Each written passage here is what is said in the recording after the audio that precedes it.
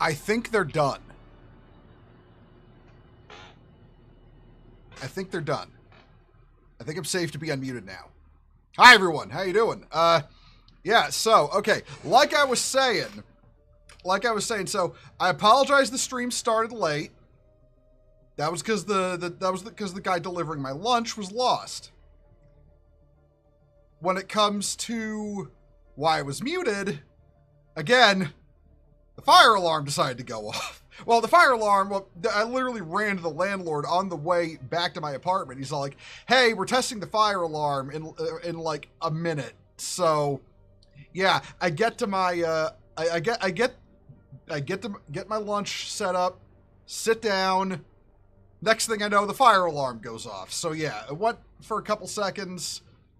It stopped now. I think it might... If y'all get blasted in the ears by a fire alarm again during this stream, I'm sorry. I am so unbelievably sorry. Coming on to Dune. You know what? I'm gonna hop into the into the Dune channel on the Discord. Give me a second if you want to hop in there with me, Krypton. One moment. Dune. There we go. Edit channel. Streaming on there. There we go.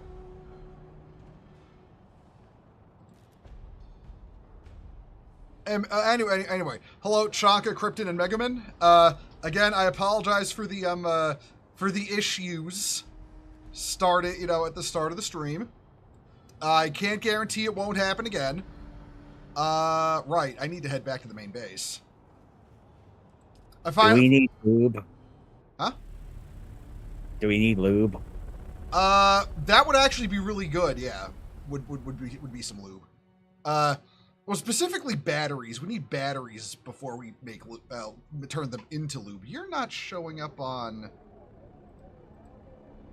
Huh. I'm not in game yet. I'm still compiling shaders. Oh, no. I mean, you're not showing up on what's it called? Fugi for some reason. Fugi. Well, I mean, it's Fugi. It never, it never works half the time. You know that.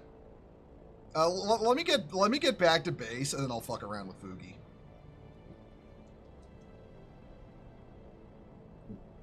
You just had 2 fillings in your front teeth. You feel like shit. Jesus. Well, I hope you feel better, Chanka. The dentist. Hey, what's the Landsgrad reward for this week? Reduced production. So that's why I'm gonna reduce production costs. Like right now, it's like 7.5k spice sand per production of spice melange. So I want to focus on that. Head out there and get mining spice. Yeah, I haven't been out in the deep desert in like months. Just haven't touched it at all. Yeah, I took a bit of a break from the game, but yeah, I unlocked the refueling room in the guild base to the whole guild, so other people can top us off if they need. I also got to later mine batteries and go drop them off at California base because it was actually I completely forgot and it was kind of decaying, but that's my fault. That's entirely my fault. Let's get to a good height and... Yeah, I'll get the bug. I'll do some fuel cell runs with the buggy. Yeah, thanks, man. Yeah, silicone is easy to get. It's always going to be the batteries that are annoying for fuel. I'm just glad they. I haven't tried silicon since they moved the forget what the sand is. God. Oh, the oh shit! What the flower sand? The flower sand. Yeah. Yeah. It's basically just use your ornithopter. It doesn't even need to be your big one, honestly, because the flower sand is pretty light, all things considered. Like a stack of 1,000 is not that heavy, comparatively. Have you seen that they're adding in a basically a revive your ornithopter thing in the public test server? Oh yeah, I saw that. Yeah, I like that. I like that. I feel like that's something we need. Well, I need to increase the. I need to increase the size of the roof of the new landing pad we made, because we can't use that southern landing pad anymore for assault doctors because we got the Carry big, on. yeah, we got the big one going up now. Actually, hold on. Well, first of all, I don't have anything in my storage in this, do I? No. All right, then in that case, where's my vehicle tool? There it is. Okay. Yeah, to use the terminology said by many a Minecraft YouTuber, we've been doing some off-screen grinding. As you can see, we've got we've got our guild's carry-all ornithopter almost completely built. It just needs an engine. Like that's all it needs now, that's like 41 spice. But we've got basically everything else. I need to make myself a Tarl cutter ray finally, because I broke down and bought the pattern for it. This is survival. I think this one in those corner chests. Next to the sub 5 console, though. Is there? Hold on. I left it for Millie, but I don't think they ever picked it up. You're right, there is. I'll just use this one, save the resources. There we go. And I'll grind down the where is our grinder? There it is. I'll just grind down the old one. General settings, enable, recycler. Sector weather alert. A large sandstorm is approaching. Well, that was well timed. I just got here. There we go. And I'll just use I'll use the Tarl one because it's really, really good. I need to grind out the pattern for it. How are we on water? Actually, that's something we need right now. I've had worse. You're treating yourself to bacon pizza. Nice. I am a pepperoni, sausage, and mushrooms kind of guy. Do we have 4? Okay, we have 4 bodies left. I may need to go corpse hunting later. It's gonna be neat because I can actually take the assault doctor to do that. Make the trip quicker.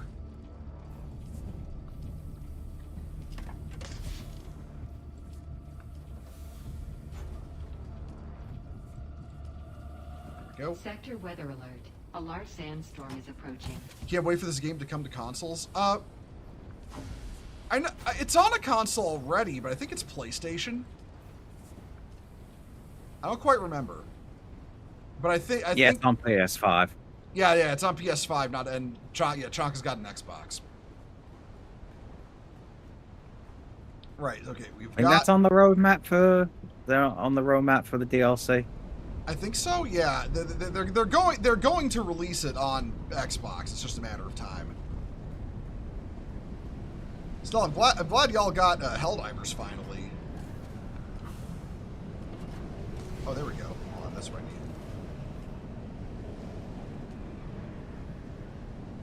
need. Okay, all topped up on repair stuff.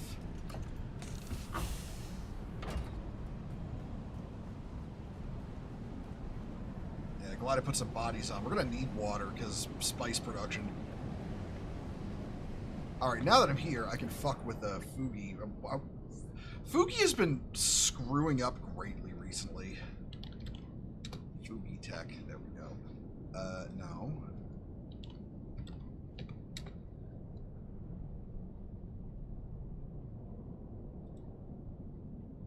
There we go. Log in. All I want of you is to work right. Sources.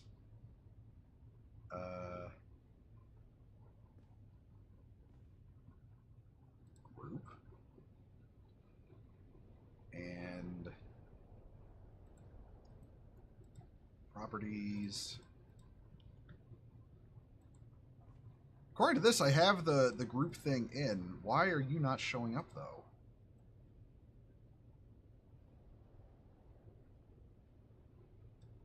It's so weird. All right, hold up. Maybe I can do this. There you are. Okay. I turned on your individual avatar, so yeah, you're here now on the screen. Oh, cool. Yeah. Right. It looks like the storm has passed. All right. Hello, Kyle. My poor ass trapped in the dark ages of my PS4. I mean, legit. Blame the console companies just overcharging for consoles. When it's actually, unironically, more cost efficient to build a PC and then just upgrade it across 3-4 console generations. All right, one moment. I gotta eat something.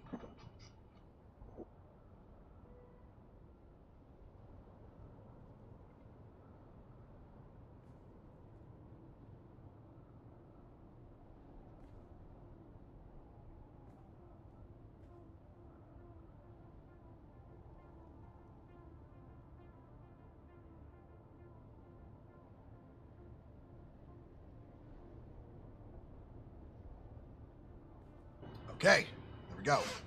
I actually have a little bit of food in my stomach. I should be fine for a bit. Speaking of Helldivers, I need to add you on that bow in case you ever need our. Yeah, actually, that's I need to add you on that. You know, potentially dive with more of the homies. Especially because I'm shifting to an earlier stream schedule now, so I'll have more time in the. I'll have more time in the evenings to, game with the homies now, which, was good.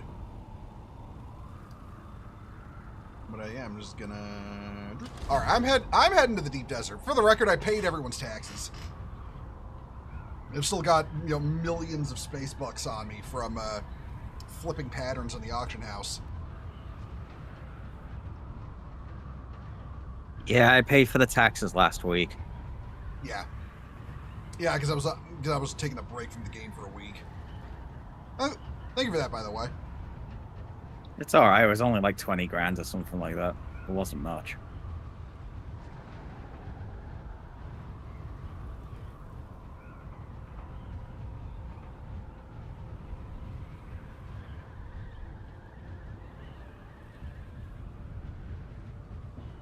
Chonka, you bring up paying taxes being cringe, and all I can think of how is taxes are a mechanic in both of the major sandbox MMOs I play, Dune and Eve. There's taxes fucking everywhere in Eve, Jesus. And you literally can't avoid paying them. Alright. I got a slice of pizza in one hand, so I can't hit the boost, so let's try and swoosh over this mountain and get into the deep desert. There we go.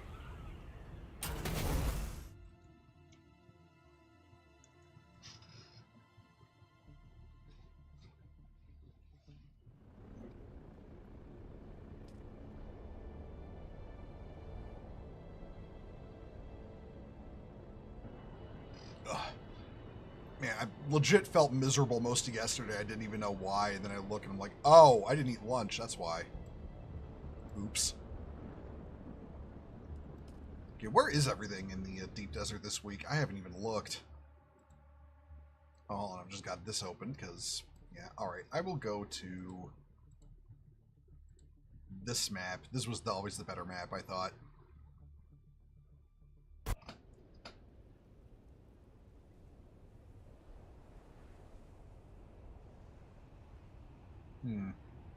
Only 3 large spice fields this week, most of them in the north. Alright. And what about medium? Yeah, plenty of mediums in the south, though. We're gonna look for those. Alright.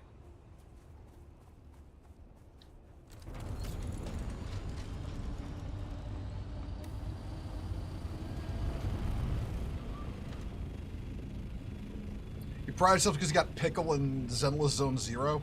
That's cool. I seen those trailers for that new game coming out, something like that. I don't know.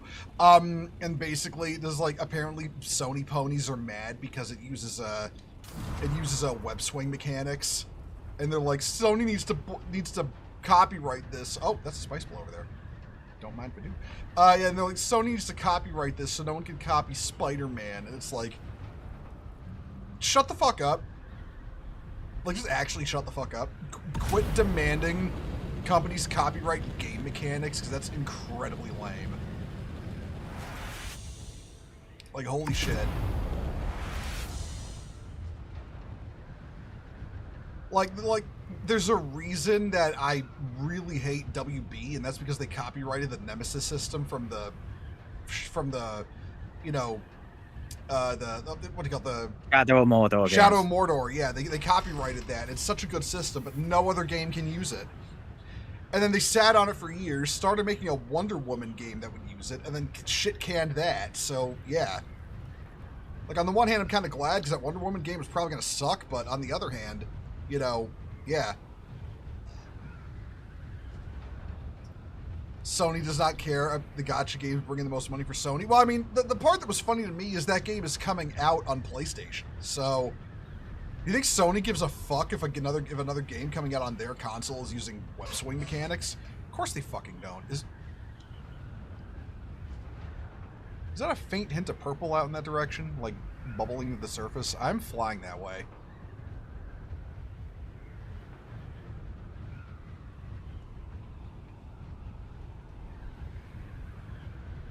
Also, now that they removed all the quicksand barriers on the maps, I need to see if I can, I need to see if I can, like, you know, drive my way all the way to the top of Sector E in the deep desert. And see if I can make, and in fact, survive that trip. That'd be funny.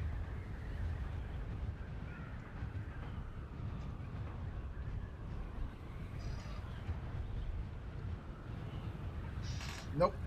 I was, in fact, tripping. That was not a bit of purple coming out of the sand.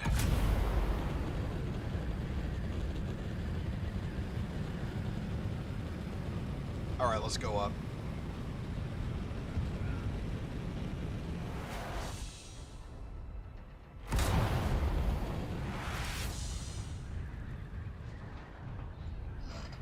It's apparently going to be like GTA, already pre-registered for it because it looks interesting. Having only gacha elements is going to be like for other things and not for characters. That is actually the single most compelling thing for me for that game, why I might play it.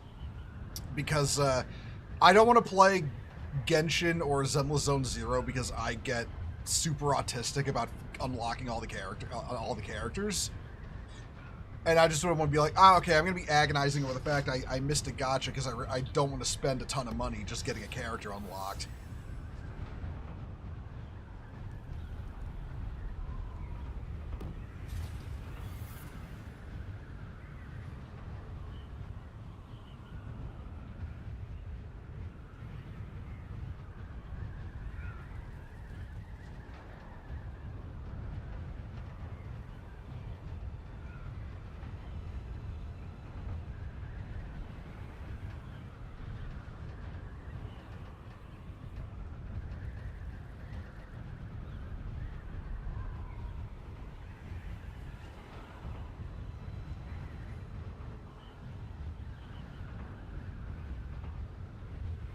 There we go. There we go. Finally got a little more food in me. Finally sat down yesterday and started doing shoulder weapon nerfs.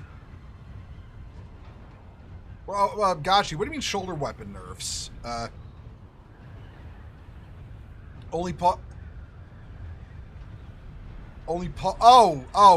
mean for that mech game, that mech tabletop game you're developing? Yeah, okay. I get you.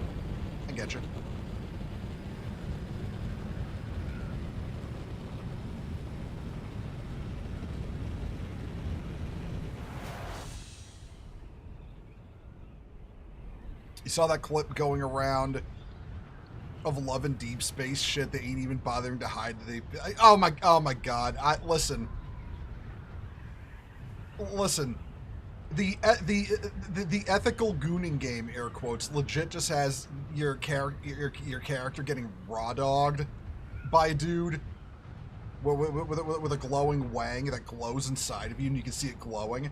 And then they're like, "Oh, but this woman in this game, guys like, shows ankle. This is horrible." It's like, it should be very apparent by now. The whole, sexism and objectification gaming thing was just about power and not about actually stopping problems. And anybody who still thinks it was is a fucking idiot and needs to be slapped.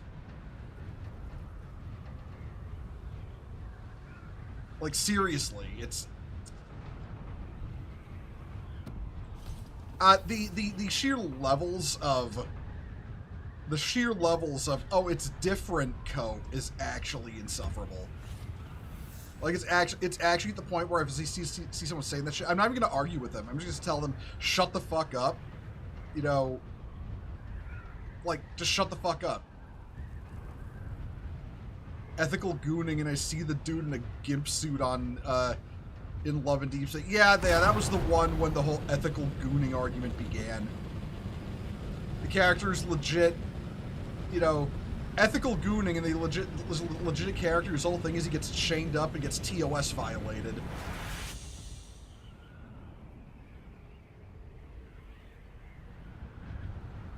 But somehow a female character with boobs bigger than a B cup is somehow a fucking, like, a crime.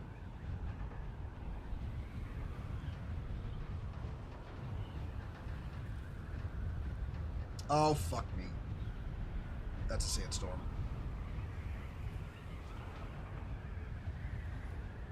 Which sector am I in? I'm in Sector 8. I'm almost at the edge of the map. Damn it. Okay.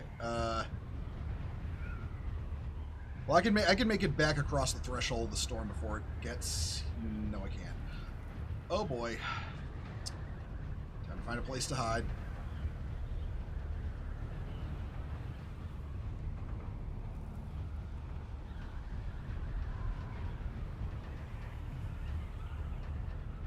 A little bit more. I was expecting Marcus Wallace to pop in with a sawed-off. Oh, hold on.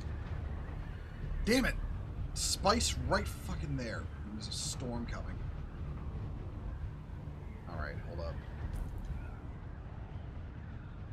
Right about there. Okay, I need to wedge this thing somewhere where it might be covered.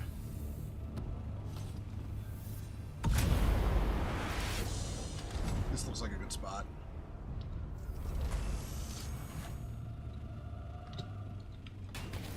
Right here. Nope, that's not sheltered. Back up. It was sheltered for a second. I saw it.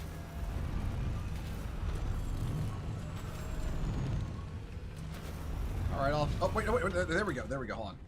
Down. Up. Oh, no. Okay, here we go.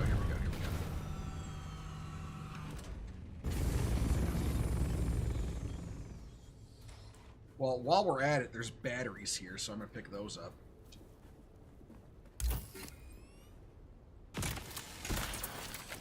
Contribute what I can to the battery fund while I'm out here, and there's plenty of spawns. Wait, this thing counts as sheltered, yeah? Okay, it's sheltered. It is safe from the storm. Smooth landing is always, all my landings are smooth. Including the ones where I crash.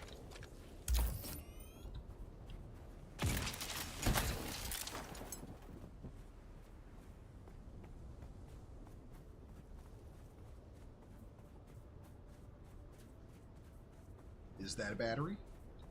Okay, we've got some time before that storm arrives. So I can hunt around the outside of this rock. Try to find some batteries. Uh-oh. Okay, yeah, it's getting super close. All right, yeah, time to hide in a hole.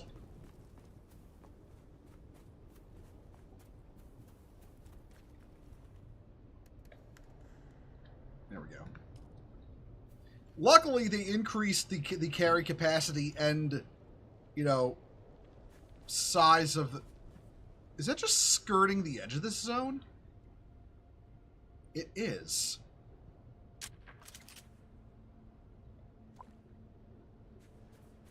I didn't even need to hide. Well, I feel dumb now. Okay.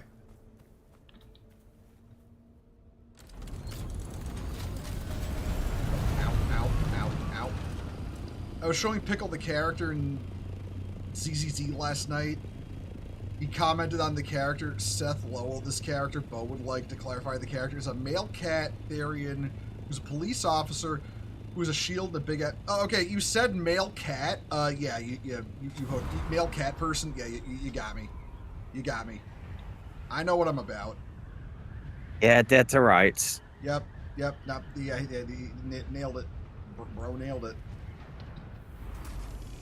Listen, even if I don't like play Zenless Zone Zero, I will fully admit I know visually of the character you're talking about.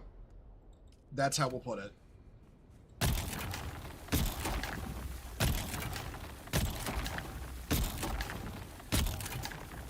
I mean, you can't just say you watched porn of it, but okay. I mean, I could, but a little too direct. Probably not, but you know what I mean. Well, you laundered it out to me, so now I can just say, yeah, he's seen it getting banged. Yes. Listen, listen. I understand how Krekov thinks on a spiritual level. Bros is trying to make it through the day, and then all the femboy characters show up, you know, tempting him away from Christ. They do the same with me, and it works.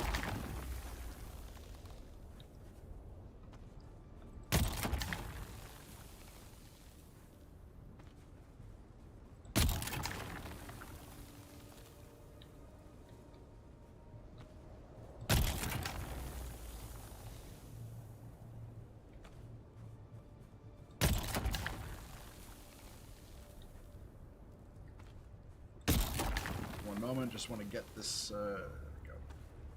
No! Don't get sunstroke! Don't get it! Son of a bitch! I got sunstroke. You'll have to drink some water now. If only you had a decaliter jar. I've got 2 of them, and they're both full.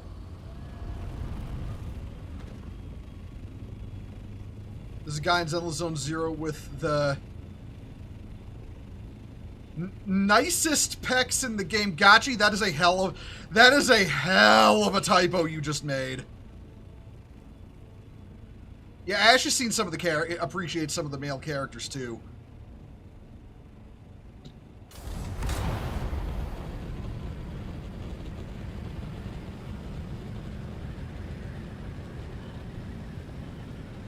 All right. Now, with any luck, we can find a medium spice blow and make out like bandits out here. Or maybe even an unattended large. That would be super nice, but that might also get us blown up, considering those are always hot spots. You hate your mobile keyboard. It's cool, dude. I know what you meant. I know you've got giant meat hook fingers and you're prone to fucking prone to typos. You need tinier thumbs. Nah, man, appreciate the fact you got giant hands. Of course, the problem with Women and men love those. Yep. Of course, the problem with being tall is hitting your head on everything. Believe me, I have that problem a lot. It must be the cause of all the brain damage. Just bonking my head on shit because I'm like, the upper end of 6'2".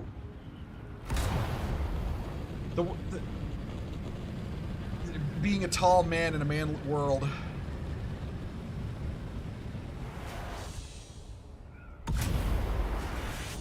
It's suffering.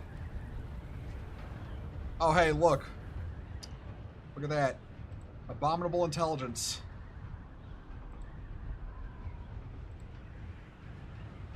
Oh, is there a bot? Yeah. They're changing up their wordings so Nightbot isn't automatically catching it and auto banning them. I need to add more wording combos because now it's apparently up to. They've stopped putting cheap views and cheap viewers. Now it's cheap followers. Oh, hello. That's a medium.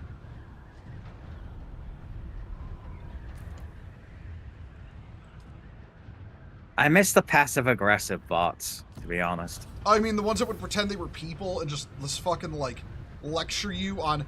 It's like add me to your Discord now. Fucking Ash. Oh no, it was the God, this stream's so fucking boring.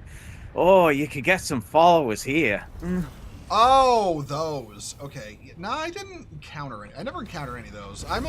Ash kept getting the ones that would, like, you know, guilt trip him into, you know, put me on your Discord, you know? 'Cause that's not shady at all. Oh, I really enjoy your content. I'd love to talk to you about your content strategies. Would you like to add me on your Discord? No. Listen, if I'm gonna succeed or fail at streaming, it will be due to my own stupidity. Thank you very much. Free of abominable intelligence.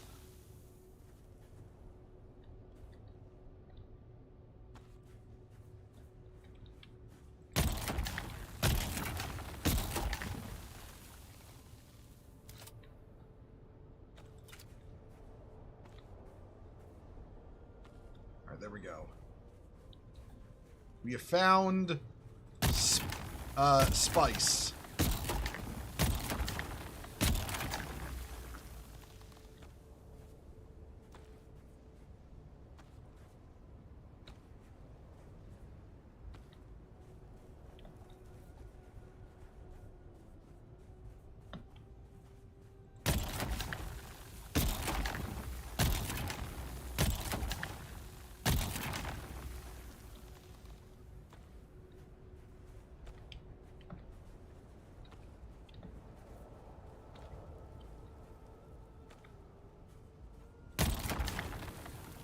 The best way to avoid bots and scammers is send them Nico avocado gifts. Those are a little too disgusting even for me. I don't have that shit on my computer.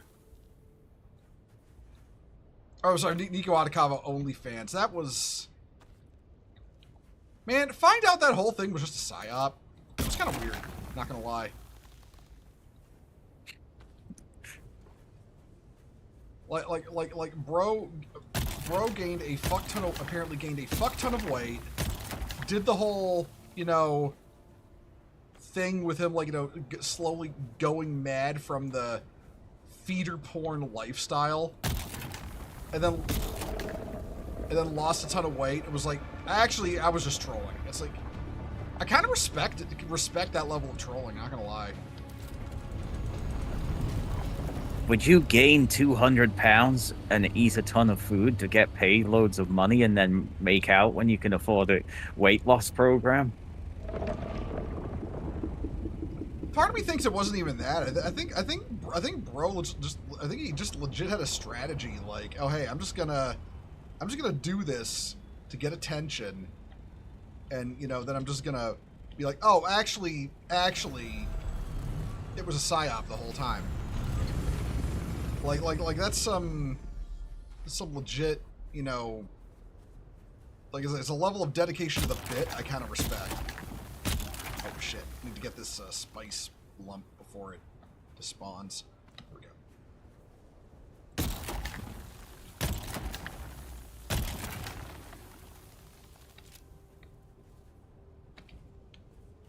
Okay.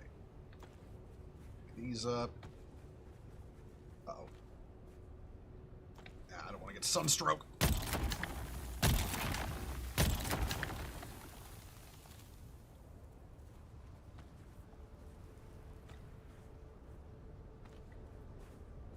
I think I can grab one more. Uh-oh. Uh-oh.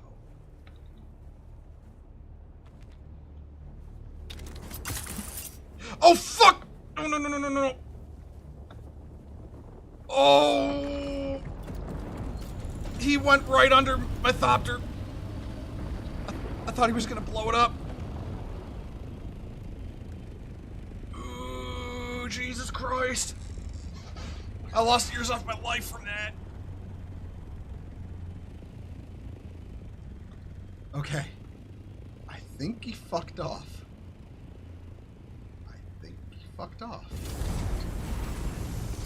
I'll give you a minute to unpucker. It's gonna need more than a minute. I'm gonna need the fucking jaws of life up my butt right now to unpucker my asshole.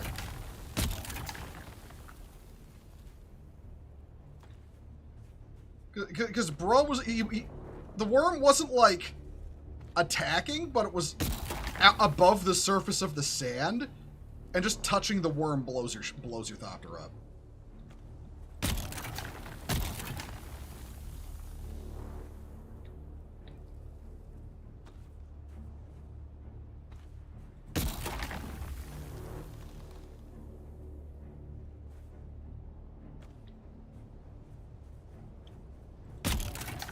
One sec, I'll read chat in a second. I've got an Alaskan bullworm on my fucking case right now.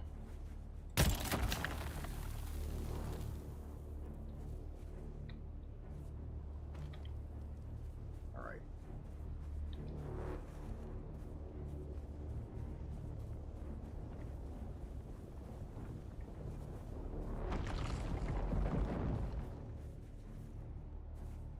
He's scoping. Oh no, oh no, oh no. That's really close. That's like right on top of me. Christ. Ooh, back up, back up, back up, back up. Okay.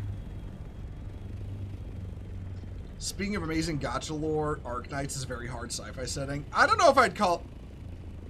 Oh, that's a carryall returning from somewhere.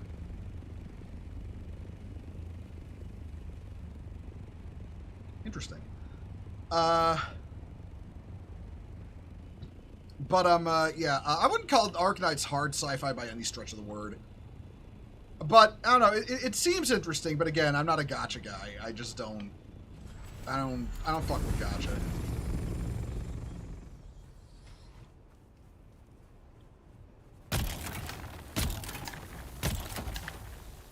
I will say though, I do like the way gacha, gacha games are, like, in terms of narrative, are never taken seriously, and then people will see the actual serious storylines from them and be like, but this is a gacha game. It's like, yeah, okay. The genre doesn't determine whether the narrative is serious. The narrative determines whether the narrative is serious. It's like storytelling 101. It's kind of amazing that really that Americans just don't get that.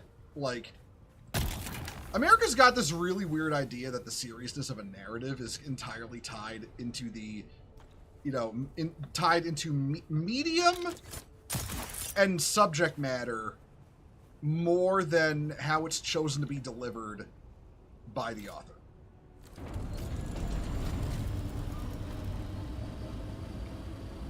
All right, can I land this on the hill? Well, it's hill surfing. I'll be able to get down there.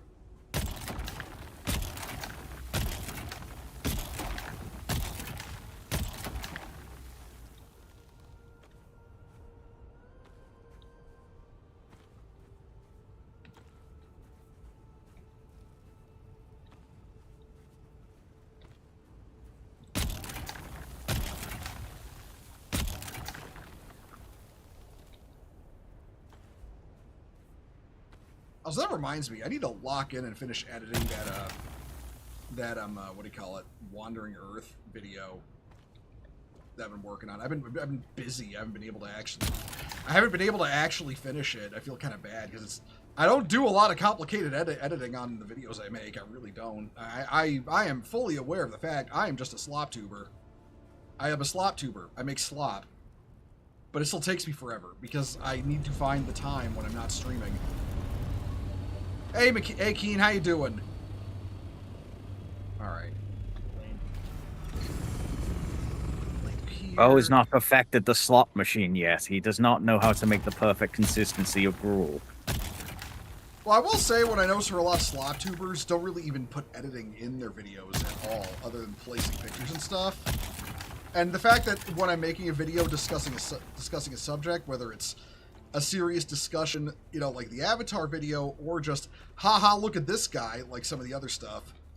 That's all I really do. So even if I'm discussing something seriously, I consider it slop tuber content because of the amount of effort put into it. At least that's how I see it. I fully recognize I'll probably never, I don't have these skills in editing to really ever elevate myself above slop tuber, but I think if I should be one thing above anything, it's honest with myself. And that means saying, oh, yeah, I'm a slop tuber. No, become pretentious. I mean, that would be funny, you know. I should do that for an April Fool's skit, honestly. Last April Fool's, I put out a video called, I put out a video about how, you know, it's time that we finally get female Space Marines in 40K, and it was just, you know, goofy elevator music with, you know, it's never gonna happen, female custodians aren't canon either, lol. It was just that for 10 minutes.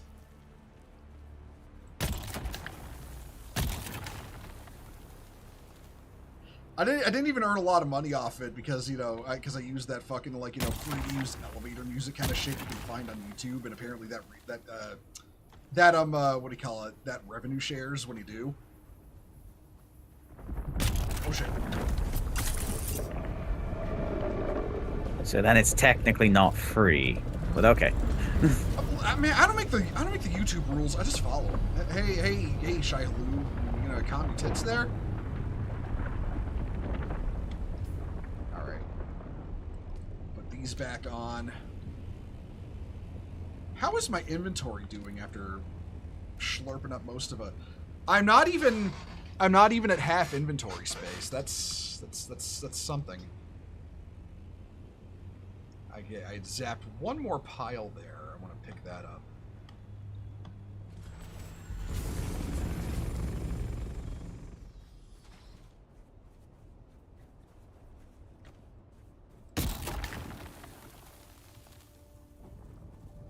Yeah.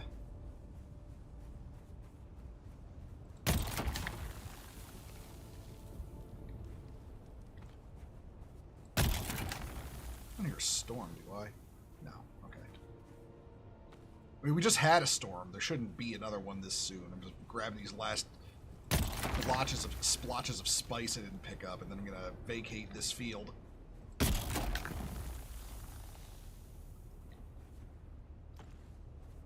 On the surface is horny. Under it is one of the coolest. Some of the coolest shit you will ever see in a post-apocalyptic civilizations rebuilding and showing how you have to keep going to survive. Yeah, exactly. Like I said, Americans are too preoccupied with which direction was I heading? Actually, I don't remember. Americans are too preoccupied with aesthetics when it comes to entertainment. They don't focus on narrative.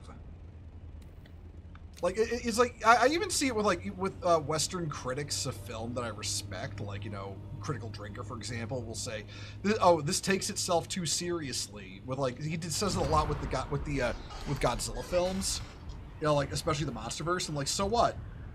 Who says it has to?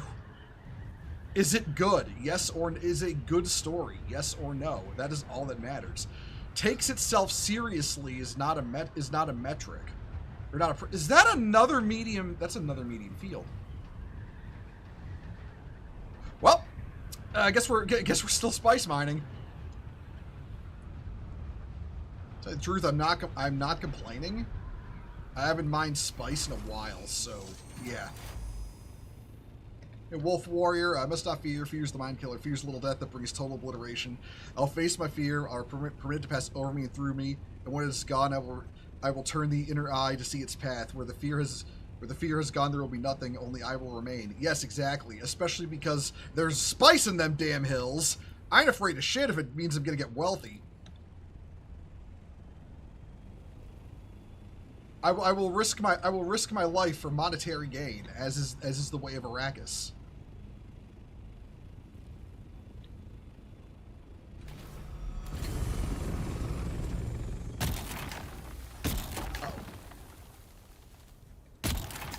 Oh no, I'm stuck in the wings. Okay. No, harvest the spice.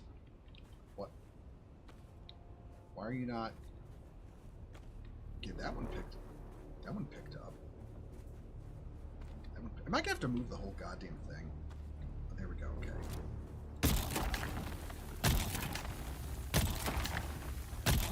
Okay.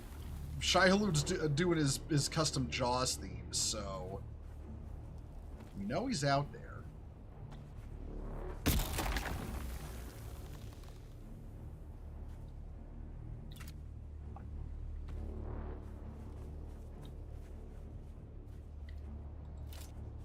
He's hunting.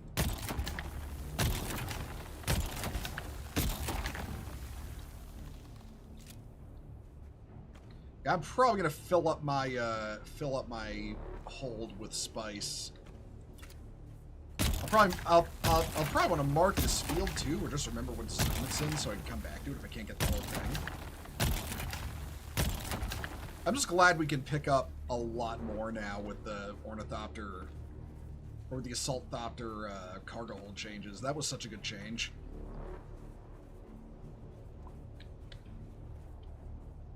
It was double the slots and double the weight capacity. Yeah, because it gives me a really good reason to actually use it. Because, like, just like twice as much, and it flies entirely different to the scout one. It's just like, well, I'll just fly the faster one, just do 2 trips. Yeah. Instead you can just... The worm music Now you can do the equivalent of 4 trips, and it's just like, okay, I'll take the slower one for this. Oh, hey, I'm like, hey, the worm music stopped. Next thing that happens, he fucking surfaces. Remember, whenever the horror music stops playing, that's when you gotta worry them. If the horror music is playing and then the horror music stops playing, that is the time when it's like, oh yeah, no, I'm in danger, and you should get the fuck out. Yeah. Bitch and moan, Shai Halud. Will you bawl and shriek, Shai Halud? Will you bawl and shriek?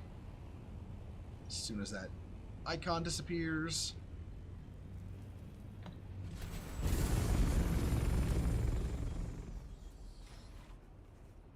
Okay.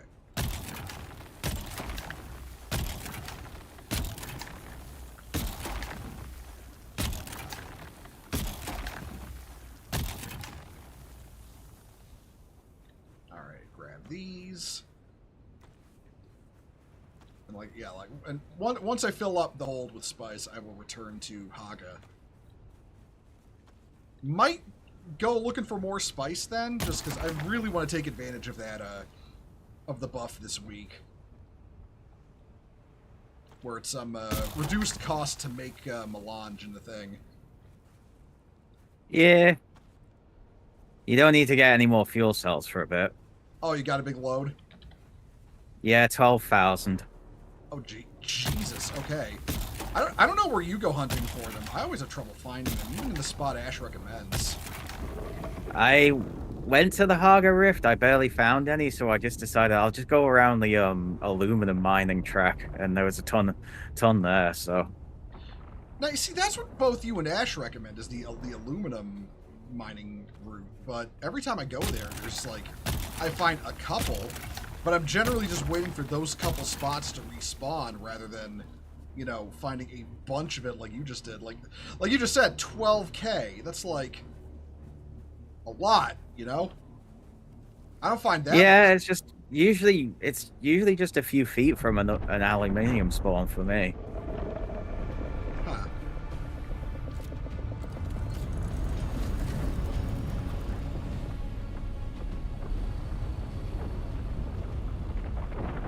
Shai Halud, keep your pantyhose on. I'm just now cresting half capacity, and I have like 5, 7.5, over 8K spice. So yeah, God, I'm having to do math in my head. Gotcha's nailed the post-apocalypse field. Great Arknight, Zone Zero's Girls Frontline. Yeah, I'm under the Zenla Zone Zero. That's like the whole setting is like the apocalypse happened and you're living in like the last populated city or some shit like that, right? Some sort of mega city that there's only one of. You do play as a police force, as far as I understand, or at least there is a police force character. It's not Judge Dredd though. It's an anime girl with a, you know, with a really nice ass. Because believe me, it's always funny to me how Hoyoverse fans, or at least the ones on Twitter, apparently love Hoyoverse so much, but do nothing but bitch and complain about the female character designs in Hoyoverse games. It's like, okay, if you didn't want pineapple on your pizza, why'd you order a pineapple pizza? You know what I'm saying?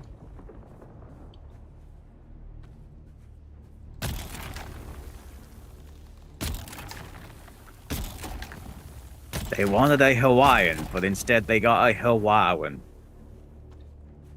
I like the Hawaiian pizza with pineapple. Yes, sir. Right away, shows up with the Hawaiian pizza with pineapple on it. Why is there pineapple on it? You asked for a Hawaiian pizza. Pineapple on it? Yeah, but why is there pineapple? This is problematic. Oh.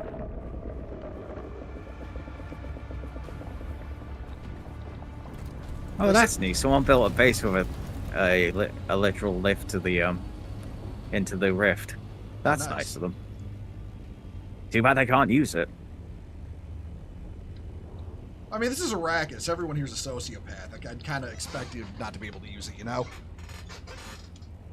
But to tantalize you with the the thought of convenience, just to rip it right out of your mouth. Yeah, that I would expect on Arrakis.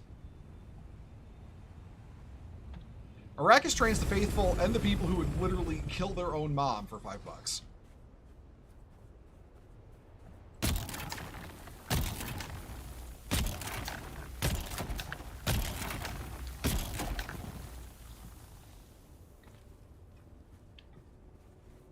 Which, you know, weird segue, reminds me of the Lalafels in Final Fantasy XIV. I hate those little creatures. They terrify me.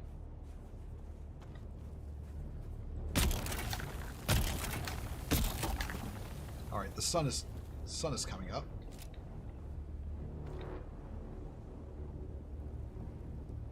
I see you there, Shai-Hulud.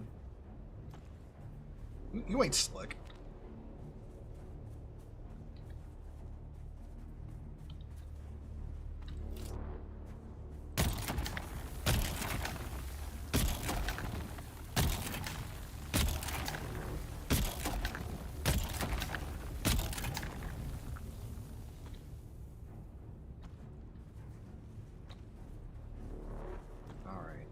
This.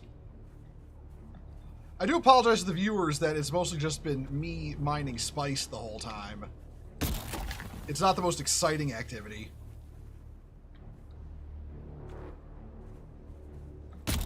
But the spice is how you awaken on Dune, so that is true. It's also how you get filthy fucking rich.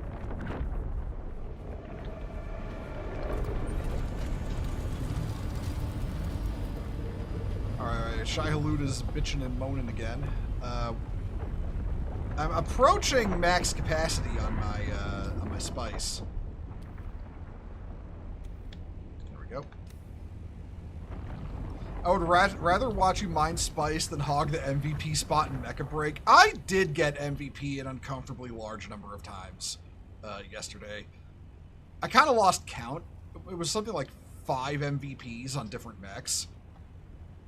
I think it was like 2 on Alphard, 2 on Alphard, 2 on Aquila, and then 1 on Hurricane.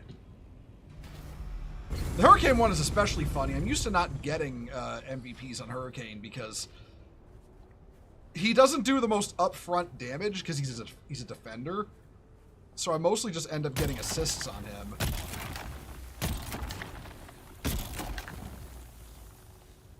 One of those Aquila ones was really funny because it was a push the cart game, and I was not only, flying around and sniping, I was also attacking the enemy cart and pushing ours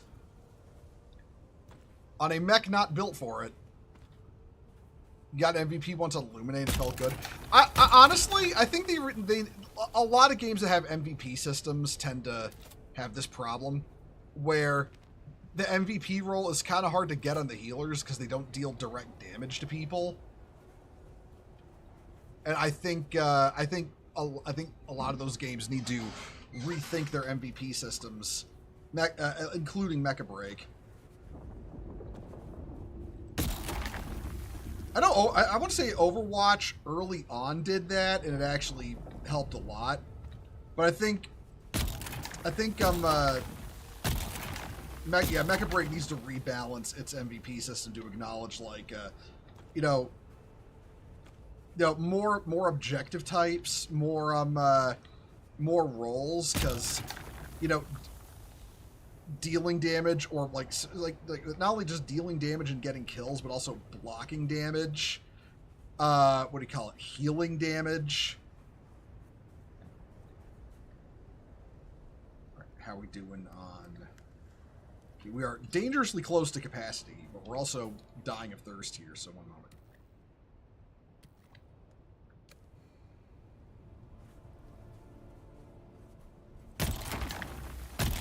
Back into the scorching desert sun.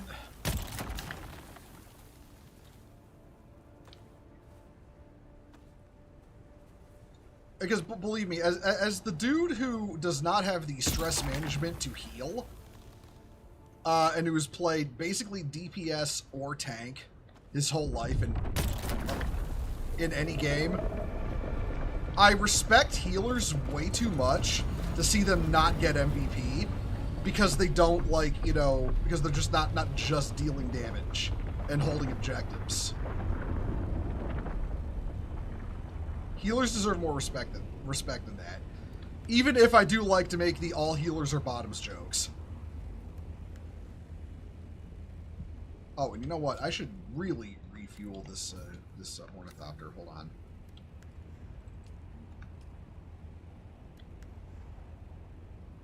There we go.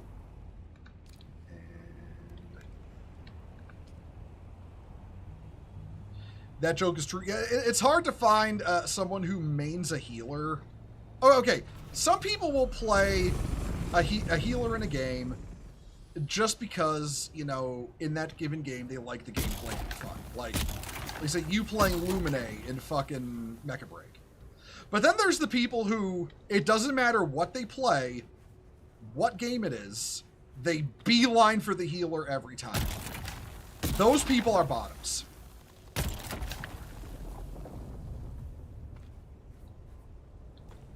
Like, without fail, every time I've encountered one, they've been a bottom. You wanna know who's an excellent example of that? Ash. Ash plays healer in every game he plays. Like, without fail, he plays a healer. Okay, what are we sitting at? We are almost at capacity.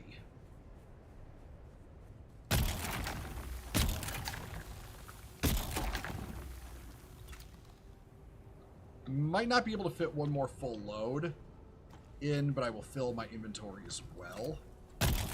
Ha ha ha. What's up? You can't handle one more load. I can handle a lot of loads. Look, I put like 20 loads of spice in this fucking thing.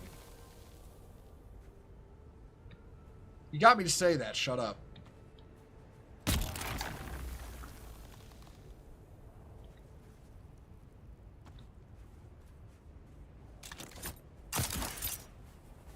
You like to play healer, but I just like to help. It's funnier. But it's funnier. But it makes the joke funny. Yeah, I get that. Honestly, I blame the. Oh fuck! Hold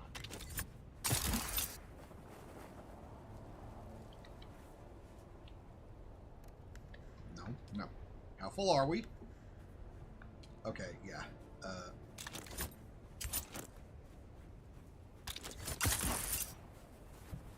Grab this.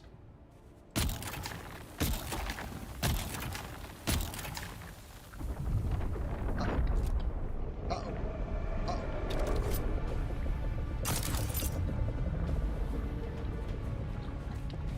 Take off. Okay.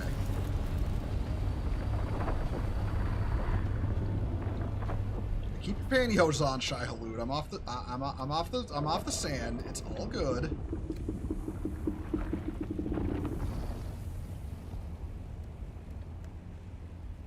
Oh, there we go. Storage full. Yeah, okay. I'm going to fill up my actual inventory, my character inventory, and then I'm going to take off. Which won't take long at all.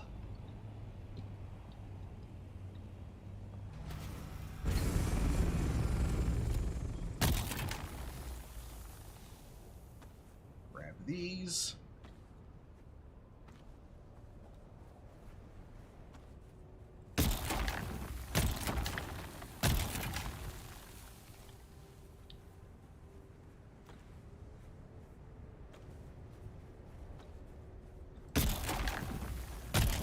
Should be able to pick up 2 more clumps, and then I can head back.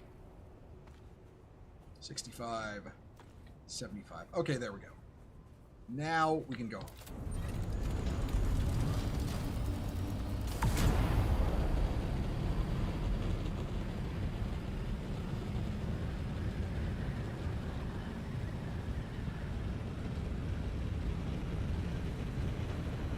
Up, and up, and up, and up, and up, and up, and there we go.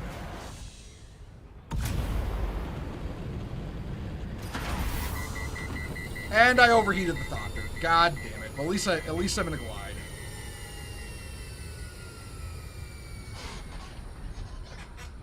Is there anything I want to know about Xenoblade Zone Zero? Much as I hate to say, not really, just because I don't ever see myself playing it.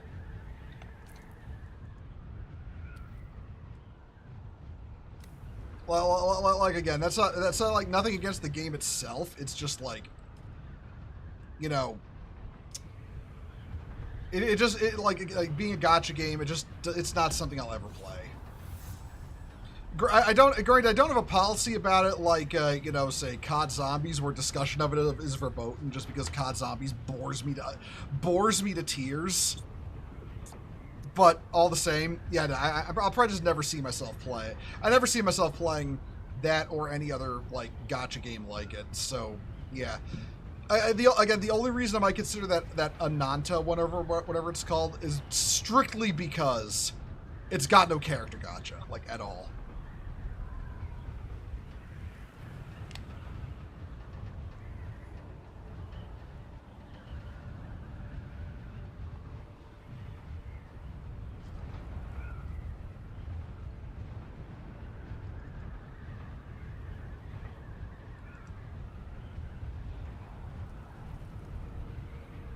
I will say, though, it is funny to me we're getting anime GTA 6 before GTA 6.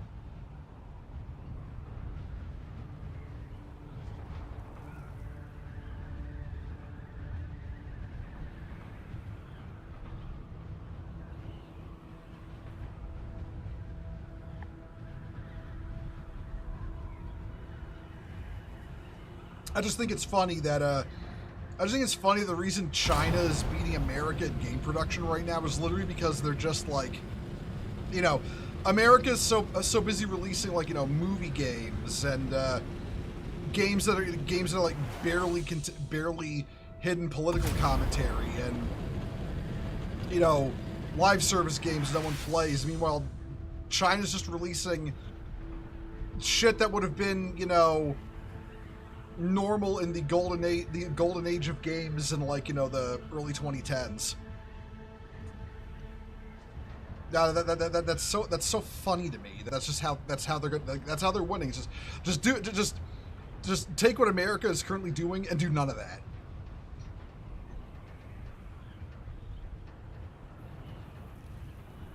I'll tell you the truth, I'm kind of on board with Razorfist's personal conspiracy theory that China crippled Western entertainment specifically so they could begin filling the gaps with everything America stopped doing.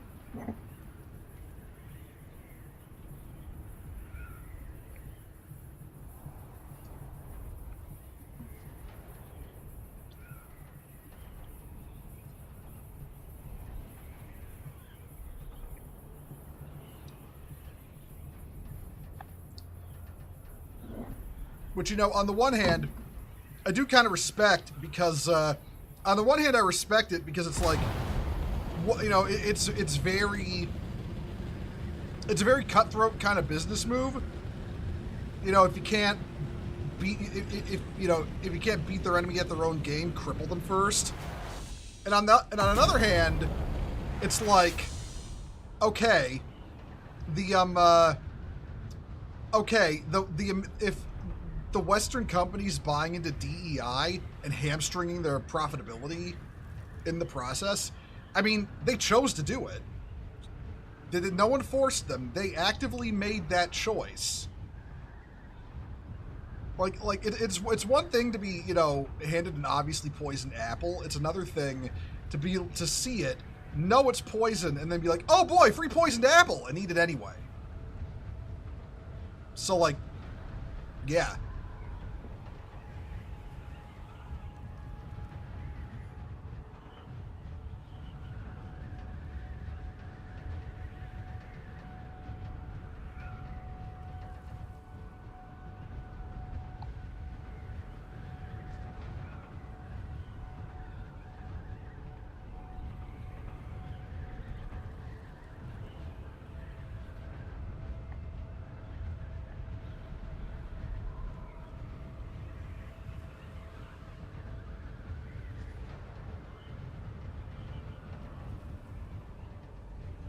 Also, sorry for the long periods of silence. I'm once again continuing to eat lunch. May end up having to go and, put some of the pizza in the fridge before when I land in Haga Basin. But yeah, other than that, there shouldn't be any interruptions, unless they decided to continue testing the fire alarm.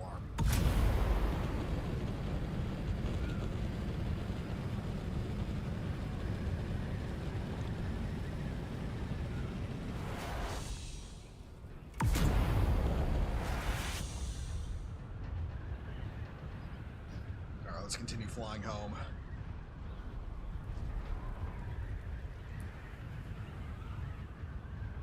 Apparently the game's got Arkham levels of combat, Watch Dogs and Cyberpunk levels of hacking, and GTA 5 levels of heists, driving, and other shit. Yeah, I seen it. It's actually impressive. My main worry is, can they blend it all together and still make the game itself good? Because you do reach a point where you're trying to focus on so much different shit, you can't focus on the core stuff that matters.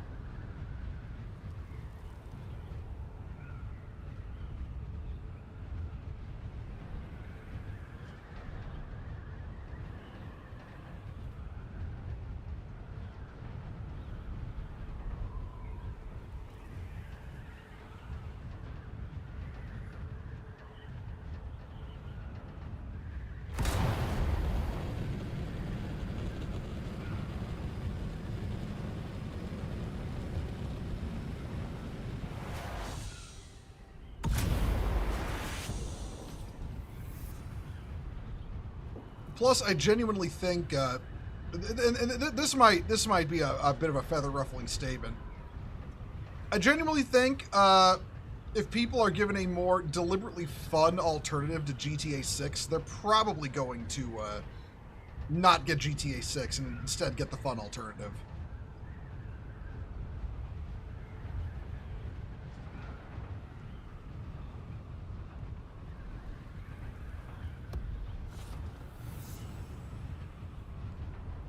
You think they got it when it comes out? I'll play it and tell you if it's good or not, but you still try it. Oh no, that one I'm gonna try. Like I said, that one I'm gonna try because no character gotcha. I don't mind. Companies that have buying you cosmetic shit. That doesn't bother me at all.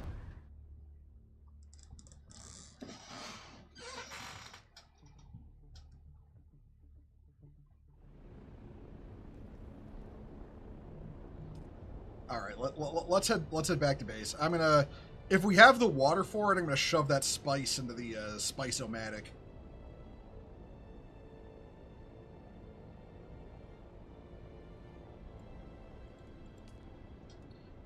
Please don't let me spawn into a thingy, into a storm. We have 461,000. How much do you need? 461,000. Water. Oh, I'll check the big thing. I'll just see it myself. Oh, I guess right here. I don't know, but it shouldn't be that much. I 56,000 water. I don't know. I'll have to see when I get there. It's gonna depend on how much. I actually haven't counted the spice I harvested yet. It'll be determined by that. It's 56,250 water per load of spice load of spice melange. So And we could make it 8-9 amounts. Potentially. All right. Let me see what we got. Let me see how much we got in the hold. 1,000. That's in there's a large spice refinery, so that's like 200. 5, so that'd be like 1,000. Yeah. 10. Wait. Okay, that's 5, 10. 12,500. 1381. Okay, like a little over. We've got a little over 1,300 basically. We don't quite have 1,400. It would be like. You need 15 grand, 15,000 spice cent to make 2. Okay, yeah, then right, yeah. So we won't be able to make 2, but running into another medium spice blow, we will actually absolutely be able to make another.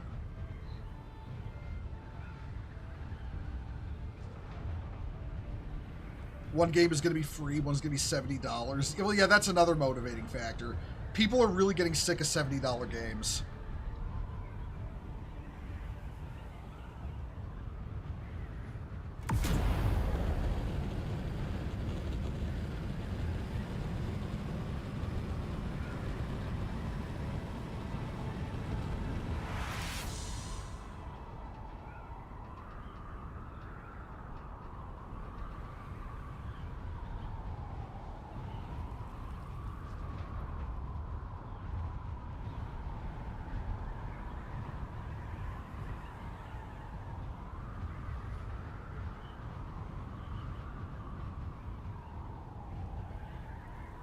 Like, it is actually.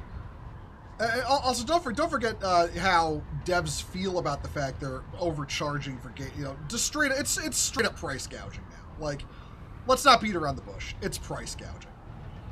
And let's not forget how the people who make the games feel about it. Like fucking Randy Pitchford. Like, oh, if you're a real fan, you'd pay $200 for Borderlands 4. It's like.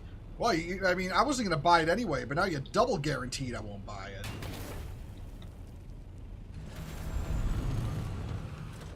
And then, of course, the game came out and it doesn't fucking work, so, yeah.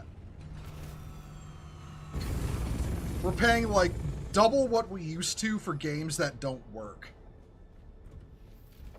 And then they're fucking like, oh, maybe you should stop being poor and buy a fucking... 1690 or whatever fucking cards are at now.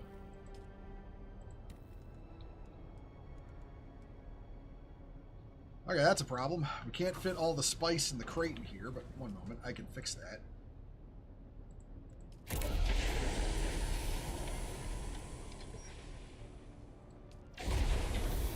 There we go.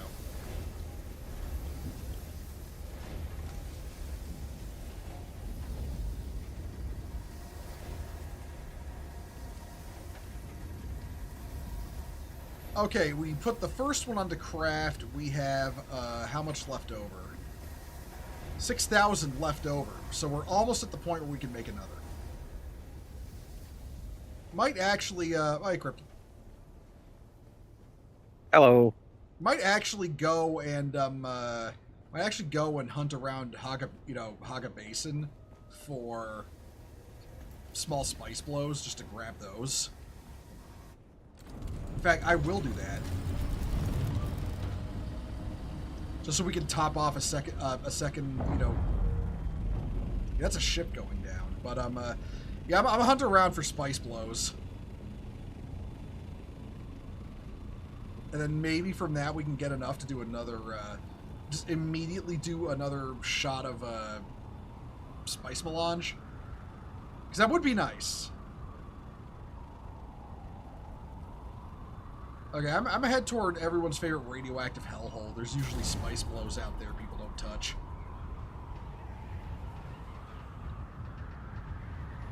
I also have to repair my my doohickey. It is slightly broken.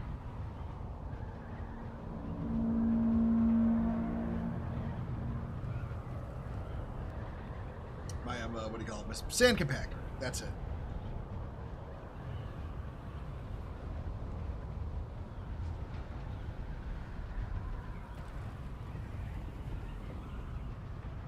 Oh, hold on. I see that over there.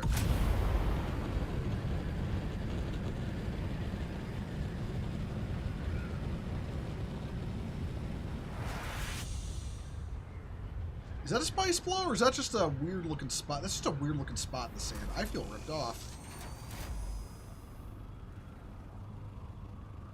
I feel profoundly ripped off. That's a spice blow, though.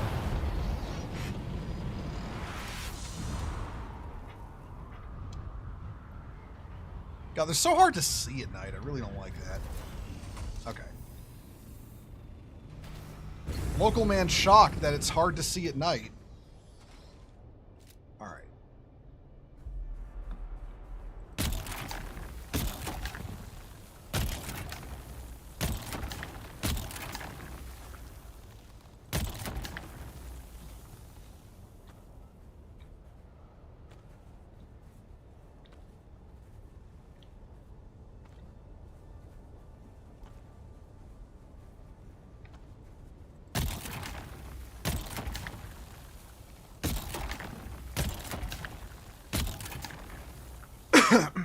Okay.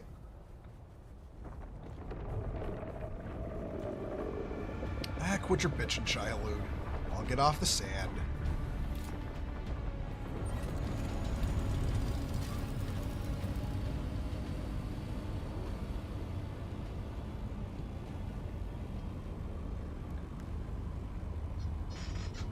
Okay.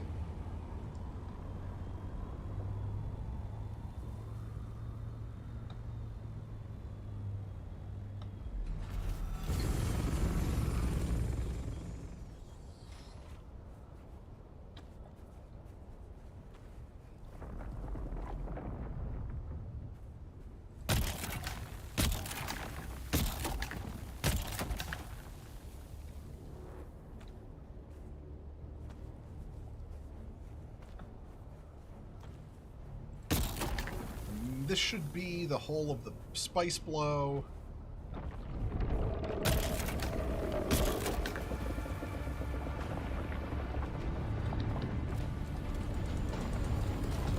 Oh, why aren't you taking off? The worm is coming. Okay. I love it when when my fucking Thopter doesn't want to. My Thopter doesn't want to, you know. Yeah.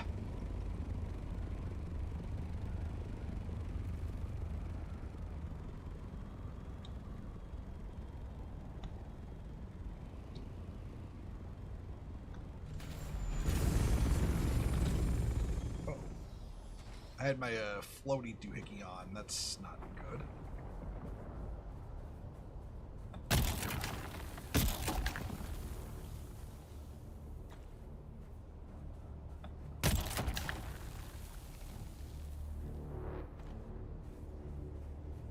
I think that's every... Yeah, that's the whole thing. Okay.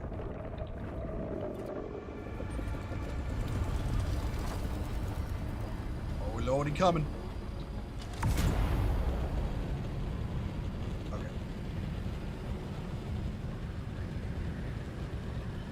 That was, oh, there's another one, I think. I think that's another one.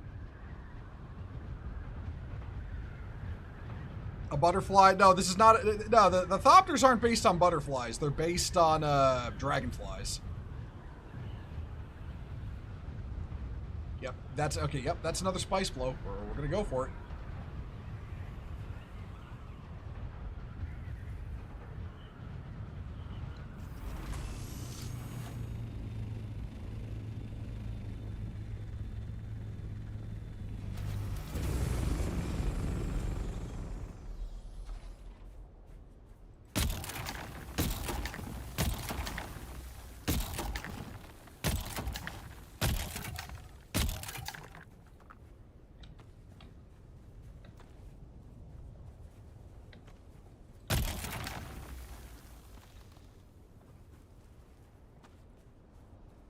Here's hoping Shai Hulud stays nice and far away until I can get most of the spice blow, because that would be nice.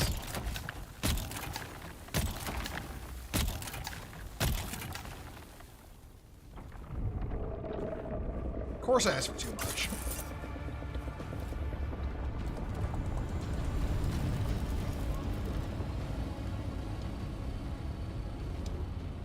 Oh yeah, I'm absolutely gonna be able to get us another shot of spice here in a second. I just gotta wait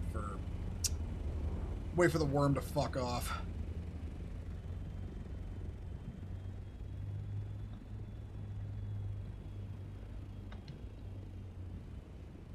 Yeah, I'm just gonna go for a corpse, or I'm just dumping the weight to be able to carry 2. Okay. All right. Yeah, I'll continue to grab spice while you're doing that.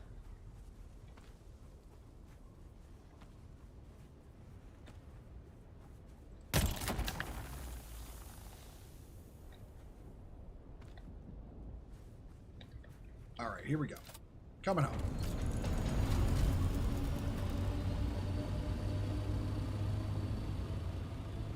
Is that okay? That's another. Okay, that's just another spice blow out there. All right. Well, fuck it. If there's free spice all over Haga Basin, who the hell am I to say? You know, no. Is there 2? There's 2 right next to each other. Well, shit. Okay. Maybe I should actually put my soft step boots on so I'm not, like, constantly pissing the worm off 30 seconds after I land. That might be smart.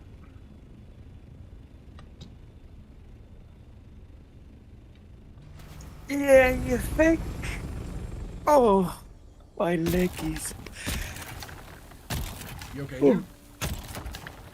Yeah, just my legs hurt a bit. Just needed to stretch them. Yeah, I gotcha.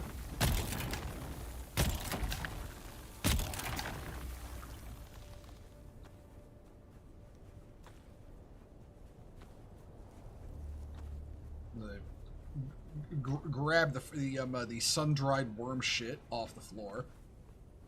A reminder for those who don't know their Dune lore: the spice melange is literally just worm shit.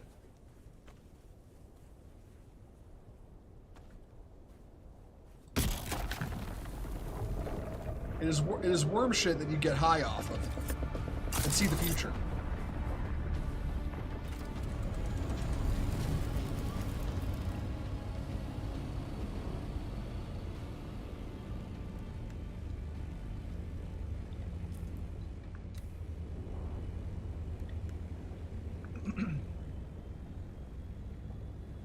You know, I only wanted a few spice from going out into Haga Rift just to top off, you know, the large harvester. At this rate I'm gonna come home with another full stack of 2,500, or at least close. You silly Billy, silly Billy. I'll just do a little bit of spice. Yeah, it's like, I'll just do a little bit of spice mining. 5 minutes later, stonks.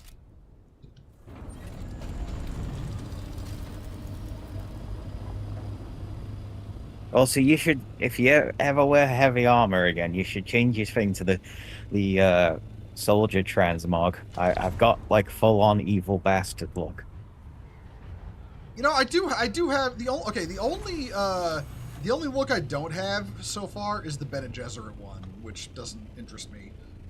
The boots suit the evil bastard look because they're quite form-fitting. The other ones are kind of baggy. I'll wait for you to come back and you can see my guy and you can look at the fashion. Okay. I also need to go to the character recustomizer. This has nothing to do with the fact that I'm a centimeter or so shorter than Ash's character and want to jack my character to max height. Not at all. It has nothing to do with that at all. Don't tell Ash I said that, by the way. You're gonna pay $5,000 to have them break in your legs and then have them extended out with screws. Yeah. I'm gonna be like fucking, you know, was it Kyle from South Park when he wanted to be when he wanted to make himself tall? He wanted to turn himself black so he could, like, you know, play basketball. And that apparently involved making him taller. Well, yeah, because black people are taller. And then So they had to break his legs and extend them, and then he can't actually play basketball. and then his dad and then the plastic surgeon convinced his dad that he wanted to be a dolphin. And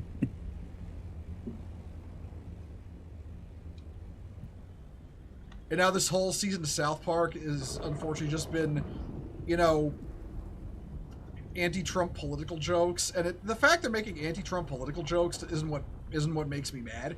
What makes me mad is they're not funny. You know, it's like if you're gonna make these, are they just like the tiny hands ones, or the ones that have already been done to death? that kind of stuff, implying Trump is actually gay, that kind of shit like that. It's like, bro, look, if you're gonna make fun of the guy I voted for, the least you can do is actually make good jokes instead of shit that, you know, wasn't funny on Reddit circa 2016 when these jokes first appeared. Like, come on, I expect better than that, you know? And they could at least do a rehash. They could at least do a rehash of Saddam Hussein and Satan with Kim Jong-un back in the day, but he hasn't had anything like that since 2016 called they want their jokes back. Yeah, the only up-to-date Trump administration joke they made was when JD Vance showed up. They decided to turn it into one of, you know, the JD Vance edit memes. But like they went with such a basic level JD Vance edit for JD Vance that it almost like kills the meme itself, which is rooted in the absurdity of how crazy the edits got, you know? So they couldn't even do that right. Like, come on. Like, I know the left gets really mad when you say the left can't meme, but then they go and fucking prove it every fucking time.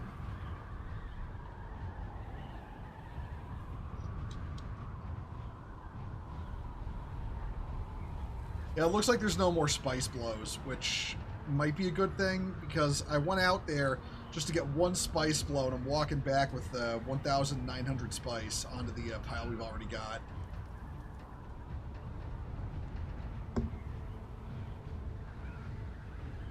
I'm just admiring the carrier on the Fopter because I don't know why. It's just like, God, I'd love that as like a mobile home. Oh, just a giant flying mobile home? That'd be so fucking cool.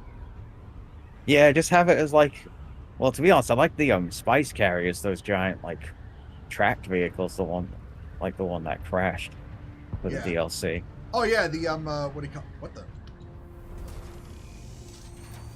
fuck is that? I do just kind of like the mobile base thing, like in Command and Conquer, and that way you could just have a big vehicle act just to pull the base. Oh yeah, no, that's cool. That's just cool. I think having something like, you know, a device or a thing in real life like the carry-all ornithopter that could work as a home would be cool. A strange. I would actually consider the van life if I could live the van life in a giant flying VTOL aircraft. I've been watching you, though you haven't seen me. I may have work for once. Yeah, so to be honest, that'd be dangerous. pretty cool. The fuck is this person? The Desert Ghoul? I have a contract I need you to execute. Desert. Oh, he does assassination contracts. Our What do you mean? target, aging and in declining health, is a high-ranking member of Oh, I don't have an the vehicle thing. organization. Our client would like a change. Yeah, he supposedly offers assassination contracts that you can do, but I don't know how you actually unlock them. I just ran into one. Just like, I was flying around, I saw a flare go off. It's like, and then I was like, hey, go murk this dude. I'm like, all right.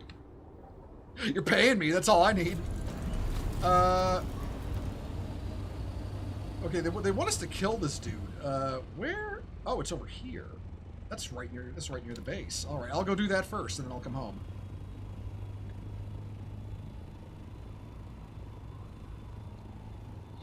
Well, if it tells you where to go back for him, you might point. I don't even know how you point it out on the map. Oh, hold on. One moment. I'll invite you to the group. I'm sitting right next to the guy. Hold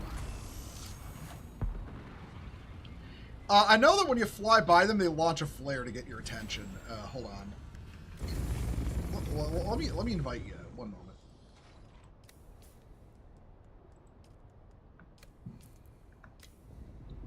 Okie dokie. Oh, he's right there. Oh, I can literally walk I don't think. Hello, Gray Fenrir 360. How you doing? Yeah, I don't think he can. I don't think it's like based on the player. I think it's based on the map itself. So if you come to this person, they should be here.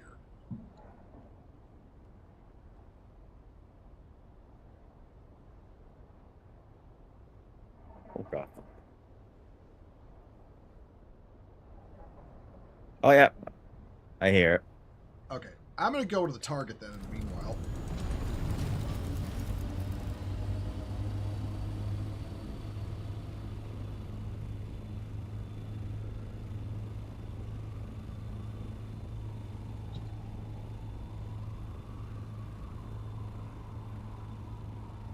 Alrighty, let's go find this random ass target they want me to pop.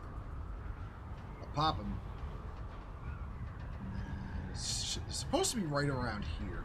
Oh, I see. They're going to be in this base. All right. You know what? I'll wait for you to get here. Oh, there's another one. Hold on. Another one spawned. I don't actually. I was planning on going on a body run, but it's just like, yeah, I'll just go get my ornithopter. Ooh. Well, who are you? Hey, my friend, it's your lucky day, because it is I, Shabazi Hun, majority stakeholder and sole proprietor of Shabazi's Heritage Imports. Come, my friend, you must have heard of us. Shabazi is known far and wide. Yeah, nah, buddy, I've never heard of you. Then it is a doubly lucky day. Come. I invite you to peruse my wares. But act fast. Shabazi has a major vendor in Arakeen that is offered to buy the whole lot. But since we are friends, I will allow you to choose the best for yourself at a good price. Oh, it's just a random vendor. Okay, what's he got? Sync chart. Rangefinders. I don't think it really is anything we need in great supply. Oh, hold on. I think we actually do need armor plating. There's a load of crashed buggies around Haga Rift. Don't they drop armor placing? Do they? I thought they did. If you cut them to pieces, yeah. Huh. Okay. Well, I will check that out then after I'm done. Okay. Well, I gotta murk these guys at this base, so I'm gonna go do that. All right, I'll get me Fopter out and I'll get to you. All right. If you want to go to the vendor guy, my assault dobber is parked right next to him. Actually, hold on. Maybe I could... Do I have my sniper? Nope, that's my Gatling gun. There we go. Oh, someone's pissed him off. It's Shai Hulud. He's always pissed off.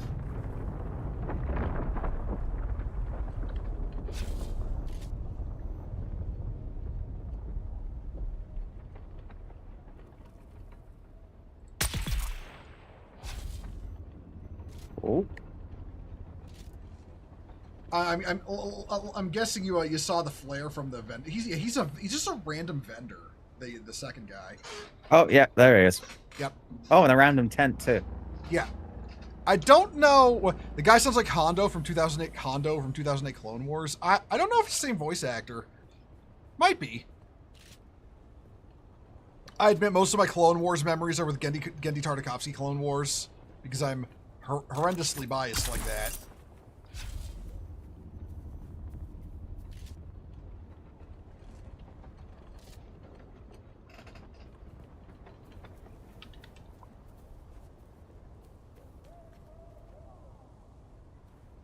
All right, I was going to look at your outfit. One moment. He gives you a contract to get some fuel cells as well. Oh, he does? Oh shit. Well, hold on. Let me pick that up. You have to ask him what he's doing out here. Okay. What is it, my friend? Right now, my friend? Shabazi is biding his time. Yeah, it's not really anything we need. Maybe he gives you more stuff once you do the mission. Because one day, his time will come. One day, Shabazi's Heritage Imports will rise from the ashes to challenge the corporate masters that show him once again. Looks like you're out of fuel. Oh, I ran out of fuel cells. And I'm late for a delivery to the anvil. Thank you, Sarah, but I have some on the way. However, I would be greatly obliged if you could fulfill this delivery to the anvil. 1,000 blessings upon your house. Okay, hold on. I don't think it's for fuel cells. I think it's like, I think you gotta, one moment. Journey. Wants you to go to the anvil. Oh, deliver salvaged metal to the anvil. That's what he wants. At least for me, it's deliver salvaged metal. I haven't checked the contract. I've got the assassination on. Let me just look. Oh, Jesus.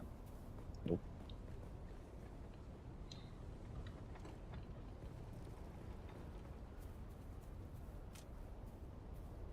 Huh.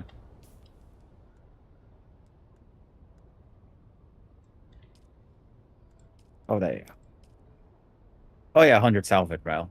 That should be easy.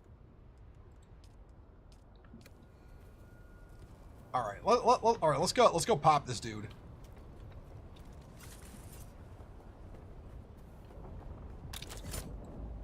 Going up.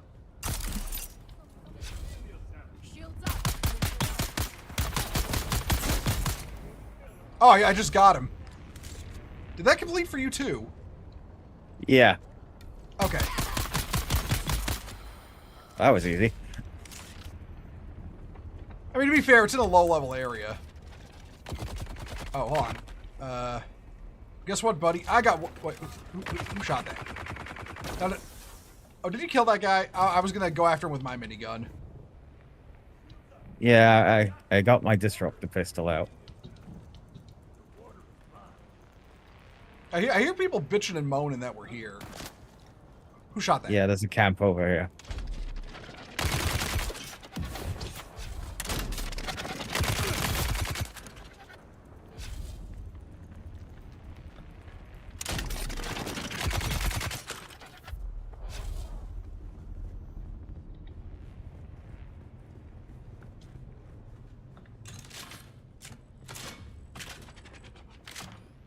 Oh, okay, an ammo thing. I actually need this. There we go. How many, we've got, wait. Alright, okay, let's see here. Actually, you do look kind of like Joe Bad Guy there. Yeah, the cape's like it on basically a coat tied around your neck, it looks like too. It's Yeah. got like sleeves on the sides. Yeah, I've got that one. Hold on. There we go. 200 salvage metal, just like that. I'll go deliver that. Meanwhile, Hondo was voiced by Jim Cummings, aka Winnie the Pooh. I didn't know he was the supreme dictator of China. That's interesting. Oh.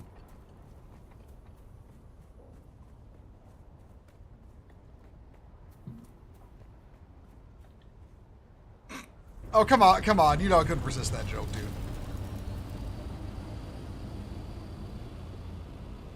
There we go.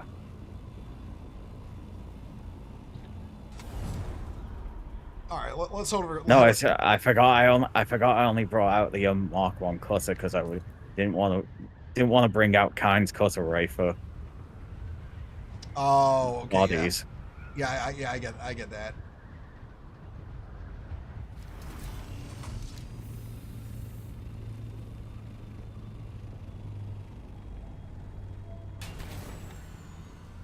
The fact that Winnie the Pooh is banned over that in China is really funny. Yeah. What the? Why is a cutscene playing? There is. Yeah, when I flew to the yeah.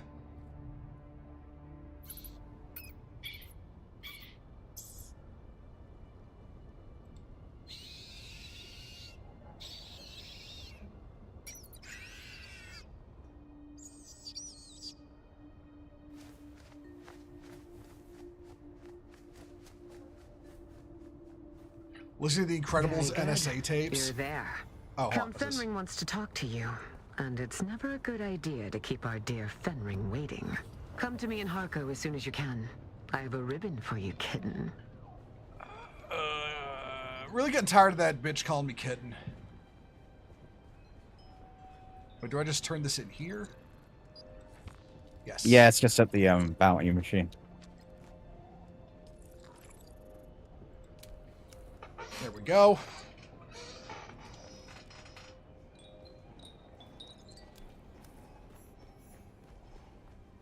Don't get bit. We don't want to rabies spreading all over Arrakis. That listen, I'm pretty certain a disease would just spread over Arrakis, whether Arrakis wants it or not. Arrakis is just like that.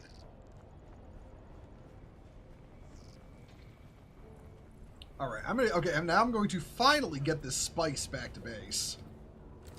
I'm jumping in your ornithopter because I'm lazy. Oh, I'm landing. oh, never mind. The cutscene's happening for me. It's in that specific spot. Oh, want me to wait? Oh, it's Antara's bat. Yeah, just All right, I'll just wait here.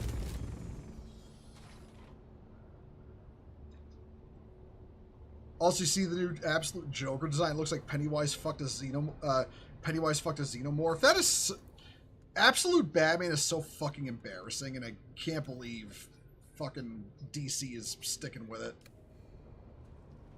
The whole absolute everything is embarrassing. Okay, you got the cutscene? yeah, I don't have access. Well, let me just see if I. Oh, I might have to. No, I don't even have access. Oh, one moment. I might need to. Okay. Now you should. Hold on. Let me add people. Oh, there's the rest of the missions then. Okay. Okay, are you in? Yeah. Alright, taking off. I thought the story ended with that Lost Harvest thing once I did the missions. You might have found the story trigger for me accidentally. Yeah, I need to. Yeah, that's apparently the main story. The thing from the DLC was just a side story. They're not going to put the main story ever in DLC, apparently. Yeah, it's just the main story has you go to Alara 2Ek as well. So I thought it was like, oh, this is the main story. What's my issue with it? Too edgy? I mean, yeah, it's like. It's reaching points where it's like, oh, these aren't the characters anymore. Like, why doesn't DC just admit they can't make the characters popular instead of constantly trying to remake them and remake the setting every time? This is like the third or fourth reboot of the entirety of DC Comics that they've done, and it's like, just stop. Just admit to yourself you can't win, and just quit. Because nobody's buying this shit anymore. It doesn't matter how many times. I forget what the Absolute Universe is about. I think it's like Darkseid made some universe where they suffer horrifically. It's their latest fucking reboot of DC, because every reboot they've done has failed. So they just keep rebooting it, thinking, well, if we eventually it'll be something they like, and it's like it's not going to, because you can't. It doesn't matter how much they reboot it if you can't make a good story. Then, yeah, if you can't make a good story, then all the reboots in the world don't matter. It's an AU? Well, it's a shitty AU, and they still shouldn't make it.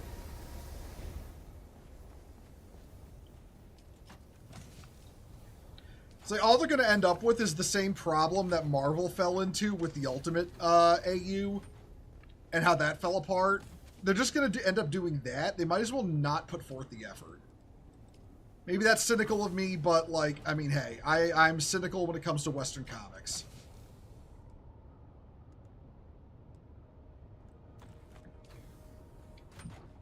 Okay, now I'm going to do a body run. Okay. I've put on a second load of spice. Okay, what exactly was the Landsrad thing this week? Crafting costs are reduced by 25%. Okay, so yeah, we're spending 25% less to get all of everything we craft. All right.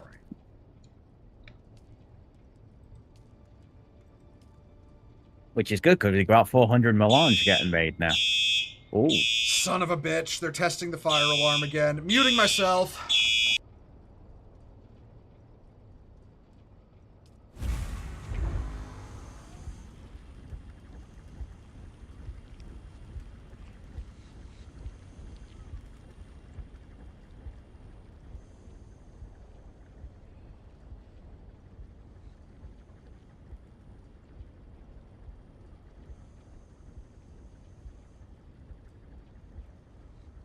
Okay, we are once again out of... okay, it stopped going off. No guarantee it won't go back on, but good news. We're going to have, like, 3,000 lubricant. Bad news. We have no more silicone. I can't repair my compactor either, because we need silicone to repair it. Hold on. Let me repair what I can.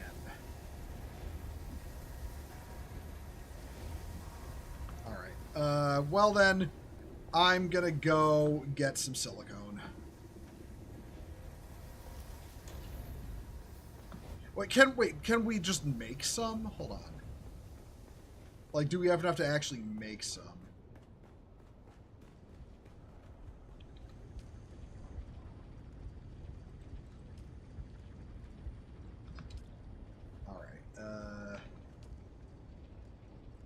No, we have no flour sand. Fuck. All right. Okay. You know what? I'm going to take the small thopter for this.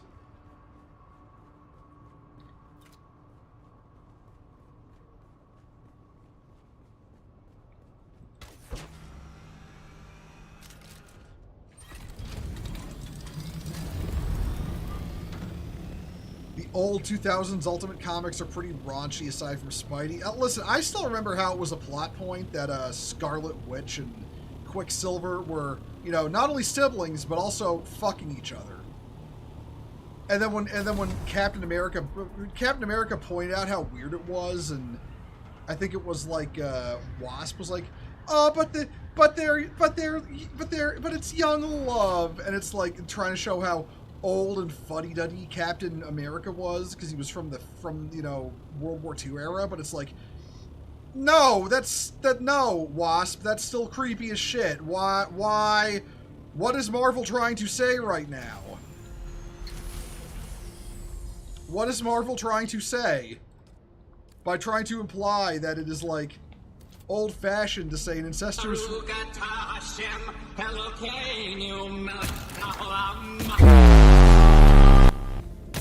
Yeah, that's kind of how I feel. Just brain blast the fucking Marvel people because, like, holy shit, dude. Of course I picked the one thing of flour sand that's on fucking... Of course I picked the flour sand that's literally on fucking drum sand as well. There's flour sand right next to the anvil, just like southeast of it, but I think the worm is literally right over there getting angry. Yeah, no, that if you hear the worm getting angry, that is literally me right now.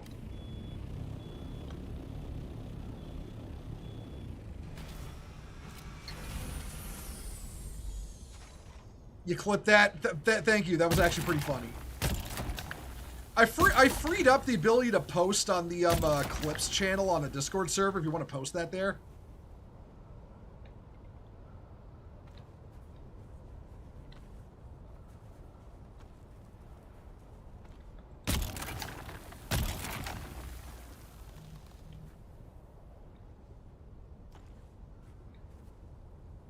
Also, this is something I probably never made pretty clear. If y'all motherfuckers want to clip shit, go right ahead and clip shit.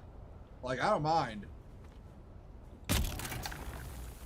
That's also kind of why I opened the channel up, so if people want to clip stuff, they can just post it there if they want.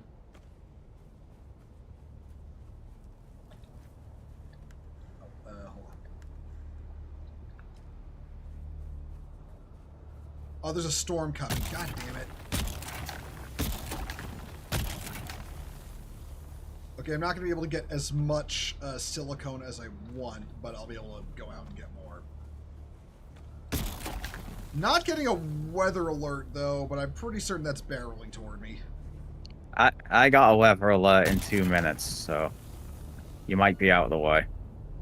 Maybe. All I know, there is a storm coming.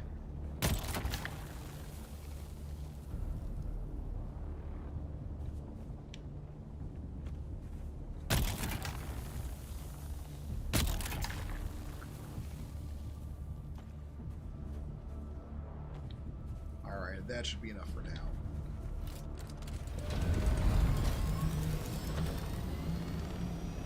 What zone are you in where you got to... Oh, nope, that's... that. Okay, I think that is coming toward us. Hold on. I'm going to swoosh on back to base. I'm in the Eastern Familius. I'm right next to base. Okay, then, yeah. In trying to get back to base, it will probably hit me. But I can get there before that. I just got to do some... Nah, you've got a good amount of time. There's a big gap. Okay. Weird I didn't get the warning because I wasn't that far from it.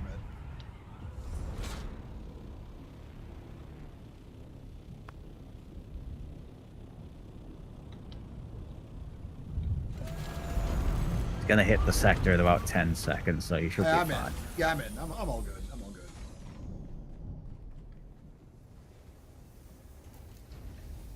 You posted it? Alright, man. Like I said, if you want to clip shit, go right ahead. I do not mind. Sector weather alert. A large sandstorm is approaching. Right, this one's turned on. Oh, fuck. Okay, hold on. I actually have to... Right, oh, there's the sandstorm.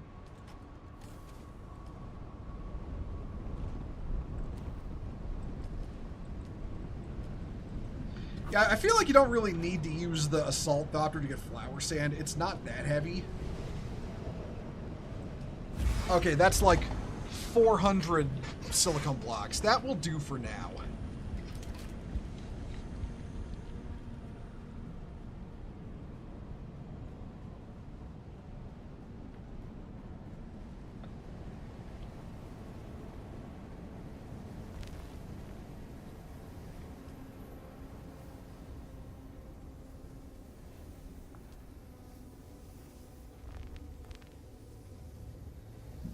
Alright, how is our gigantic fusion reactor doing, making all that spice? It really does look like a fusion reactor. Alright, that first batch of 200 is just about done.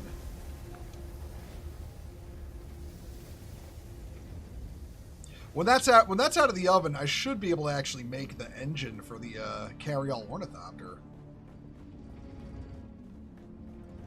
Let me check that.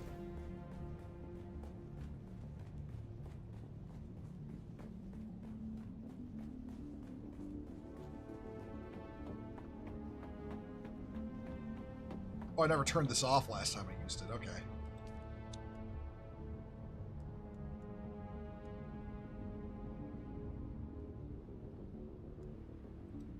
Yeah, I'll be able to make the engine for this thing. That'll be in a couple of minutes, maybe. Yeah. All right. I'm gonna do the thing you should never do and just go downstairs and watch a watch pot boil.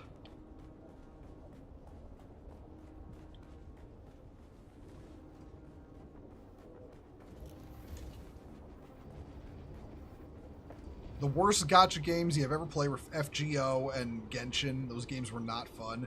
Venti was the only good character. Agreed. I don't know shit about his character. I just know he's cute.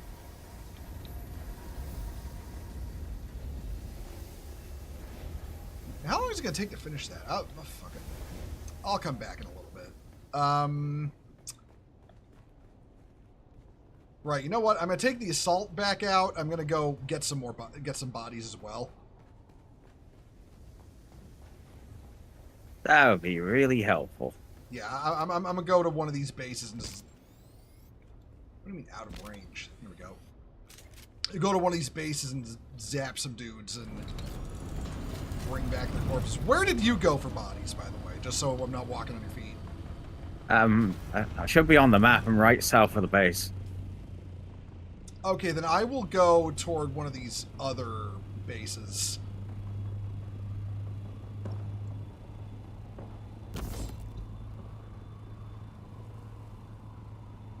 The person who voices him in English dub is Violet, the war criminal playing an adorable femboy. I do not know who that character is when it comes to, you know, characters. The only femboy war criminals I know about are Garmazabi and the one from The one who hung out with full frontal in Unicorn. I need a base to go to farm for dead people.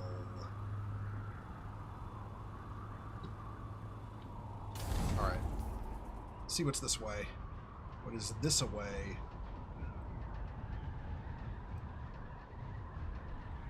Yeah, we'll go there to the Roost. Also, we have to refuel the Thopter. Hold on.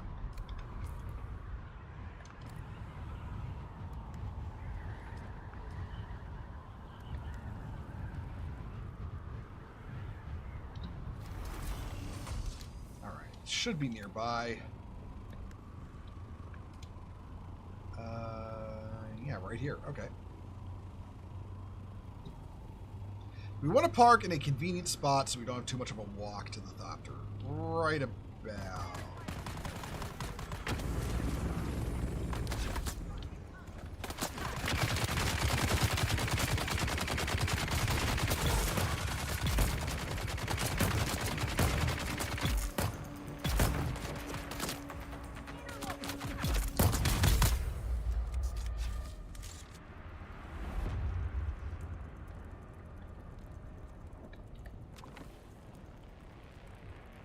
All right. Let's see. Nope, that's not it. I will say I do kind of hate how heavy the bodies are, just because it makes transporting them a little annoying.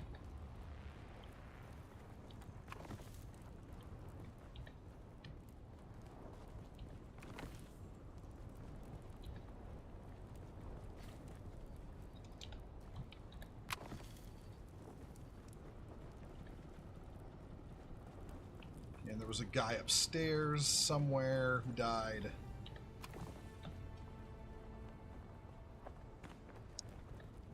There we go. How many corpses was that? That was a few. We'll probably get more.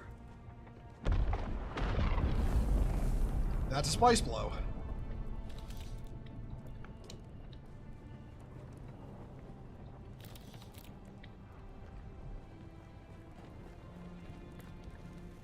All right, we're gonna go to another base.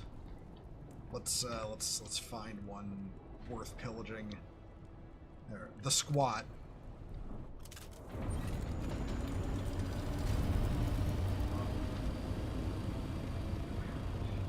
You know, speaking of squatting, it's funny to me how, you know, I finally saw Age of Sigmar discussed in, like, you know, outside the Age of Sigmar fandom. Or outside the Warhammer fandom. And it was literally people bitching and moaning about the fact that, you know, Age of Sigmar was made in place of Warhammer Fantasy. That is so infinitely funny to me. Like, the only time you see Age of Sigmar come up in cultural discussion is about how Warhammer Fantasy was better and people are glad it's back.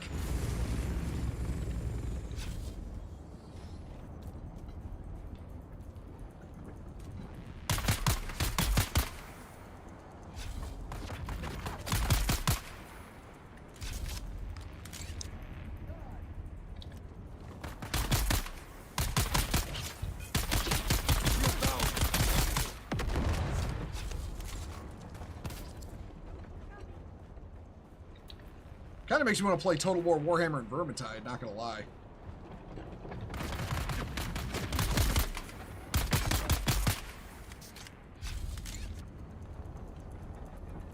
Yes, run yourselves at me. Feed yourselves to the machine.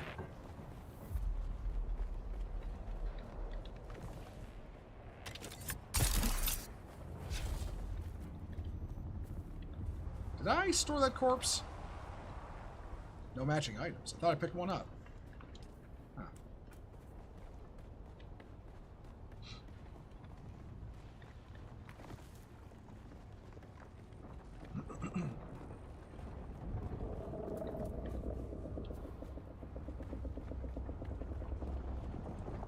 Just said more clear, the English voice actor played...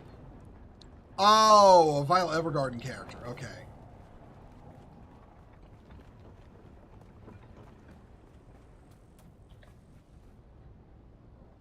Where are we sitting on? Okay, I can carry two more dead people, and then I have to head home. That's 2 more dead people for the cause. Yeah, I got 23 bodies for it, so that should be almost 30. Yeah. I've got nearly a full thopter of corpses, and I should be having. I'll be able to carry an extra one in my inventory as well. I just need to find someone to carry. Some poor unfortunate, motherfucker is gonna end up taken home in the corpse pile. Shove him into dead Fremen storage.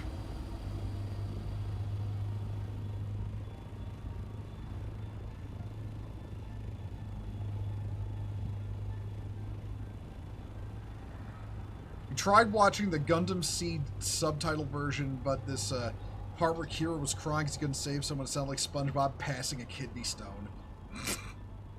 That's a hell of a way to word it. I will point out, Chaga, when we get to Gundam Seed on the Discord server, it will probably, it will definitely be the sub, just because I'm biased.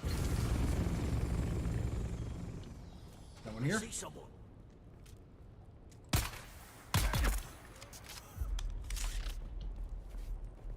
All right, you're our lucky last man. You're gonna get shoved in. You're gonna get shoved into the Juicero. How do you feel?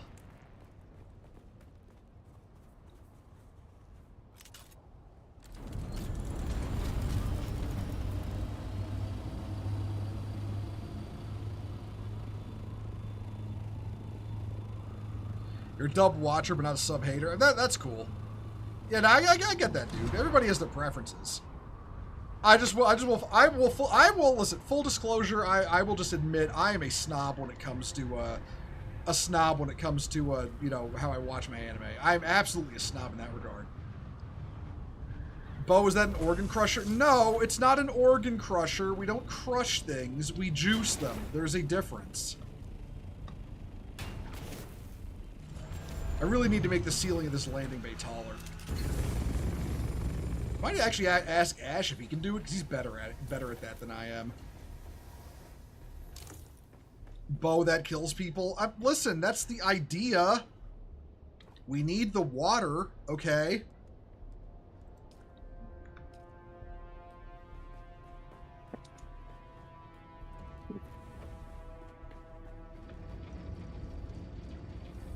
Oh, I think the juicers are currently juicing. Yeah, I put 3 of the bodies in, and I had one. I decided to put in. All right. Where is my? Being able to name my thopter is so nice because I know exactly which one is mine. All right. How do you rename it? Oh, hold on. I'll tell you. One moment. I just got to finish. I'll see if I can find out myself by going through the menus. Okay. All right. We've got a bunch of bodies now, so we are good. I'm also gonna go. I'm also gonna go give a look to the wind traps. See if those are running. There apparently it changed it now, so those shut down if you're at full water. So we can just have them turned on at all times. Oh, there you go. Which I feel like should have been in at launch, but I mean, hey, you know what? Sometimes you'll legit. Oh no, no, we need filters. I'll check the ones upstairs. There you go. Are we watching G Gundam dub or sub? That is actually a tough one, Chaka, because I've watched it dubbed. I actually think the dub is pretty good. Yeah, we need filters. All right, I'm gonna put some filters in the oven then.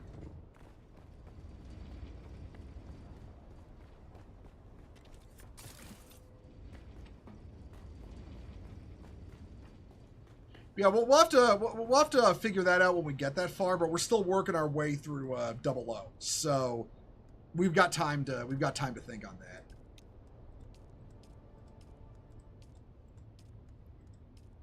Okay, we can make filters. We need plant fiber. I'll probably go get that.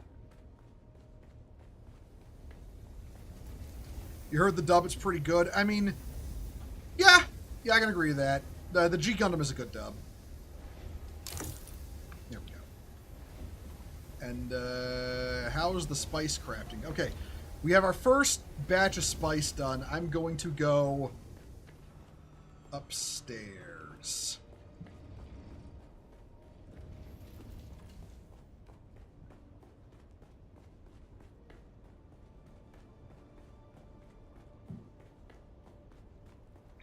All right. Where? Here it is. We need an engine.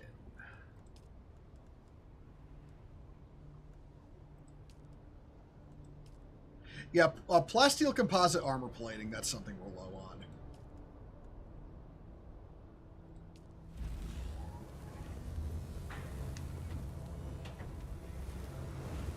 We're also low on plastanium, but when I'm done putting this together, I'm going to go out and get... well, whatever. I don't know what we're short on for plastanium, but like I will go out and get it.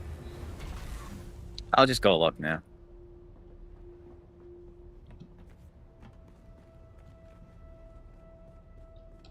One moment.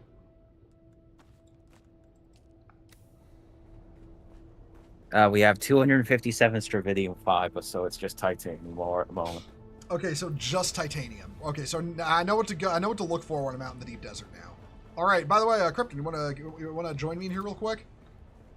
Oh shit! Where are I? Wait, nope. I need to make something first. Hold on. Turn you on. Where does the engine clip onto, actually? I don't know, but hold on. I'm gonna make 3. I don't know how much fuel this is gonna take, so I'm making 3 batteries for it.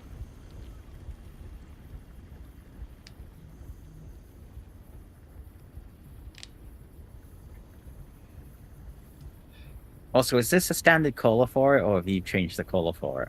I have not changed the color yet. I am going to as soon as it's finished, but I have not changed the color for it yet. I don't even know what I'm going to make it look like. Well, I don't think there's any visual customization yet. It's just color changes at the moment. Yeah. There's no specific skins for it. I would like to see the faction skins for it. That would be neat. That would be neat, yeah.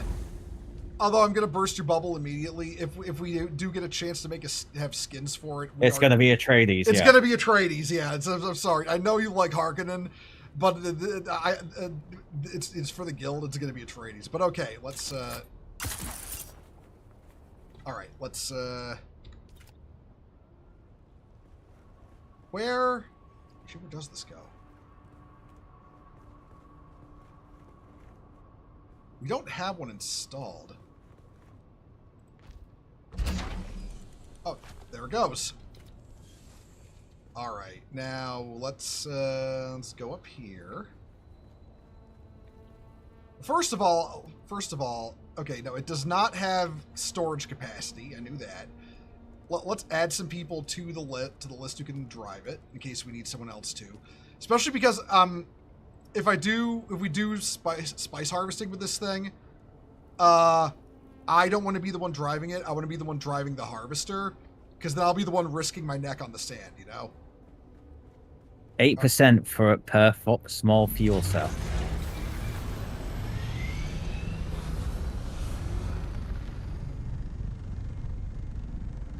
Okay, one large fuel cell is like half.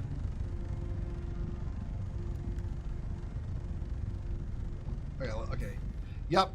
It takes a lot of fuel to run this thing, but... Okay, hold on. I'm gonna get out. But it's working. It's working. Alright. Oh god, I just had a horrible thought. Just fucking... it's like Anakin Skywalker. It's working! Kaboom! It blows up in his face. Alright, you know what? Let's see what a medium fuel cell does, then. Oh, no. What do you call it? Oh, never mind. Yeah, no, the tank is full.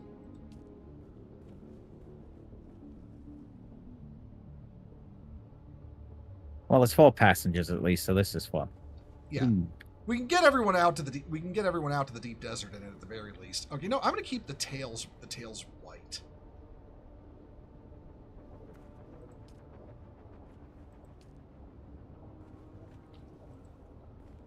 Do you have the red paint for it? Because we could turn this into the big red factor.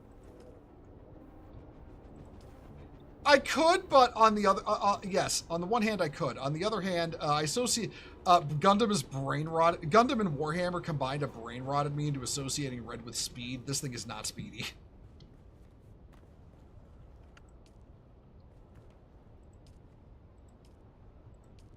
I mean, I think I've got. What do the unique ornithopter wings do for this? I don't know actually. Yeah, the unique ones are designed for speed but limit maneuverability. Oh, okay. We might actually we might actually want that maneuverability though if we end up getting shot at. But all right, you hold on. Yeah, well, speedy wings is 140 kilometers an hour, so. Well, for this thing, that ain't that speedy. That ain't speedy by any metric. All right, you want to hop in? I'm already in the passenger seat. I was using it to watch you make it. Lift off. Lift off. Okay. And it's done. We built the carry-all ornithopter. All right, what kind of max speed? Okay, what is max? Regular flight is, I think it's going to get up to 120. 120. Now let's test the glide.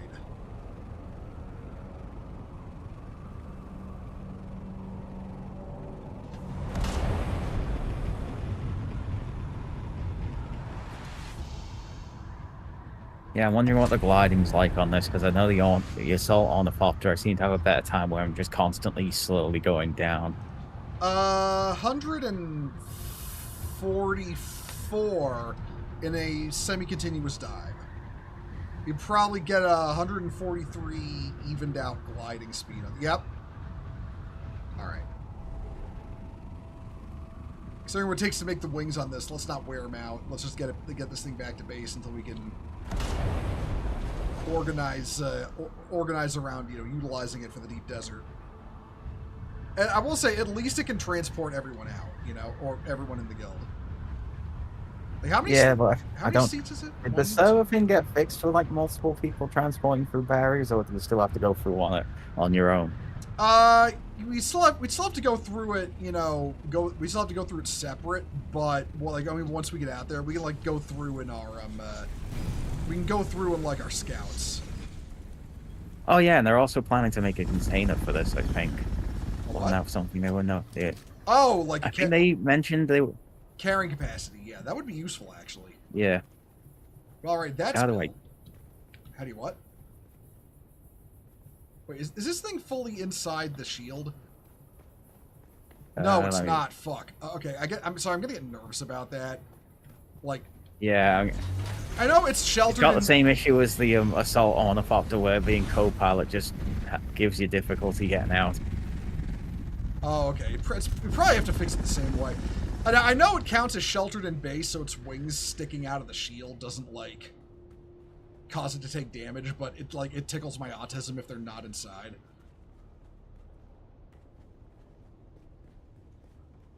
Still, we got that built finally. Took us a bit, but we got it done. All right. I need ammo.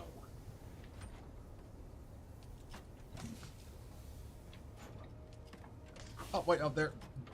It's literally right there. I just didn't grab it. Okay. I'll actually hold on to that battery I made.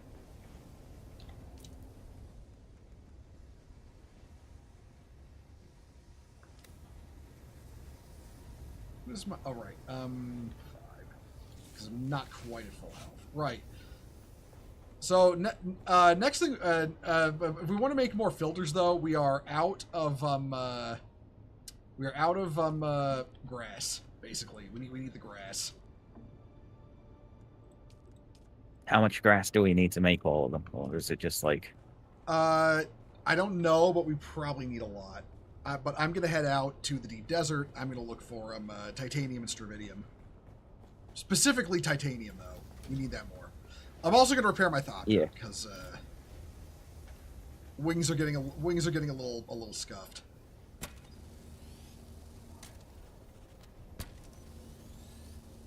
I think I'm gonna finish for the day then, and I'm gonna just leave the call if that's all right. That's cool. That's cool. Might come back on later on to start doing story stuff, but I've got the office tomorrow, so it'll probably be after I get out of work. Yeah, that's cool, dude. Don't worry about it. See, See ya. yeah, it's just got to quit out, and then I'll get out the Discord call. Okay, now, bye. All right, later, dude.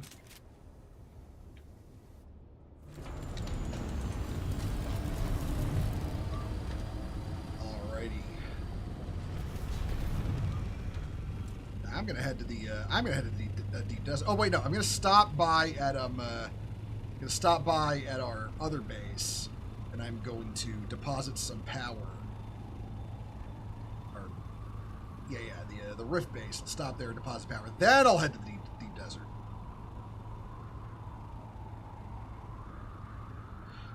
Hey, how you doing? What does the carrier do? Okay, so basically the most efficient way to harvest spice in the deep desert is to use a spice harvester. It's like a special ground vehicle, but the only safe way to use the spice harvester is to have the carrier ornithopter, which carries ground vehicles around. Because then if a worm is coming, you just grab the what do you call it? You grab the harvester, hoist it off the sand, and then let the worm pass, and then go back, and then drop it again.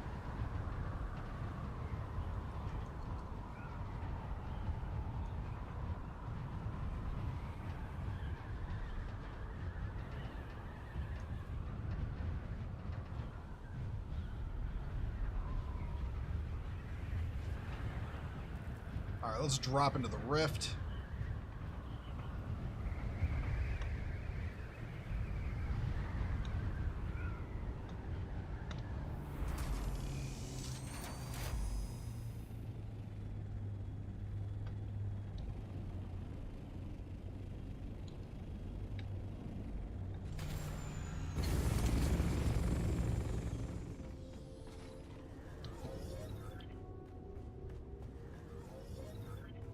Where? Okay.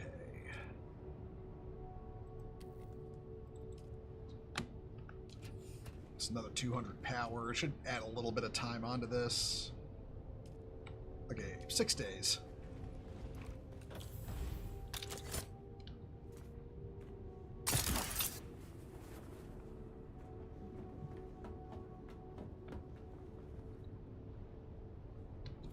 All right, back to the deep desert I go.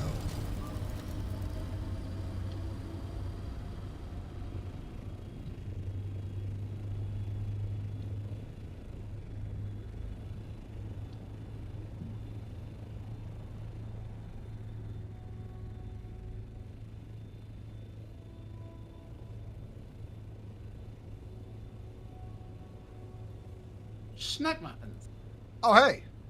Hey, Hey. honey. Yep. How's your day going? Going okay.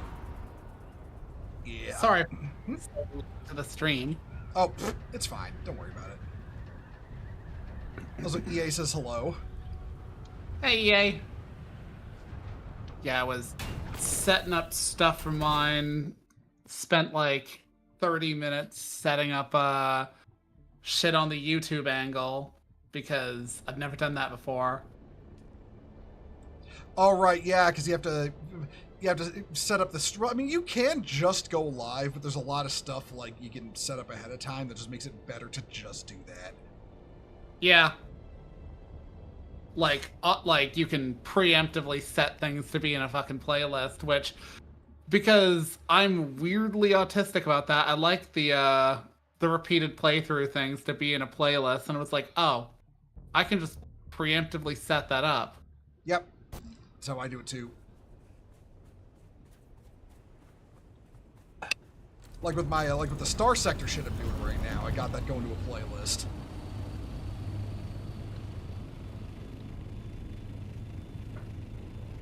Now, of course, I'm not gonna have to backtrack and put a bunch of things into a playlist now, but still.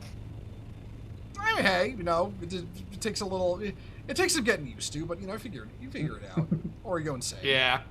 Or have a psychotic episode. But I mean, hey, it doesn't always come to that.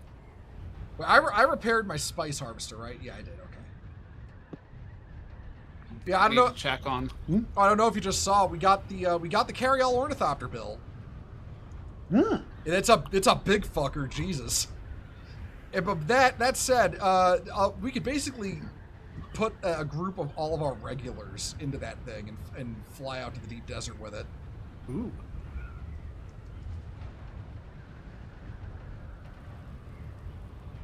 Okay.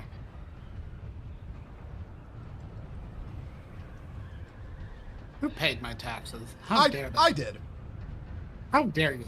Oh, shut up. I love you. Motherfucker! Huh? Story of my life in this game. I get out here and guess what's looking right? Guess what I'm staring down the barrel of? Sandstorm? Yep. On the bright side, it looks like it's moving diagonal north, so it's not going to hit me. But all the same, you know. Motherfucker! I heard that. They've been testing that thing all day. I don't know what the fuck is wrong with it that they need to keep testing it, but they keep testing it, and it's pissing me off. I know I shouldn't be pissed off. It means that if a fire does break out in my building, it's going to be working, but that doesn't mean I have to like it.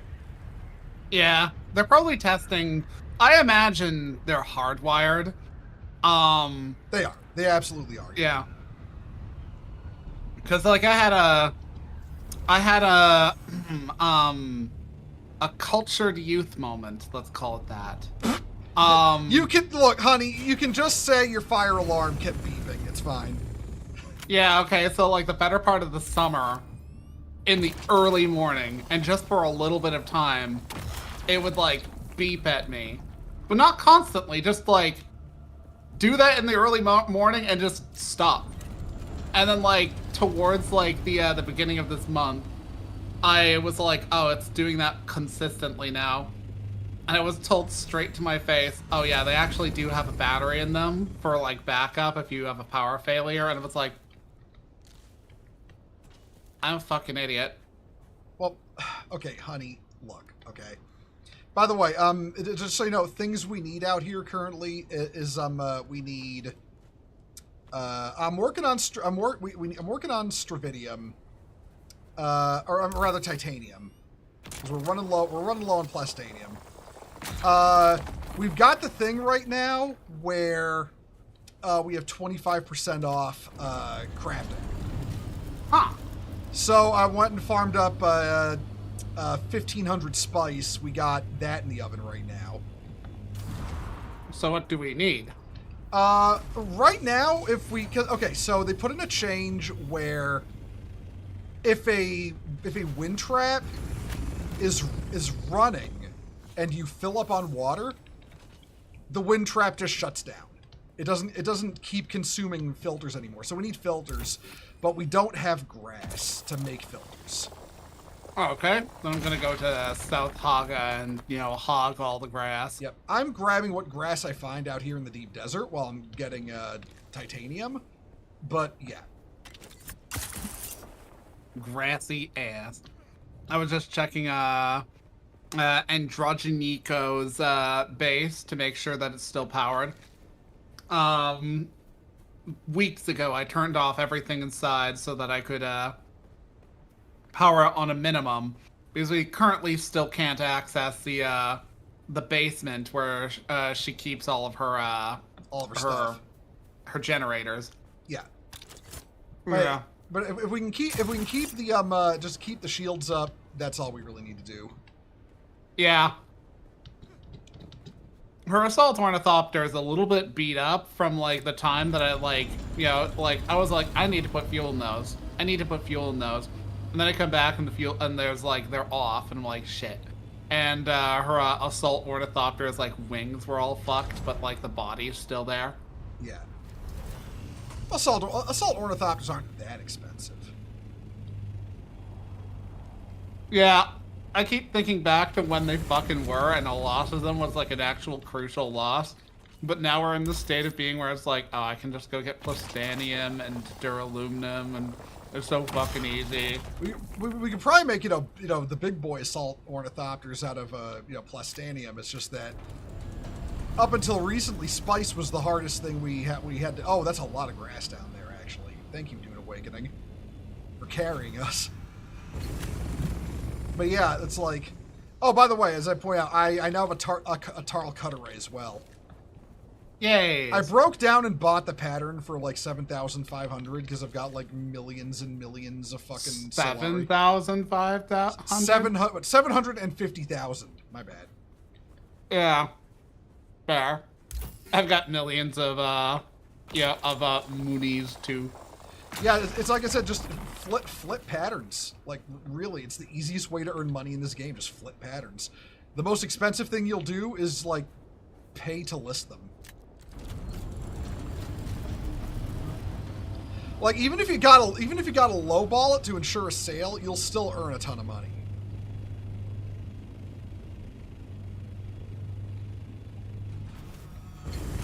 Listen, I forgot. I am not above being that dude who I'm not above being that dude who fucks the economy over just so he gets his.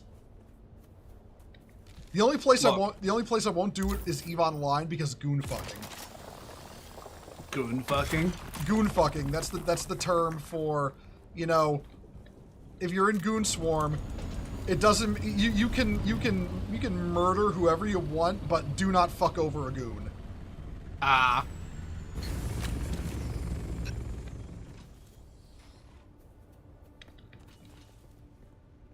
It's kind of a weird blue and orange. Games like this and EVE really promote a kind of blue and orange morality when you think about it. Like, oh, it doesn't matter who you kill, just don't kill your own. Break the economy however you want, just don't break our economy at the Taj Magoon.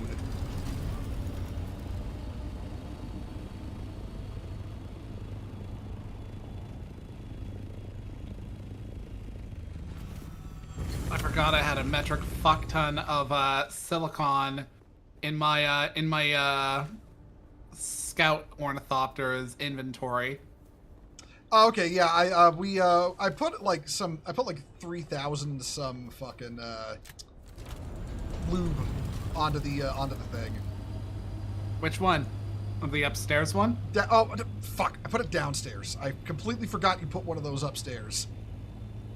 That's okay. I am sorry. It just means that it's all over the place now. Well, it'll end up in the wind turbines one way or another. Yeah. But yeah, no, the assault ornithopter cargo changes are great. I can hoover up a whole fucking medium spice blow. I almost hoovered up 2, but then I finally ran out of space.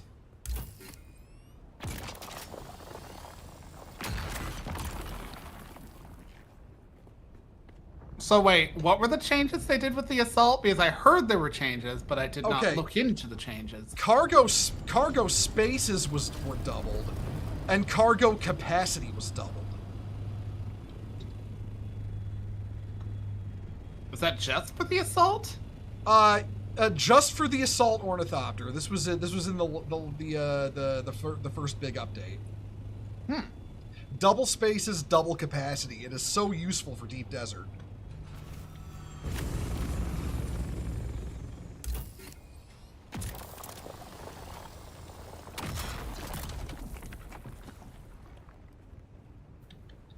In fact, I want to say something I actually want to try at some point is haul one of the mining buggies out to deep desert and zap titanium and the stravidium nodes. See how, like, I really don't know if we can drag a completed vehicle across the server boundary. But there's only one way to find out, and that's to actually do it. Well, it's not like we're hurting for resources. You could drag mine and see how it goes. Actually, mine's kind of beat up, so. I was absolutely thinking that we'd attempt that with a like just crossing the server boundary with a broken one or an older one that we can easily replace. You know, if it must die, if it must die, it will die for science. Yeah, I remember, like, last time I was playing severely, like, every time somebody used my fucking, my buggy, they were like, bruh, you use this a lot. It's that thing is the piece of shit car of our base. A piece of shit car appreciative, I should add. I meant the one in my base up north. Oh, okay. Because I know we've got a Mark 1 buggy, or whatever it's called, at the base, and that thing is ancient. That's Psyche's. Yeah, it's like the first buggy we ever built. Back when iron was hard to come by. Yeah, back when getting iron was an adventure.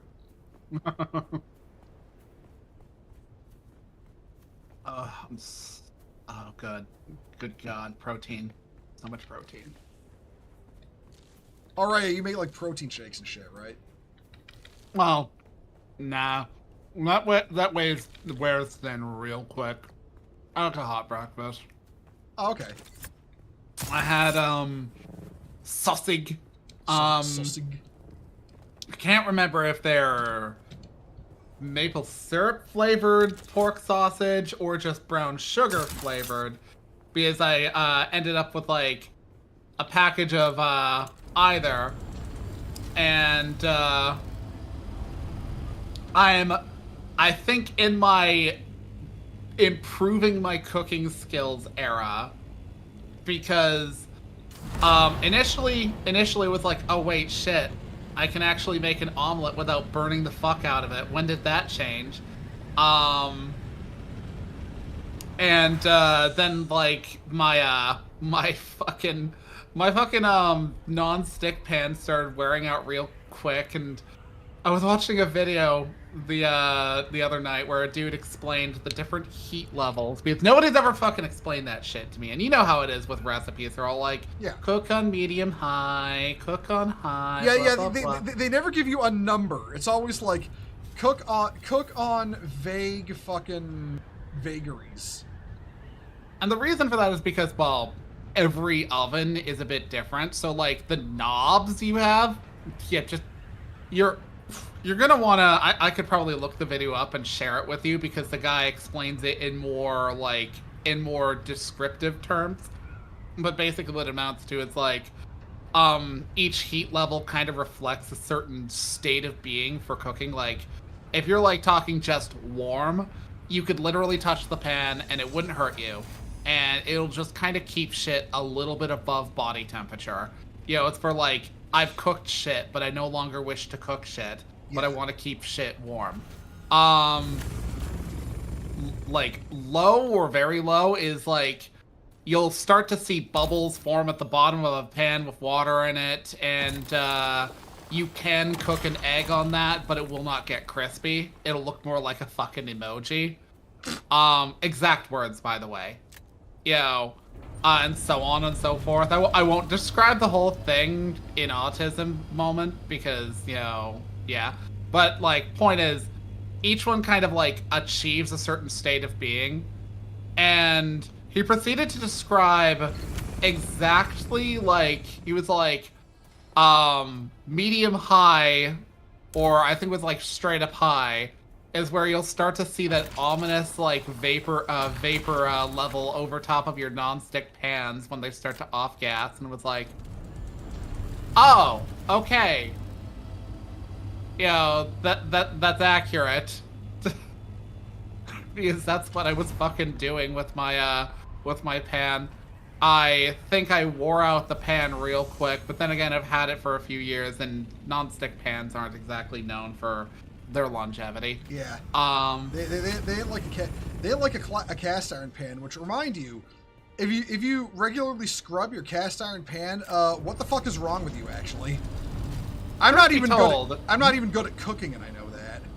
Truth be told, that's heavily debated, and the reason for that is because, for the most part, you're kind of encouraged to re-season your cast iron pan every so often, and the seasoning is not something you can just get out with, like, you know, soap and water. Like you are essentially caramelizing an oil onto the bottom of your pan. Yeah. To give it a non-stick quality. And because that's repeatedly getting fucking, like, heated up past the boiling point, it will evaporate eventually. It's not heat proof. well, not evaporate. I was going to say, like, you don't have to worry about pathogens. Yeah. But, yeah. like... Oh, yeah, because I mean, like, it's like even though you're not supposed to put things in the fryer, for example, that fell on the floor, there is the simple fact that nothing that gets on that piece of food will survive the fryer. It's impossible. Yeah. Like, if you are at frying temperature, you don't have to worry about that shit. But, anyways, fucking, like, if you really, really are concerned about, like, like, the state of your, seasoning, generally you have to actually use something more heavy-duty, like steel wool. Yeah. Which the average person is not using for cleaning. Yeah, something that will actually, like, scrape. Yeah. That said, it is still cast iron. It is not stainless steel. You do not want to soak it in water. Yep, yeah, it will rust. It will absolutely rust. That is a small spice blow over there. I don't mind if I do. That said, you can never really go wrong with, like, a standard stainless steel pan either, so long as, like, it's of decent quality and you've, like, there are different ways you can find stainless steel. Some are just solid stainless steel, and you'd want that, but that can be a little bit expensive. And a lot of, like, cheaper ones are more, like, stainless steel clad with, like, an aluminum core. And that's not wrong. That's not necessarily bad. The downside, however, is generally something to the effect of, like, when it's clad in that, the steel is, I think the word is knurled around it, which is to say that, like, they've basically, like, pressed, like, 2 layers of steel, top and bottom, and kind of just, like, curved, like, the edges of one side over the other, and kind of pressed it in tight. Now, that's fine, but it does mean that it might catch, say, like, food particulates when you put it into the, like, the dishwasher. Yeah. Yeah, so that's, like, a thing that you might want to be concerned about. Yeah. But, like, I've been getting some use out of my, my stainless steel, and getting used to the idea of, okay, if I cook things with the knob up real high, shit's gonna bake onto the pan regardless of how well I'm cooking the food. And if I cook it a little bit lower and slower, the pan doesn't get that shit all crusty all over it. And I don't have to, like, spend days trying to figure out how to scrub that shit off. Oh, that was a, hold on, that was a spice blow from, which the fuck direction was that?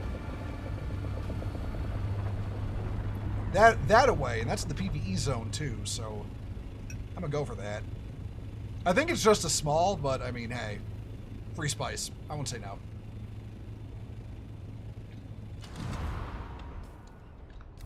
Alright, hold up. Open.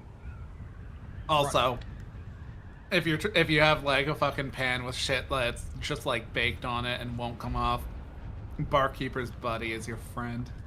Barkeeper's Buddy. Okay, so Barkeeper's Buddy is a kind of heavier duty, like, pan detergent. Alright, welcome back, Chonka. Hey, Chonka. It has steel oxide in it as an abrasive. Oh, okay. Yeah. Yeah. And you want to wear gloves for that, otherwise you are probably going to, get, like, dermal irritation out the ass. It was kind of hilarious. Like, I was the one who bought the stuff in my own house, and one time my mother was visiting, and kind of just, she'll idly clean stuff when she wakes up in the morning ahead of me. And she comes to me and she's like, oh yeah, that Barkeeper's Buddy. Wear gloves while using it. I'm like, yeah, it has steel oxide in it. How did you find this out, mother? I damn well hope she wore gloves, because here's the thing. Literally, like, most of, if not all her life, she's had gratuitous eczema. And it's especially bad in her hands. Like, stress and like, overwork causes the skin there to crack severely. She has this one story where she had a boss back in the day who was being absolutely shitty towards her. And Well, and she was just trying to, like, continue working while he was bitching at her about something that probably didn't even matter. And her fucking hand, her fucking skin on her hand proceeded to crack, and she started bleeding on the paperwork she was working on. And he starts bitching at her for that. So she proceeds to just, like, raise her hands up and surrender. And this is, like, fully visible to everybody around. He's like, no, stop doing that. Stop. What are you doing? And just like, I surrender. I give. Yo, whatever you want, fine. Just let me work in peace. It's like, I'm sorry. And then he fucking left in shame. That's actually kind of funny, I'm not gonna lie. Yeah.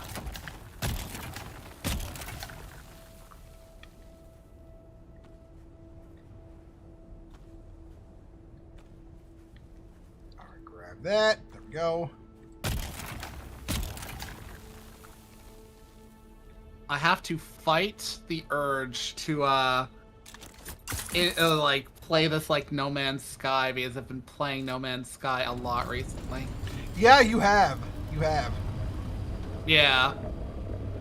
I'm kind of getting to, like, sometimes I'll get, like, the bug for an open world game, and I will fucking no-life it. And I know that's kind of unhealthy.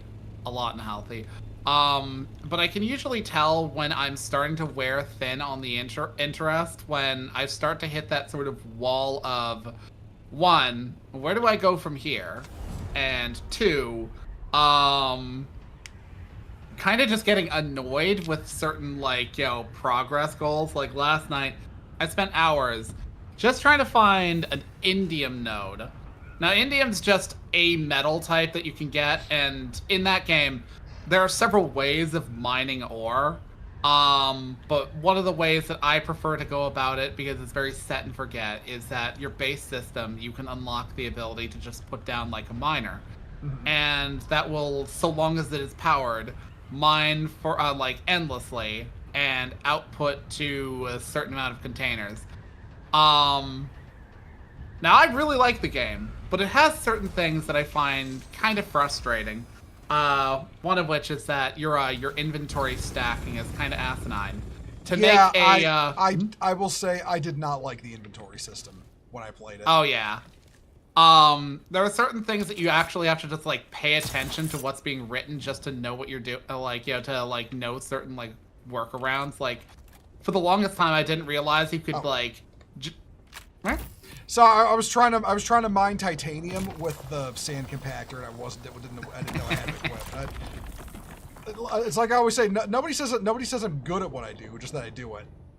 You're a cutie, and I love you. I love you too. But yeah, let's see.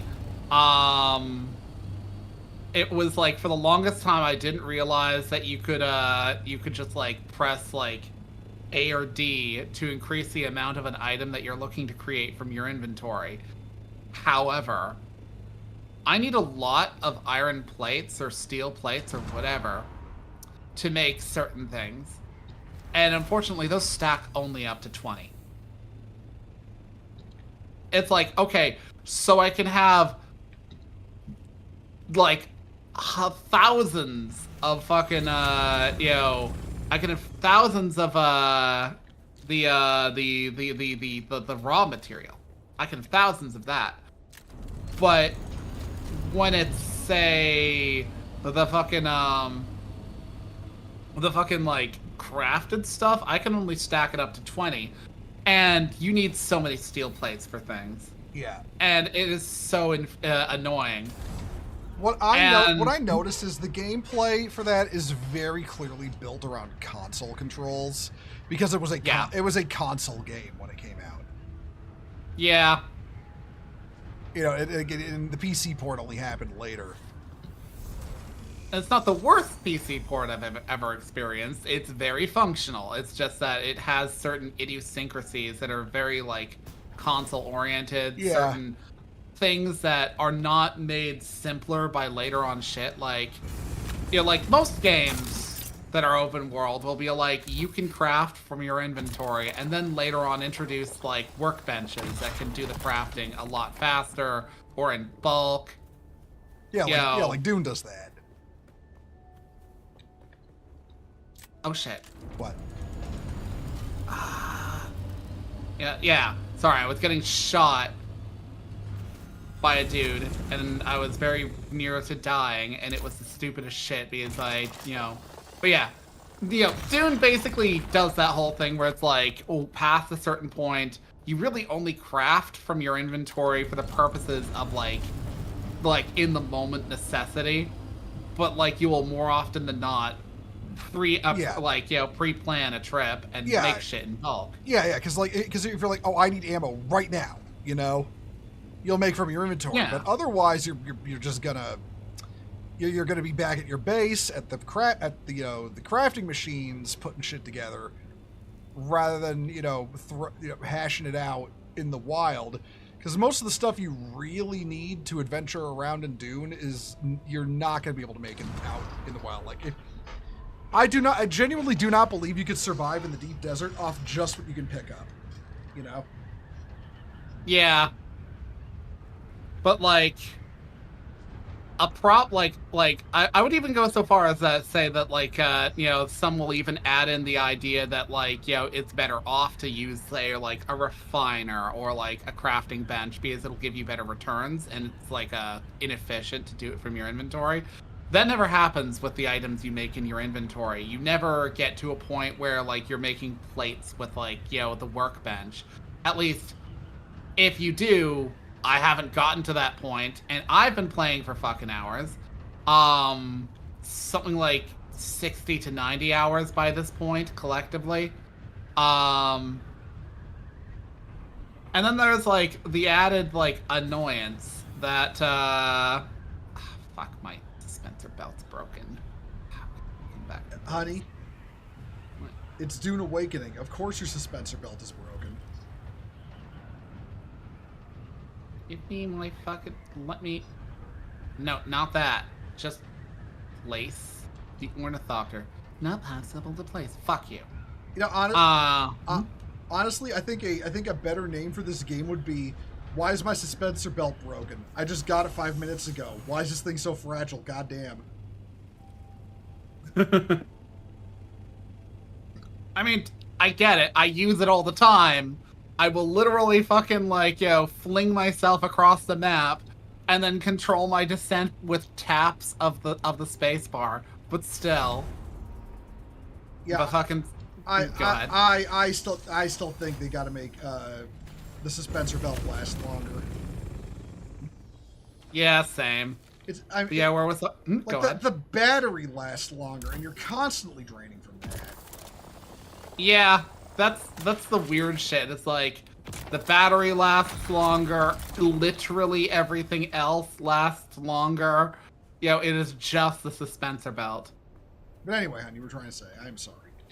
It's fine. We got onto a tangent. Fucking, on the subject of inventory shit, as I said, there never comes a point where you gain the ability to just rapid craft the basic shit, and I don't think there ever will be, because for the most part there are certain aspects of the tutorial quests that you can just skip. Some I don't think you can. I am 60 hours into the game at a minimum, and I'm only just finding the quest now. Admittedly, it's for it's related to expanding your base. Basically, you get this workbench that you put down, and then you invite a dude to your base who will proceed to be go do this other stuff, now do this other stuff, here's some patterns, blah blah blah. And it's very much showing you the greater ins and outs of the game.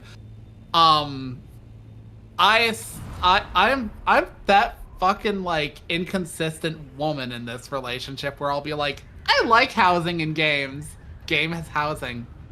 Puts a box on the ground, a fucking flop house with the most rudimentary shit in it, and then fucks off to do other things. Okay, hear me out. Yes, you are the person who loves housing, who loves building houses, but there's also a point where you gotta look at yourself and say, you know what? Maybe I should work on surviving before I start working on building a big fancy house. And you do that, and that doesn't mean you're a hypocrite. That just means you know your limits at the time. Yeah, fair. Because okay, shit you not, I basically spent most of my time setting up setting up like a supply network of resources. Oh, they changed the controls of this game in ways that I'm not sure I necessarily like.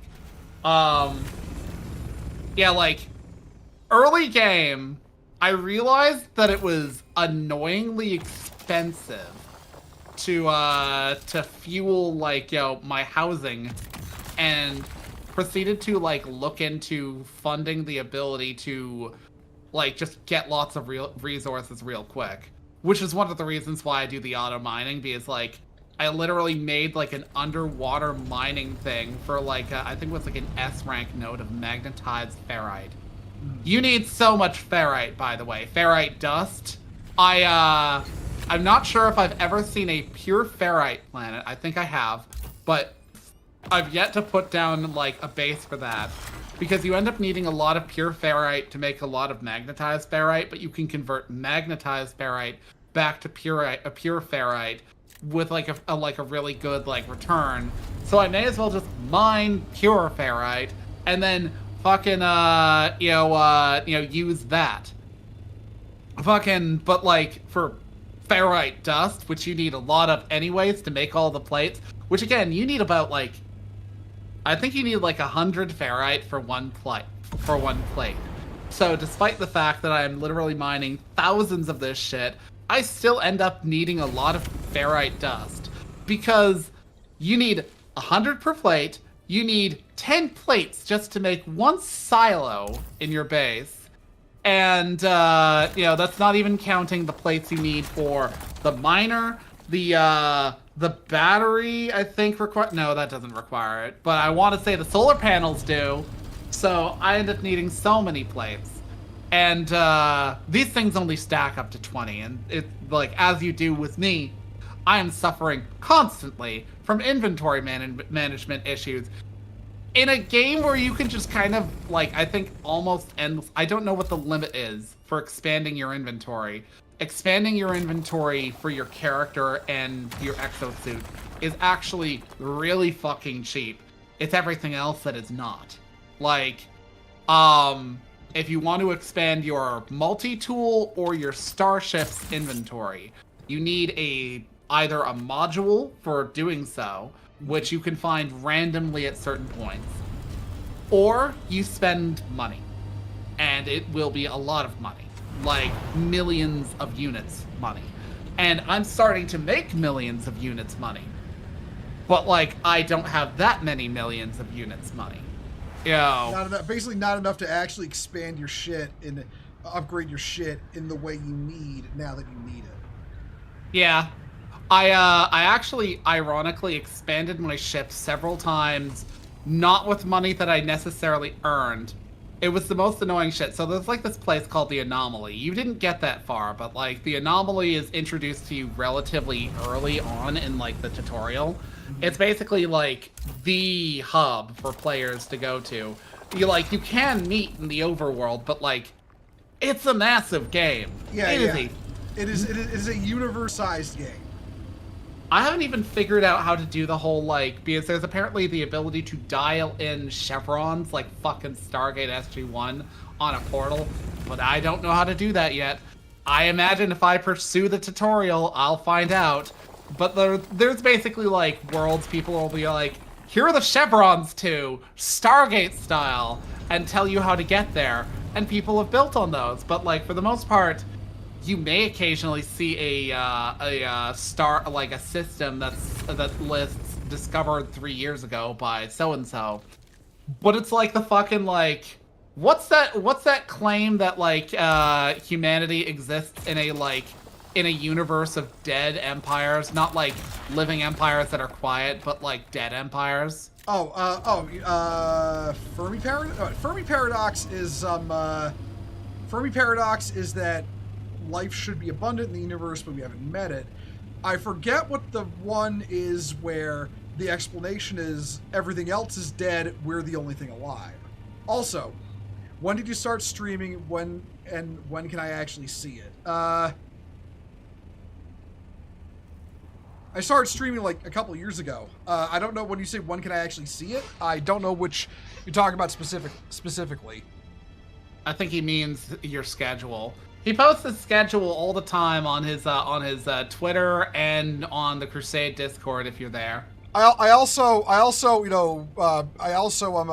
set up the streams I stream on YouTube ahead of time each week on Monday. Yee. And you can pretty easily find him under his same name on all platforms with minor alterations.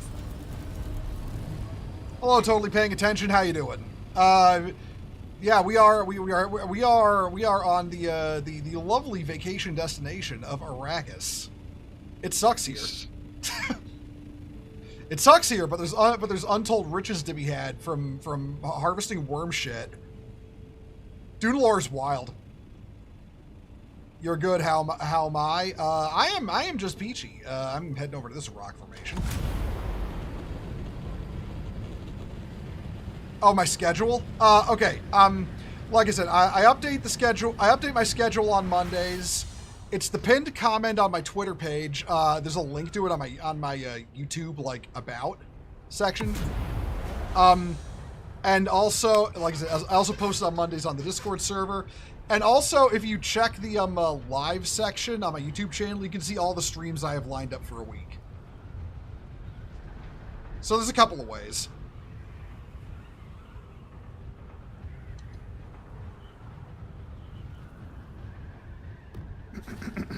But yeah, fucking, I'm enjoying No Man's Sky, but I'm kind of getting to the point where the grind is starting to chafe, as it were. It's starting to feel like a grind. So you're like, yeah, time to do something else, basically.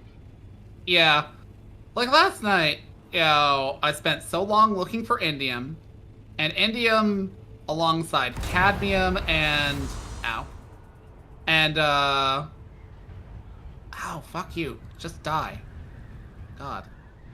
Indium and cadmium and copper are ores that convert into chromatic metals. Mm-hmm. And beyond that, I don't really know what they're for. Because, this is, a major problem, in my opinion, with the game, in that, from what I've looked into it, because, of course, there's a wiki, there's a lot of materials that kind of just don't have much of a purpose. Indium, cadmium, and copper have some purpose beyond just turning into chromatic metals, but you use chromatic metals for fucking everything, and that's it. But the thing is, there are these special drives specifically for going to the stars that get you cadmium and indium. You require, alright, I also forgot emerald. You require these, these drives just to go to a red, blue, and green star. Or is it red, blue, and whatever? More to the point, you need special drives to get the special stars that have a fuck ton of certain resources, but ultimately those resources just make another commonly used resource. The only thing I could think of maybe is that it's the quantity you produce. But if it all kind of evens out, I will say I think it's a bit of a problem. What it boils down to is probably a problem with the game design, because they want the universe of the game to be massive, but they also don't want you to run into a point where you're like, oh, I can't find any of this material because it only spawns on one planet ever. Yeah. But I also found basalt, and I was like, I'll mine this. And I need you to understand, getting basalt up was a fucking pill, because I had to find, because okay, the auto mining stuff, you can't just put a miner down anywheres. What you have to do is play hot and cold with an invisible spot on the ground, because there are just open nodes that you can blast with a terrain manipulator, and that will give you a resource. But if you want to have the miners operating automatically without your input, you have to use your analysis visor to track down something relative to a number that's you are this close to it. Then you have to play hot and cold with it. and then you have to, get to it and then analyze it and then place down the minor. And these can come in anything from an S rank, an A rank, a B rank, and a C rank. And of course, C rank is the most common. I was on a planet that had literal firestorms all the fucking time. So it's just Hellmire. Yeah. It's just Hellmire. Just like rivers of fire would appear. And now I've got fairly good resistances against, thermal temperature extremes. But, like, this is still kind of an annoyance because it means that you kind of have to either, like, pause to, like, put fuel into your protections, or you have, like, a time limit that you're working. I put this shit down, and I set it up, I come back, and I'm like, basalt, what does this do? I look into it. It doesn't really do a whole lot of anything.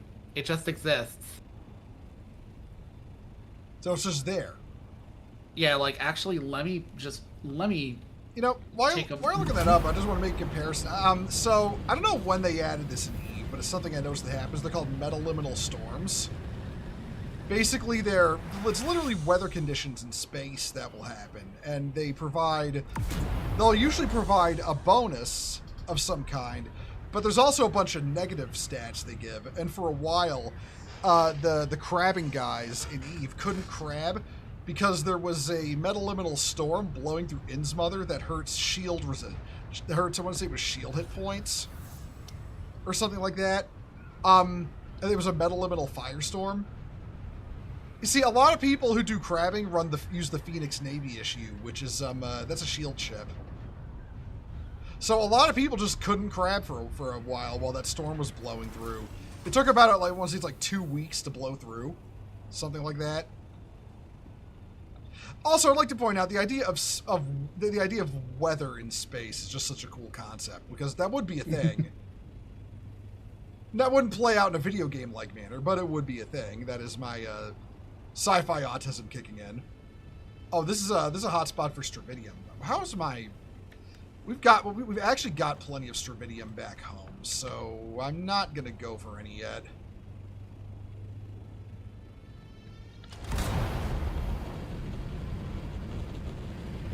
Yeah, I think it's the titanium we need, right?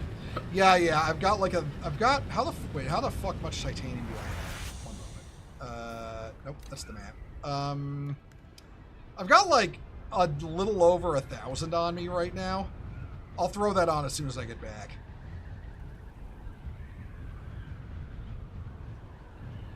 That was like a medium spice blow, which is kind of a shame because I'm focusing on titanium right now, so my inventory is full of titanium.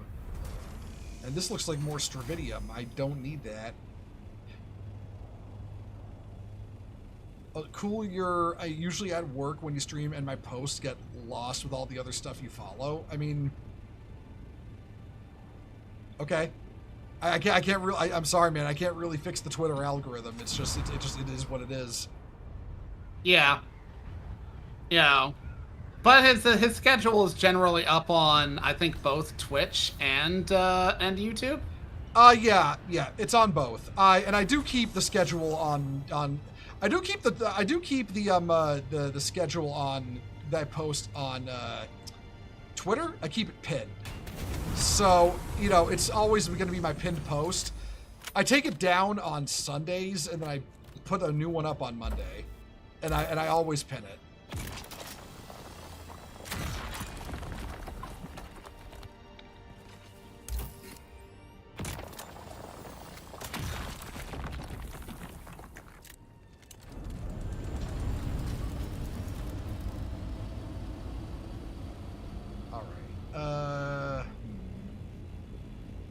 Yeah, like, I will say, again, enjoying No Man's Sky, but it does radiate the energy of, like, an open world that's had stuff kind of tacked on over time just for the sake of having further content.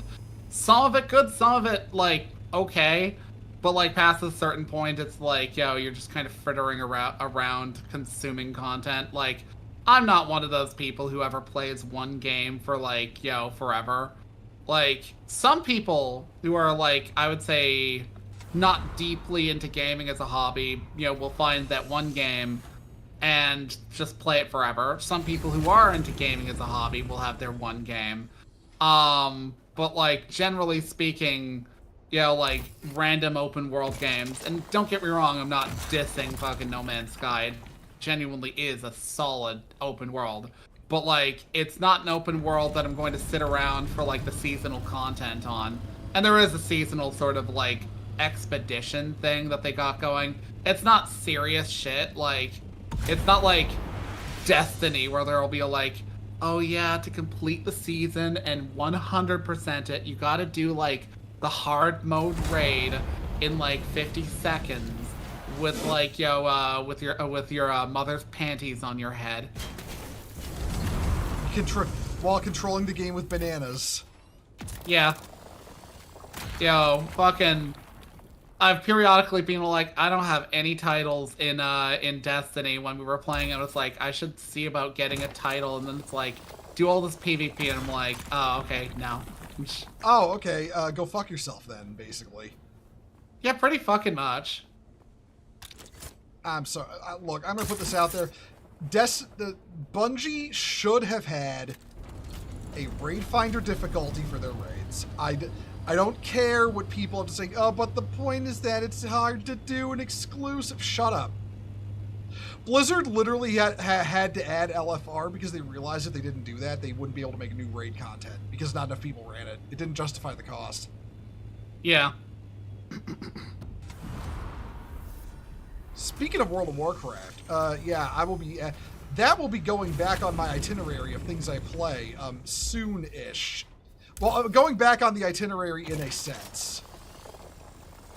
It's going to be Ascension, not the main WoW game. I kind of hope that, like, you know, Blizzard doesn't go after Ascension because they've been kind of going after, private servers recently. Well, here's the thing Blizzard's doing, though. Because they host the servers in places where they can't, like, you know, take them down. So what they do is they just levy massive criminal charges against individual team members in countries that they can punish you for. All right, south, right? I gotta go south. Bruh. Yeah. Like the guys they went after recently. It's literally one guy that they're going after. One dude on the team. They're like suing him for millions and basically telling the server guys, we're basically gonna hold this man's life hostage. You know, we're not gonna call it that, but that's basically what we're doing. And the only way to rescue him is to shut the server down. I know for Ascension's part, Ascension is like, fucking sue me, bro. Like Ascension was literally like come at me, scrub lord, I'm ripped. That was their reaction to the thought of Blizzard coming after them. This just brings to mind that I grew up during the age of you don't tell people your name, your location, your age, who you are. You don't tell people on the internet, that sort of thing. I grew up during that time. The idea of social media came about when I was entering my fucking teens and was already like an established thing. It was mostly just Facebook and MySpace. And I get that, like, the Gen Z crowd grew up with, like, you know, like, the more exorbitant shit. But, like, somewheres along the way, I blame fucking, Zuckerberg. Fucking, we lost this idea that it's a wise idea to keep your fucking anonymity. Yep. And unfortunately, a lot of people, in politics also dislike the idea that you can say and do shit anonymously on the internet. Well, I know the American left hates anonymity on the internet because they want to be able to fire you from your job for having an opinion they don't like. You know, an opinion. And by the way, I'll point out an opinion you don't like, which basically amounts to milquetoast right-wing politics. You know? Fuck, it doesn't even need to be like milquetoast right-wing politics. It could literally be like center-left stuff. It's like, oh well, you did cross your T's and dot your I's about how you feel bad about being your ethnicity. or your gender or your religion or your nationality or whatever. Yeah, it's like, it's like I've seen one of these posts where it's like me growing up dodging the alt-right pipeline, and it's footage of like one of those ridiculous Mario levels where you gotta dodge like massive fire chains that are swinging around. And I see that, I was like, the alt-right never existed. Yeah, no, it didn't. The alt-right never fucking existed. You know what the alt-right was? It was everything from center left. It was everything from center left and further right from that, all lumped together into one group. It's just a dumping ground term. It was never a valid. It never meant anything. Fucking Carl Benjamin, Sargon of Akkad, was considered a British leftist at the start of all this. He got labeled alt-right for not being a British leftist enough. Yeah, like, okay. Lefties love their dumping ground terms. Like,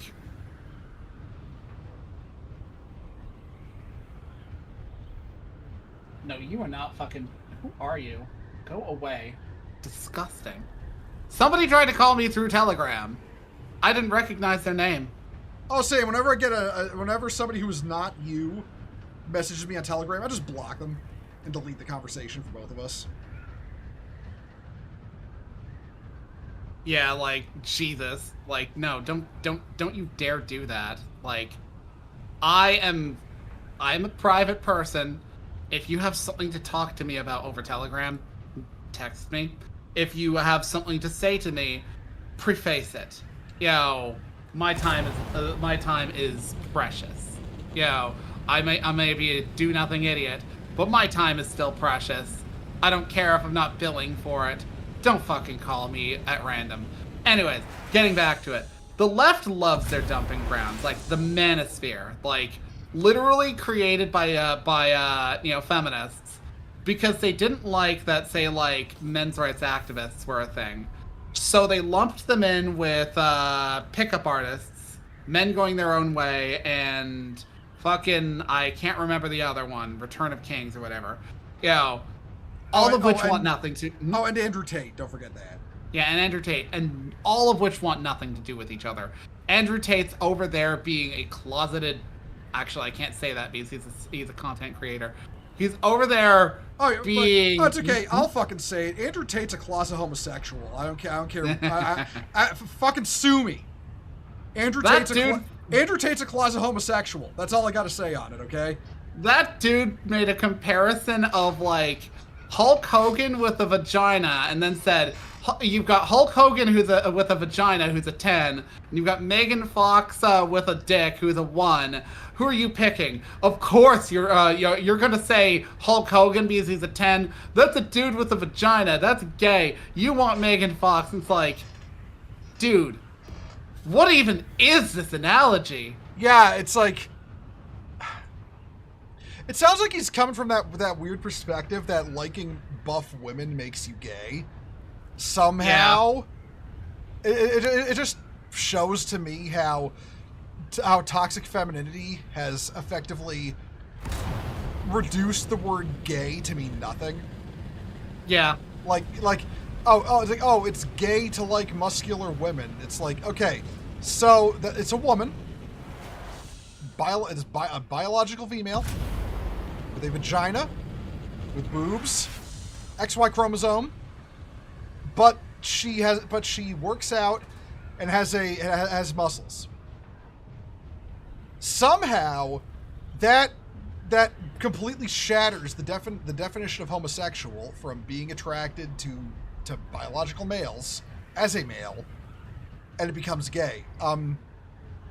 Yeah, no, that just shows me that, yeah, again, feminism is completely destroyed what it means to be gay. Yeah. They only really like to acknowledge homosexuality these days to either browbeat men or to bitch about how, like, that's one of my things, is that, like, I don't like feminists because homosexuality either exists as a cudgel to beat, like, straight dudes over the head for, being uncomfortable about things in ways straight women are about lesbians. let me remind that straight women front often as, like, the ally. But then, like, get them in a fucking, like, gay bar where there are lesbians. And many lesbians have caught in, like, the side eye from straight girls. Just for using the washroom in what is ostensibly a space for gay individuals, Yep. which includes lesbians. Well, I mean, if we're being completely honest here, and I've been blasting the LGBT community. Honey? Oh, can you hear me? Yeah, you kind of like your mic went out for a moment. If we're being what? If we're being honest, I've been blasting the LGBT community recently because of how fucked up it's become. You know, speaking as a guy who was actually involved in, you know, gay rights shit, you know, earlier in his life. And I will say, and it's like, it's literally at the point now where, you know, there's the hierarchy of the LGBT community. Bisexuals are on the bottom. And are on the bottom of the hierarchy. They were legit there was legit talk from, because it's bisexuals on the bottom, then gay men, then lesbians, then black lesbians, then transgenders, and at the very top are black transgenders. If liking muscle mommies is gay, then paint a rainbow on my ass and call me Ash. That's a pretty good one, I'm not gonna lie. Yeah. Fucking like, it's like I get the whole muscle mommy thing is like, it is the epitome of that obnoxious safe horny shit that is like so permeating culture now. You know, oh, you're only allowed to like women if they look like this, and I get that's annoying. It is annoying, but it's also not gay. All right, it's not fucking gay. It is straight as a fucking railgun shot. Okay. Yeah, fucking, but yeah, like. Honestly, to me, the proliferation of feminism amongst the LGBT community is literally just the equivalent of atheism plus. Yep. It was literally feminists, you know, won their battle years ago, and then it's basically what I was saying. It's like watching the pride flag change. You watch it go from a rainbow to a rainbow with the pastel trans pride colors on it to colors representing race, and then it's like co-opting. Yeah, it's like, I mean, because, okay, well, I mean, this is the reason why the LGBT movement was, when it came to equal rights, was the last dragon to slay, right? So all the other rights movements that wanted to keep themselves going decided, hey, guess what? We're going to tack our shit onto the gay rights movement so we have a reason to keep going. And it's like, because we don't want, because there was political power to be had in controlling narratives through, you know, inequality arguments, you know, for demands for equity, and they didn't want to give that up, so they just started tacking on to the one movement that still had legitimacy, which was the gay rights movement. And then I'm going to be completely honest, the gay rights movement should have ended in Obama's second term when gay marriage was legalized. It had no reason to exist anymore after that. Yeah, fair. Yeah, like, I have my disagreements, but I don't want to get into them, mostly because, like, fucking... genuinely speaking, fucking like my big my problem with the whole like atheism plusification of the LGBT community is just how like okay, feminists will be like, we're for everyone unless it's a rad femme, at which point they'll be like, we're for women only and you can go fucking die. I hope you get violated in a corner because you're a man. Anyways, fucking feminists will be like, we're for everyone, and then you like, you know, like engage with them a little bit, and over the years I've had it explained to me what they mean by how they will help other groups like gay men or just men in general by liberating women. Yeah. That is it. You will essentially benefit by proxy by like helping women with their own issues. Yeah, no. It is like the most asinine thing. It is literally trickle down social economics, and guess what? Just like trickle down economics, it doesn't fucking work like that. You like to put the four pride flags together and create an ultra pride flag. I get it, Nick. I get it. If you put four pride flags together, it forms a swastika. Like it, okay. Like it actually does. It's kind of uncanny. Fucking okay.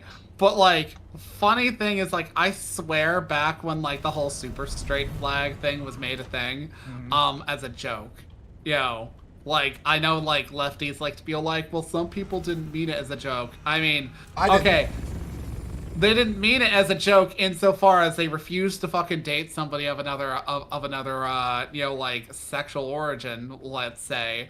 You know, fucking because they're straight and prefer somebody who is cisgendered, you know, to use their terminology.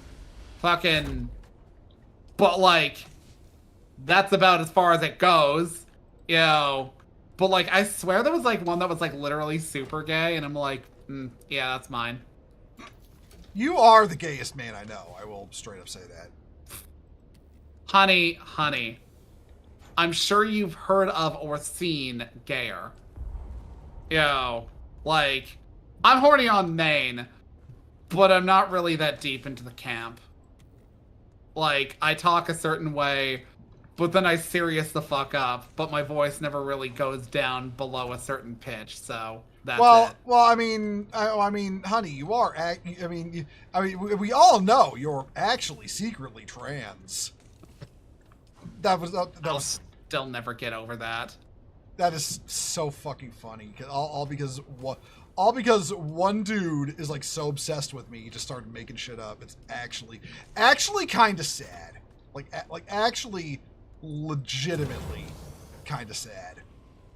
Like, genuinely fucking, like, it's a lot of people who are just kind of pathetic from that crowd. But, like, the dude who, like, was spinning that, like, claim about me, his whole thing is because he's literally got transphobia. I don't mean, like, the sort of nonsense that people, like, you know, call transphobia, like, not wanting to date a trans person. You know, yeah, it's one of the woke hammer-aroused, you know, crowd. The dude quite literally was nearly egg hatched by, like, you know, somebody. They were groomed and, you know, legitimate crash out, but it's still a crash out. He's paranoid about, like, you know, people being trans. And so he's like, oh, well, I heard from a legitimate source that you're on HRT. And I'm just like, I'm not. And you heard from no one. Legitimate source, he says. It was so ridiculous. Yo. Okay, we have filters crafting.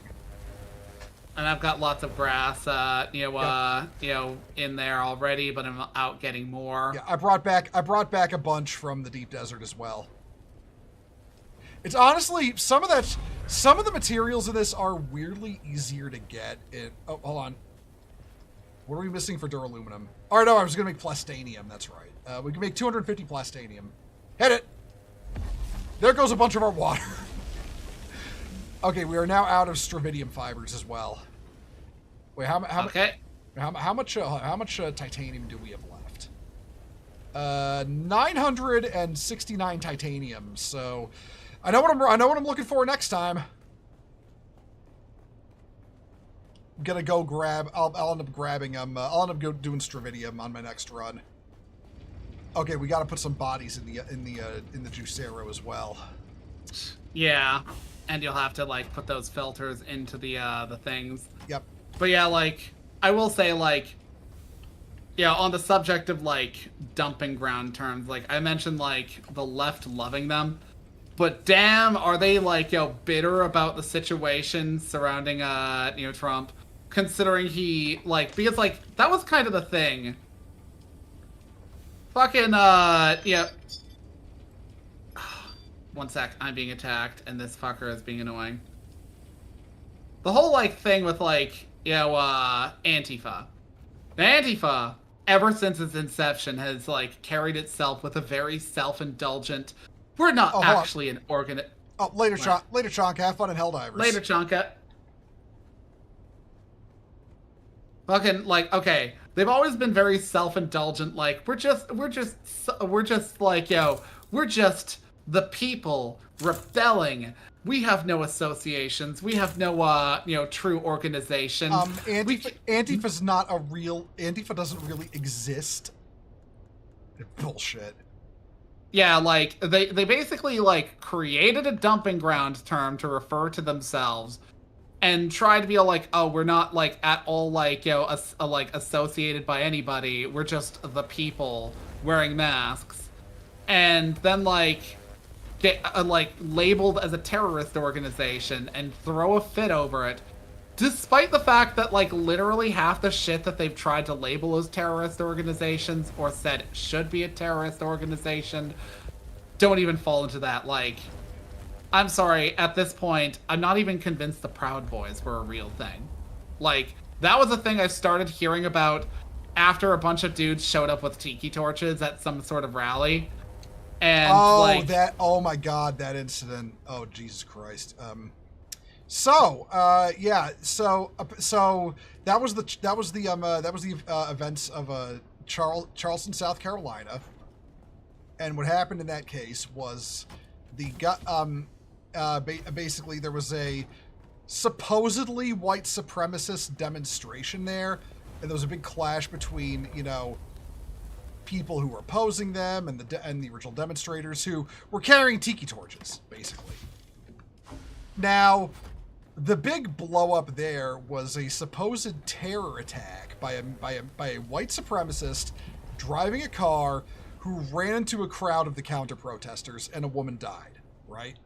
Do you want to know what actually happened? The guy was not part of the protests at all. He was just driving his car through the area. The counter protesters attacked him and were trying to pull him out of the vehicle to kill him. He panicked, hit the gas, and in his panic drove into the crowd and hit some people. Nobody died, but a woman who witnessed it, an older woman who witnessed it, panicked and had a heart attack and died. They spun it that he hit her with the car and killed her, even though that's not what happened. The man went to jail as a terrorist for not committing an act of terrorism. So, yeah. Another was radicalized. Sector Yep. weather alert. A Yep. large sandstorm is approaching. Keeps happening. The Unite the Right rally, yeah, that's it. Now, the Proud Boys are an actual organization, but they are not white supremacists. They are just a bunch of right-wing dudes who want pushing right-wing values and stuff, but they're not terror. They're not white supremacists. In fact, but are they really an organization, like with letterhead? Do they read like, an ominous fortress? Because apparently you need one of those to be a group that actually exists now. Yeah, I really hope somebody fucking like cobbles together those into like a meme to throw in left's face every time they're like, "It's an organization." Do they have an ominous fortress? The White House. I swear to God, like the very if fucking Kamala Harris does get elected, there'll be like a push to have it like painted the Black House. Oh my God! I don't want to go through another election cycle of Kamala is brat. Okay. Kamala is brat. Like she ain't gonna win. Okay, she wouldn't win another attempt. I don't care. The reason I don't want her to run is I don't want to go through that cringe ass nay baby bullshit again, okay? Oh no. What? I need shelter. Oh fuck, yeah, right, you're out and about. What are you doing out and about again? Grass. Oh, are you getting grass? Right. I'm making the filters. I should have enough to actually to fire. Oh shit. How long till that storm hits, and how bad is it gonna hit us? Because I want to put the filters in now. Oh nope, here it comes. Here it comes. It's about to enter West Vermilius Gap. Get to cover. Sector weather alert. A large It might sandstorm just is skirt approaching. above me, but still, I'm in cover all the same. But Nick points out the funny bit. Remember, the Proud Boys are called a white supremacist organization. They're run by a black guy. Yeah. A black Cuban guy, for that matter. I was going to bring that up, but I got distracted. But yeah, that's just Gavin McInnes. That name rings a bell. Yeah, I want to say he got put in prison without trial.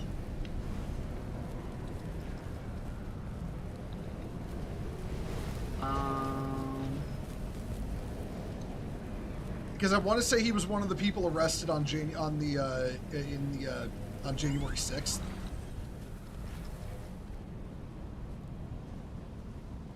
By the way, I will point out, I removed the no politics rule from my stream rules. I don't give a fuck anymore. I'm tired of not discussing politics just to, like, you know, be the better man, so to speak. So yeah, I don't politics are a perfectly valid topic now. I want to point that out. We'll just say, oh god, I just lost a bunch of frames on stream for some reason. Yeah, but let me just say, a certain events was like, I'm tired of not talking about it, just to make other people happy. We're going to talk about it. Doesn't look like from his Wikipedia page, but yeah. I thought he was one of the people thrown in prison without trial for January 6th. A bunch of people were. They weren't freed until Trump took office. I was about to say, I hope Trump freed them. He did. He did.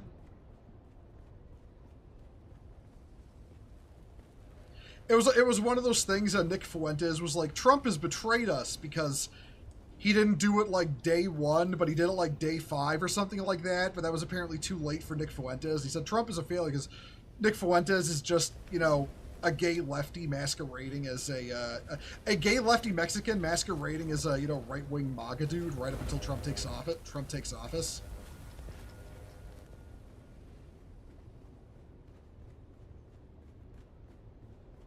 But yeah, it's like, it's funny. I still identify as, like, you know, kind of, I would say center left, but, like, I don't identify with anybody on the left. Like, let's be honest. Like, okay, the only people I even so much as, like, you know, feel any sort of, like, agreement with are the people who are fucking moderatists who said that was some fucking horse shit what happened and what, like, you know, criticized the left.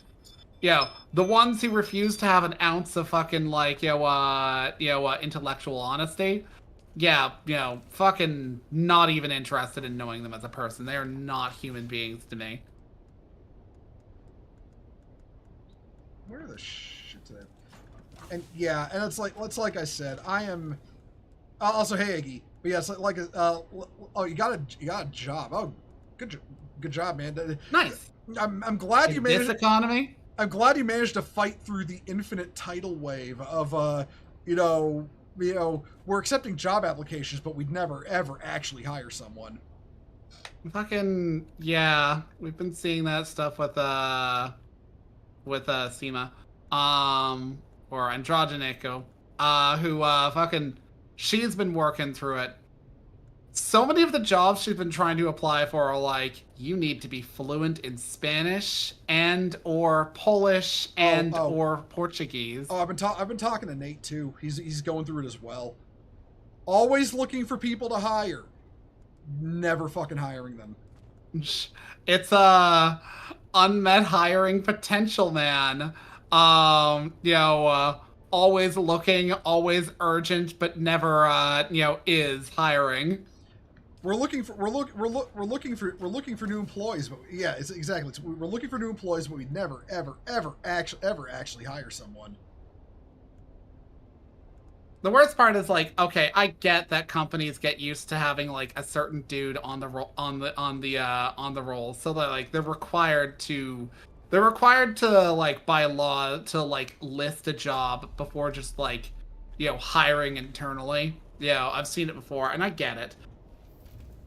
But it's like, okay, but damn, do you really need to be so begrudging about this shit? Like, I've heard of people going for an interview where somebody basically, like, sat down and was, like, so sneeringly unpleasant about the interview. And it's, like, very clear that it's, like, they didn't expect anybody to, like, see the posting and, like, you know, try out for the posting. And HR is forcing them to, like, interview them, but they don't want to interview them.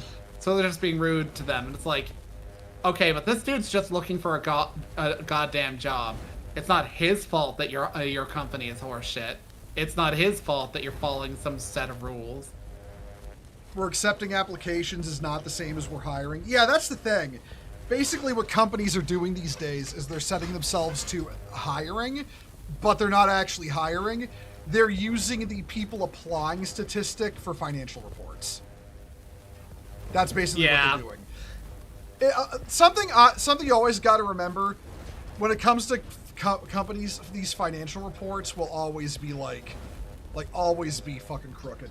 Like a major one, and this is going back to the Age of Sigmar discussion, is the fact that, you know, a lot of people like to say, well, Games Workshop reported that Age of Sigmar sold more than Warhammer Fantasy the year it came out. It's like, okay, now you're about to get a lesson in corporate doublespeak. So, Games Workshop cancels Warhammer Fantasy. Sales drop to 0 because they stopped selling it, right? Mm-hmm. Well, what happens next? They release Age of Sigmar. Age of Sigmar releases. It sold less than Warhammer Fantasy was selling at the time they stopped selling it. But it didn't sell 0, which is what Warhammer Fantasy was selling after they stopped selling it. So what do they put in the financial report? Well, it outsold Warhammer Fantasy at launch. See what I mean? Yeah. My burn is fucking starting to itch. Oh, right, you burned yourself. That's right. Yeah. It looks like a little man in a fucking boat, which, yes, I'm aware is basically an allegory, like a fucking euphemism for a fucking clit, but no, it like literally looks like a fucking boat with a person in it. Like I said, just put some fucking Neosporin on it and a fucking bandage. It'll be fine. You've got a briefcase of many such cases here. Real. Fucking real. It's like how Blizzard was, you know, perfectly financially stable, and more people are playing World of Warcraft than ever before for years and years and years, all the while World of Warcraft was literally flopping on its face. And, yeah. And then eventually the bullshit became uncoverable, and now look at things. World of Warcraft's officially a shadow of its former self. I need a box. What? We have too much fucking junk gear in some of these boxes. We really do. We need to pick a lot of that we have so much junk gear. We need to grind it up. I'm gonna do that right now. Oh, you can actually name your copters now. Oh yeah, they added that. They added that. You can name your copters. Fucking good.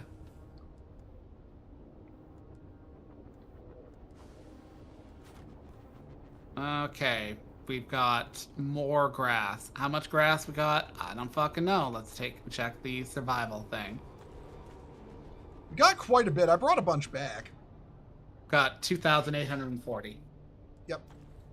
I'm gonna go upstairs and did you put the filters in? Or... I did. The filters are in, and there were a couple more of the heavier duty ones being made, but that's the repair thing. I'm gonna grind it. I really don't like the fact I got into Final Fantasy XIV just in time for the glory days to be ending. I'm gonna be honest, Iggy.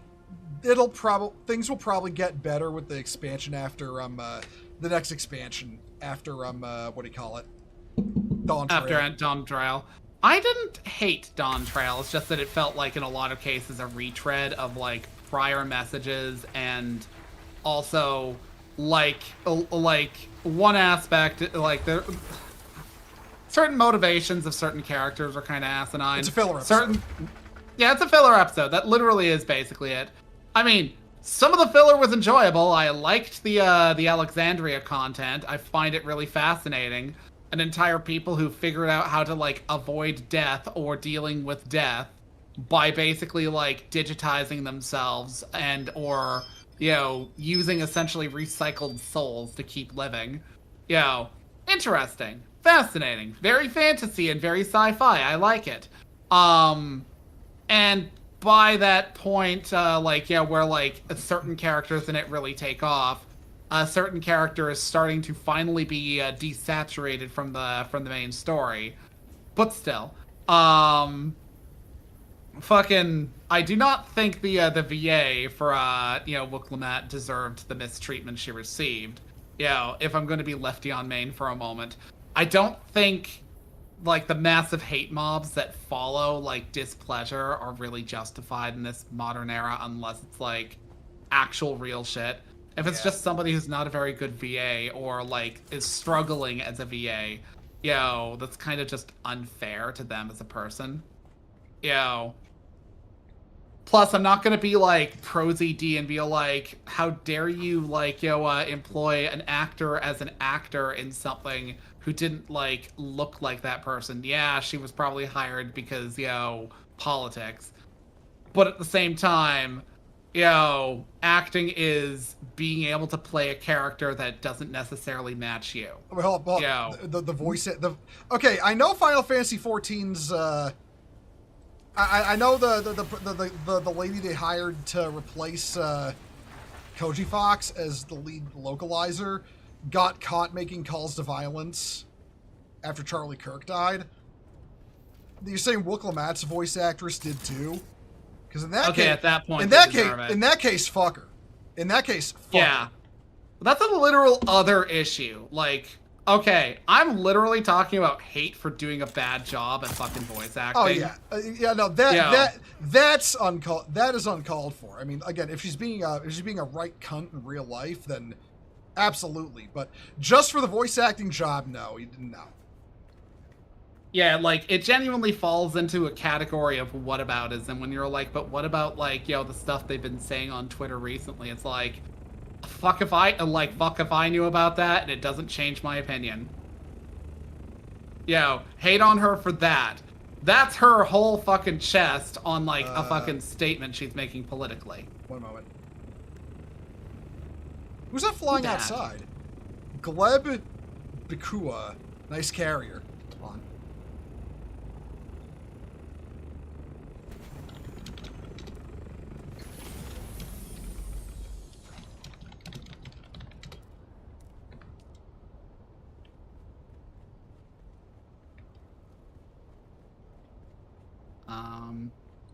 It looks like he landed on the roof of our base.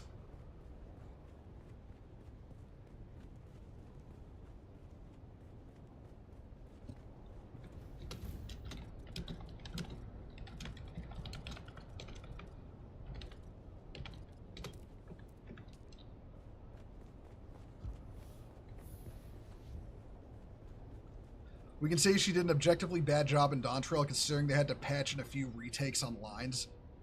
Yeah, on certain lines. Yeah, does she deserve hate for it? No, but it's still an objectively bad job doing VAing. She did a bad job in places, like, seriously. Like, there are some bad takes and bad scenes, but in the overall sense, I didn't hate her voice acting. Yeah, I'd say I will agree to that. I will agree with what Ash is saying. I don't think she did a bad job overall, but there were a lot of rough takes, especially at, moments where it's really meant to count, Yeah, like, okay, let me put it to you this way. If you watch, by that logic, if you watch any movie where somebody has a bad take or a bad scene that made it into the final cut, their entire like involvement in that movie is now bad. It is now bad because of one take. Oh God, you know you're reminding me of with that honey. You're reminding me of this isn't related. Just they did a bad take. Okay, Army of the Dead. There was that one. It was that fucking the pretentious Man of Steel director.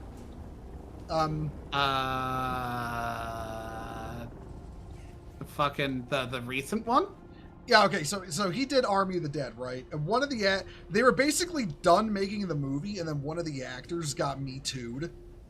So they basically unpersoned him from the film and replaced him with an actress to, like, play the character he'd been playing. The helicopter pilot. Yeah. And it's so fucking hilarious because it's so obvious that they shot all of her scenes after filming had wrapped and couldn't get everyone back because she never makes physical contact with any of the other actors and is always behind a fence or something.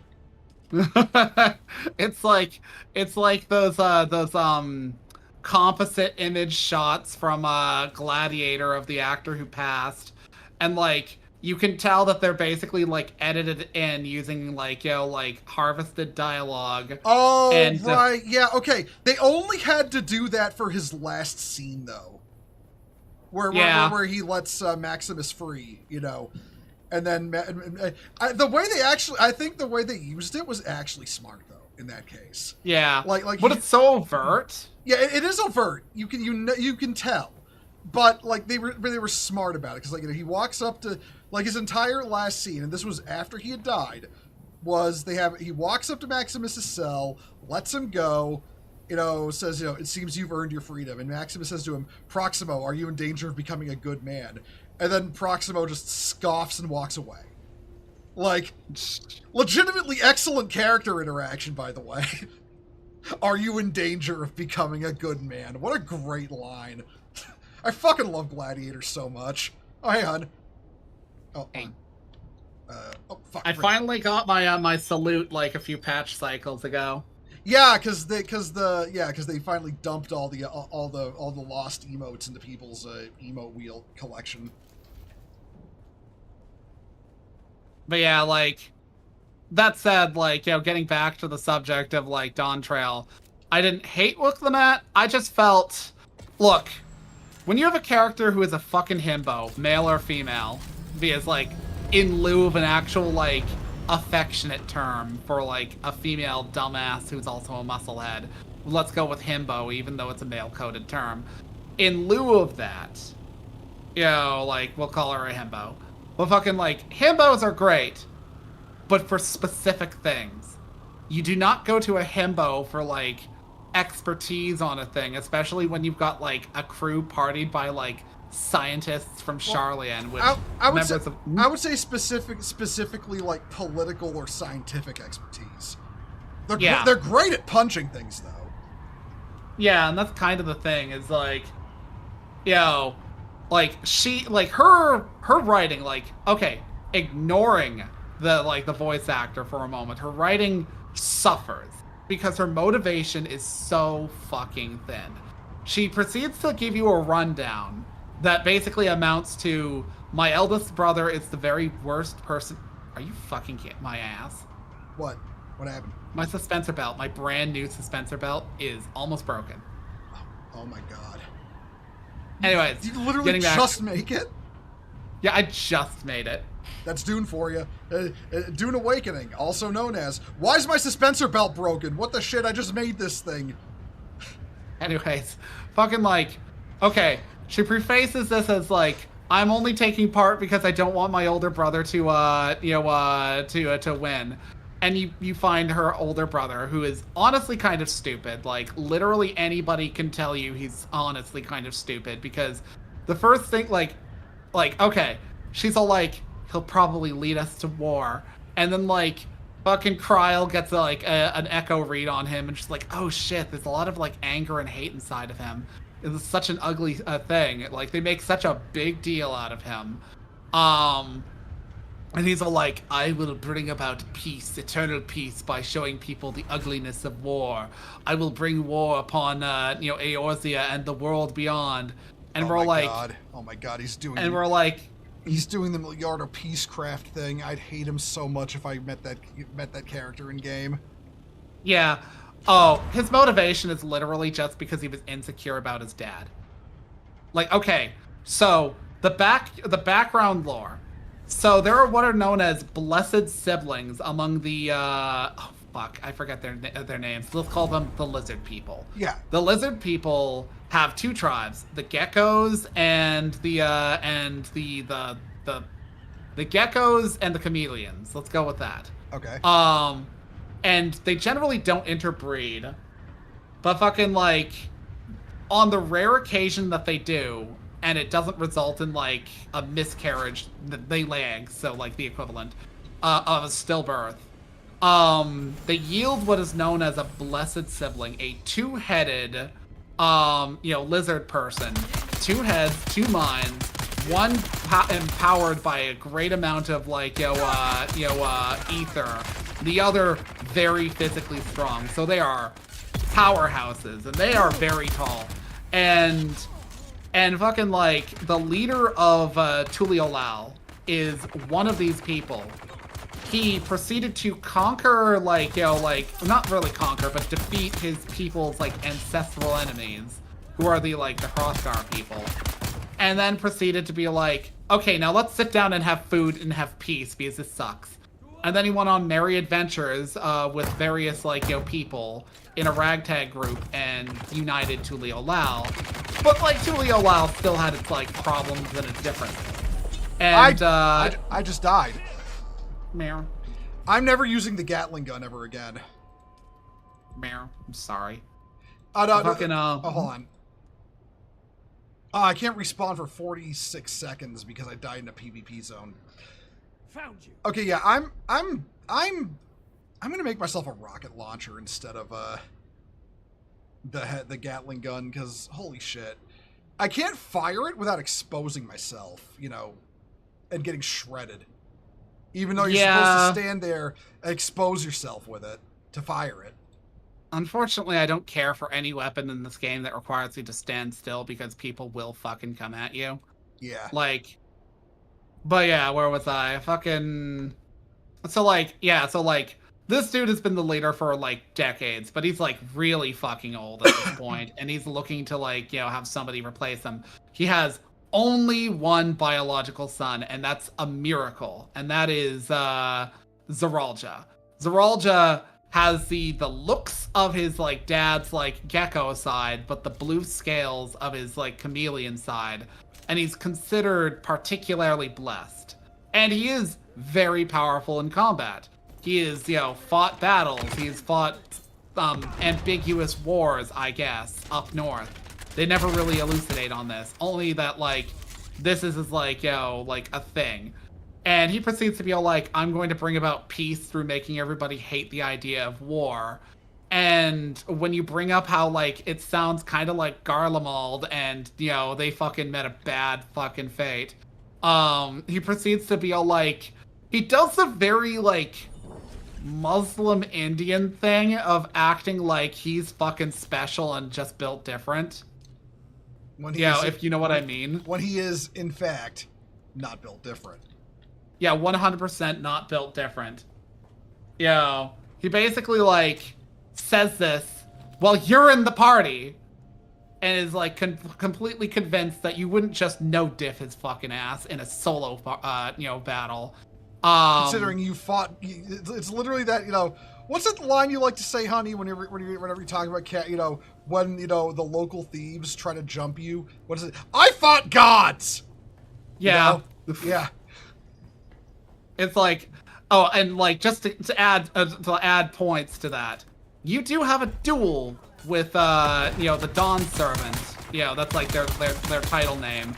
You know, at, like, the 2/3 mark of the story. Like, it is literally just, like, for the shits and gigs. The guys are like, I've heard you're an awesome hero. I'd like to challenge you to a spar. And it proceeds to blast the fucking, like, you know, the trailer theme for the expansion. It's actually kind of pretty choice. Because, like, it genuinely kind of plays into that I'm in vacation mode aspect, because you're kind of just there. You're kind of just part of, like, Wuklemat's retinue. And this dude's like, let's have a friendly spar. And you're like, okay. And he's like, oh shit, damn, I haven't fought like that in years. Fuck, I think I just came. Yo, I need a rest after that. Yo, but like, so like, that's like, that dude's like the main motivation for Wuklemat taking part. But the thing is, all she says is she wants peace. That is literally all she will ever say, is that she just wants peace and for everybody to be happy. And that's nice. That's kind. That shows a genuine benevolence that, you know, I would not place in a, like, political power position, but I would place in kind of like a figurehead position. Which is more or less kind of what she achieves at the end, because she does win, but only because her, like, older middle brother, Cohen, proceeds to be like, mature Cunny, and then proceeds to, like, you know, crash out positively to help his sister, win in a competition. Oh, right. I completely forgot we make all the syscon jokes with that guy, because, well, Look. There's something going on there. I'm just gonna say, okay. He is obsessed with her. Like, okay, at the end of like the patch content launch stories, so like you know what I mean when I say that, like the capstone stuff for like the actual launch story before they start going into the like the patch content that feeds into the next expansion, the usual formula. Fucking at the end of it, Wuklammat is physically injured because she broke her body against like an electrope barrier trying to get at the IKEA Calyx units memory banks. And it's like time jumps forward like a month. And you go there to like with Queen Sphene. And like they're like, oh yeah, she's still convalescing. She's still healing. She can't see you right now. She later shows up and she's like, yeah, I had help in getting ousted from the palace because my brother wouldn't let me leave, but I do have to go back soon enough. And Koan is just so defensive about this. Fucking Bakul Jaja, is like just like giving him the massive side eye, and he's like, "What? You have something to say about this?" Where the hell is the little doohickey you gotta push to get into the loot room? I mean, to be fair, the Asians were many times confirmed as still a thing. Yeah. It's just the Unsundered that are dead. Like, I keep telling people that because, like, they've straight up said many times at fucking live letters, at, like, launch, announcements, and stuff like that. You only stop the Unsundered. There are still Asians that survived. Yeah, like, okay, the dude who was responsible for the Alexandria, the Alexander raid, still out there. There are so many other fucking things where like the dude behind it is still out there. Like I want to say the guy responsible for Hawk Manor wasn't even La Habrea, it was just an ASEAN. And it's like they're still there. They no longer have to live by the Unsundered's dream.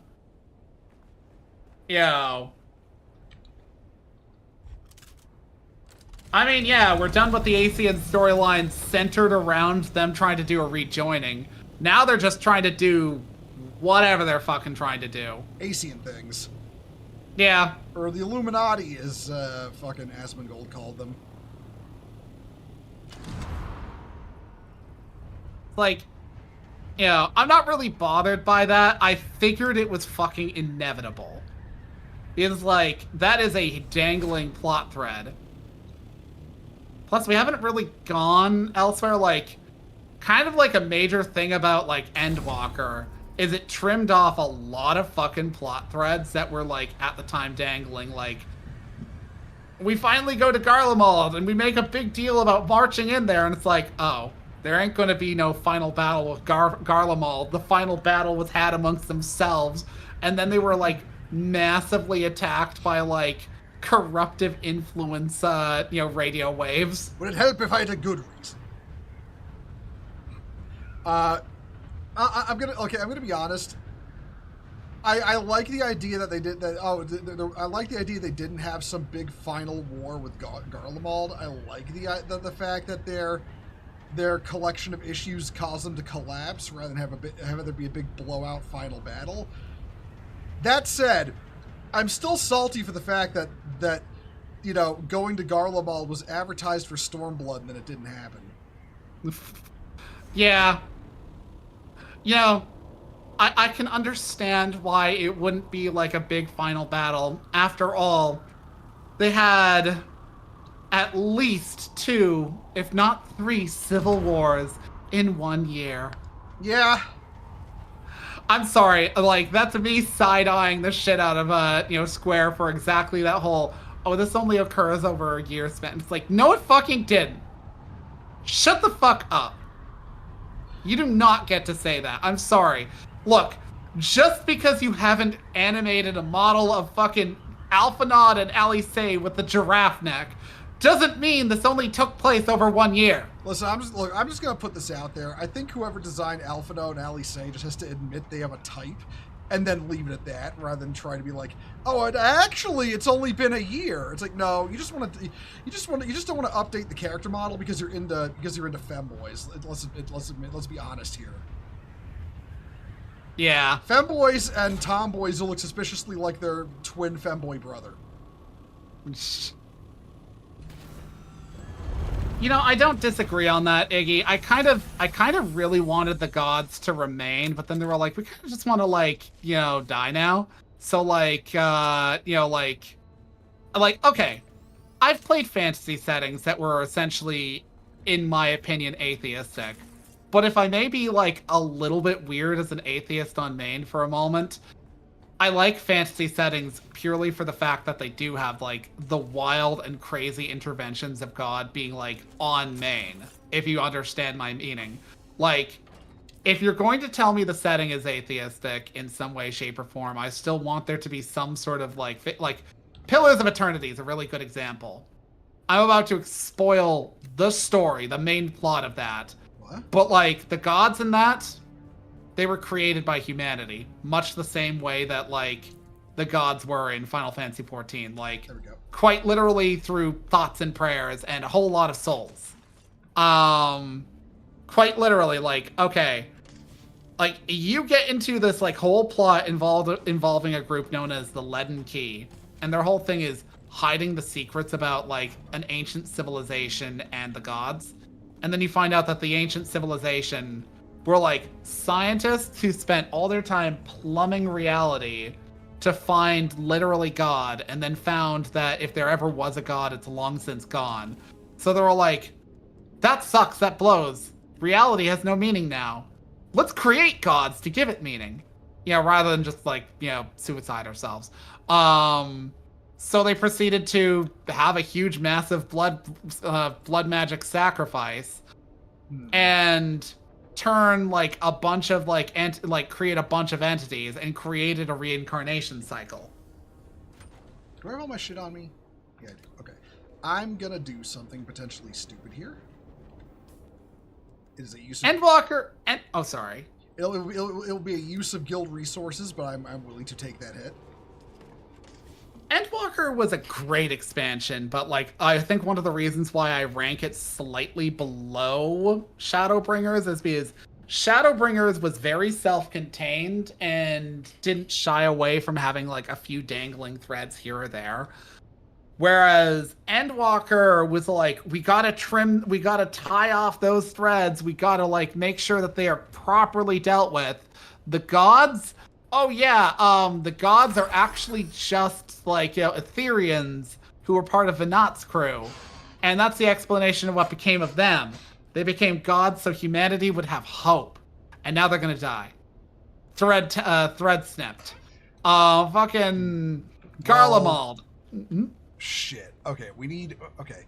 I know there's a way to upgrade, like, plasteel... Okay, plasteel component parts.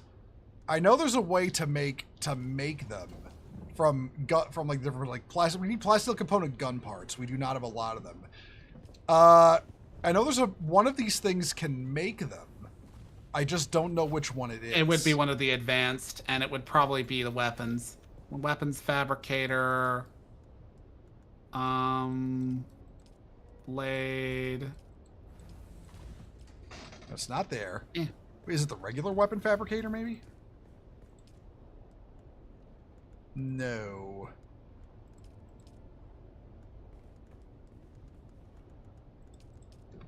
Weird. Okay. I remember there being a fabricator that can make it. It's this. It's what? It's the advanced survival. Oh, okay. Thank you, honey. I'm the dumb.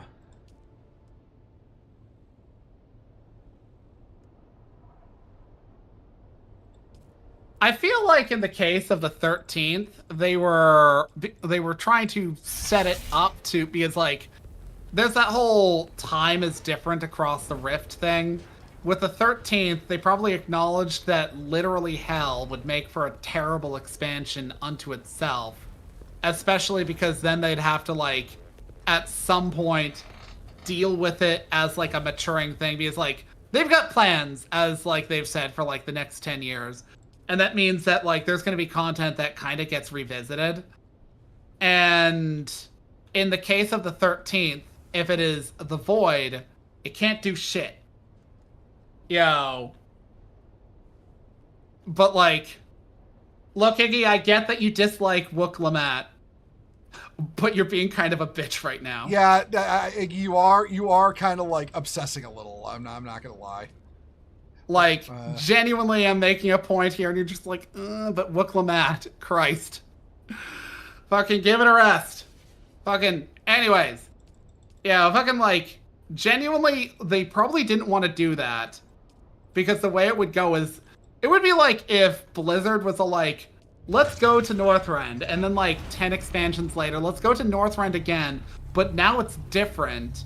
And then they have to like either completely undo the existence of Northrend as it is, or make a completely different content area that is like overlaid over Northrend that you can toggle between. It's all good, Iggy. You know, like, my point is, like, the 13th being, like, literally hell, you know, kind of gets in the way of them just being like, oh yeah, time shenanigans, it started to become a place again. Yep. Yeah, hold on. Speaking of follow-up locations, the burn in the first. See, that would be neat, exploring that. Yeah. I mean, we had a whole, like, we had the whole Eden raid stuff, which, choice-ass raids. You know, and it existed for the people who want the Yuri lesbians. You know, the Yuri lesbians of, you know, Reen and Gaia. I made the wrong parts. I made blade parts, not gun parts. I'm such a fucking idiot. Gun parts. Craft a mount. Yeah, like, I feel like those two things are kind of, like, set to, like, influence each other. So I'm kind of honestly wondering if they are going to revisit the first and how they're going to do that. Hey, Matthew Meyer. Hey, Matthew, yeah, how you doing? Well, we're Duning today. I'm trying to build myself a rocket launcher, but I keep fucking it up. That said, I'm damn sure they're probably going to do stuff with the 9th. Because, like, normally their thing has been, at least in the past, it's been, like, to telegraph, like, at least an expansion in advance where we're going.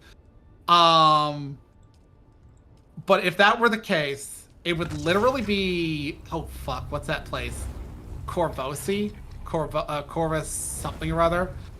It's the place in like the southern like peninsula of the continent that Garlemald's on. It's the original origin lands of the Garleans, and in Endwalker, they reference it so many fucking times. Like, it just felt so pointed. Like, you have a whole conversation with Grahatia, where he proceeds to be like, oh, I'm originally from there. I had to leave because, you know, they realized that the Empire would probably, like, come after me because my clan was cultivating the, you know, like, trying to retain the, like, the Imperial bloodline. And I was, like, the last one in the line that had that. So, like, yeah, so they sent him off to Charlian. But fucking, like, the most you fucking, like, hear about it, like, you know, beyond that is, like, also that fucking Thancred and I think Estinian were scouting there for a bit to check out how shit was going down with the end of days. Like, it was kind of a big deal, and then, like, nothing about it. So more than likely it's gonna be like the 9th, but it could be stuff having to do with that in Mericidia. Okay. I have, I'm going to shut down the machines now that I've finished my crafting. Would you like to see what I built? What do you think? You don't have anything out. Yes, I do. You don't see it, Oh. really? I see it on your stream. Okay, you just pulled it out. Yeah, there we Okay, go. there we go. Rocket launcher. You got your stuff back from that, like, from that dungeon, right? Oh, where I died? Do you know, it was in Haga. I didn't drop anything. Oh! Okay. Yeah. Yeah, no, it was here in Haga. Yeah, I feel like drop stuff. I feel like the rocket launcher is going to suit me better than the minigun, being able to just, yeet an explosive at people, or attack a vehicle. All right. Is this still processing? Yes, I think it is. Yep, it's still processing plastanium. Iggy, I agree on that. Revisit the Grand Companies. Yeah.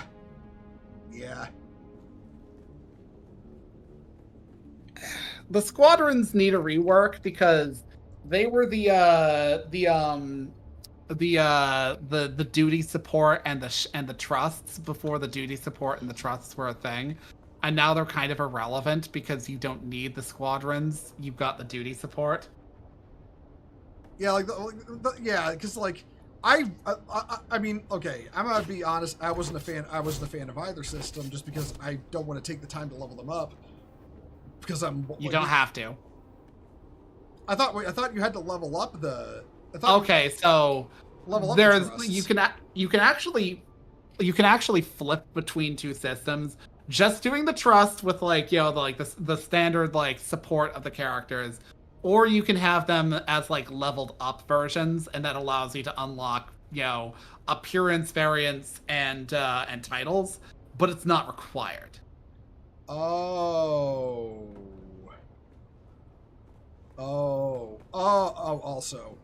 so I was just checking Twitter real quick. So I told you Himmel started fucking Macross, right? Yeah. He just got to the part where Roy Fokker died. Oh fuck. He was talking about how Macross was such a safe series compared to Gundam. Ha! Oh, wait till he gets to Macross Plus. Okay, it's chill until a certain point, and then the last 10 episodes are post the Earth was glassed and 99% of humanity was wiped out. Yeah, no, he's gonna get to that point where Earth gets Earth gets the Reach treatment, basically. The fact that humanity bounces back so readily after not just that, but also the final every time the Zentradi went around killing people, that was people that we could not afford to lose because there was only 30,000 people left in existence. Fucking only 30,000. And these people are throwing tantrums and culturing all over the place because they don't need culture. And fucking getting blown out of the water. And then the series kind of just ends with fucking with Hikaru being sorry bitch, I'm gonna go with Hayase and actually be a soldier. Why don't you go sing or some shit? I mean, to be entirely fair, Hayase was the superior catch. Oh yeah, she was. Pickle, if you're watching this, I'm sorry. I don't care that you don't like her hair. Literally the superior catch because she's less inconsistent and actually emotionally mature. Yep. Okay, you know what? I'm gonna go do some of that new. I think there's more missions I have to do over at the Crash Thopter. I've not done those yet. I need to go to the bathroom. I'll be back. Oh, I need to get a fucking battery for my little Thopter. I'll just take that one.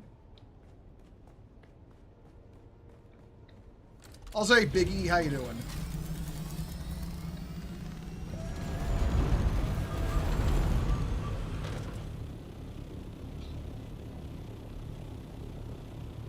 Upcoming Monster Hunter collab is so funny. Man, I'm nervous to try playing Monster Hunter Wilds again because I'm afraid it's just going to crash my computer if I try.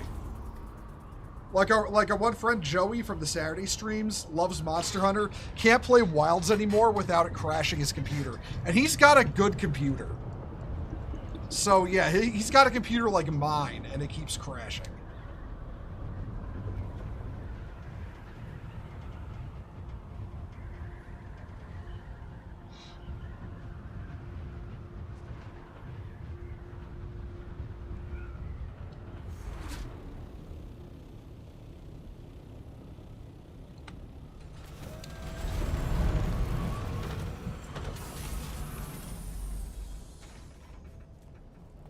I think I gotta go here. Hold on.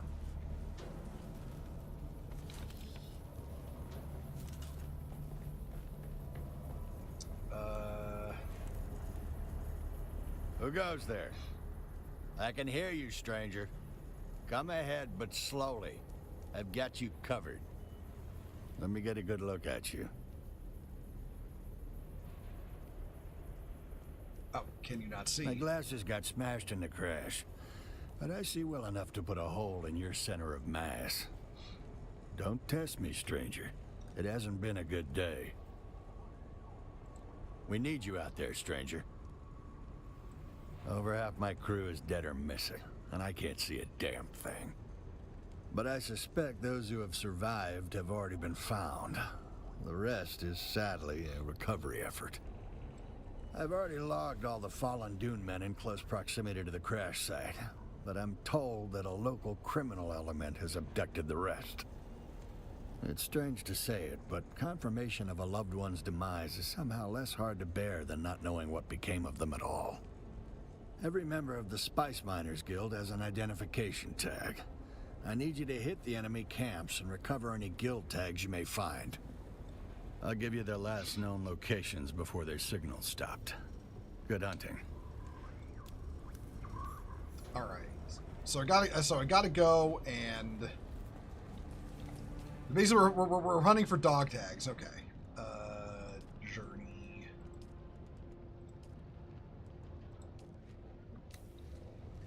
Oh, I think I'm gonna have to travel to a bunch of camps, aren't I? Yep. Yep. Oh man, I'm so glad I haven't. Hold on. I'm so glad we have a ride now. Actually, you know what? Okay.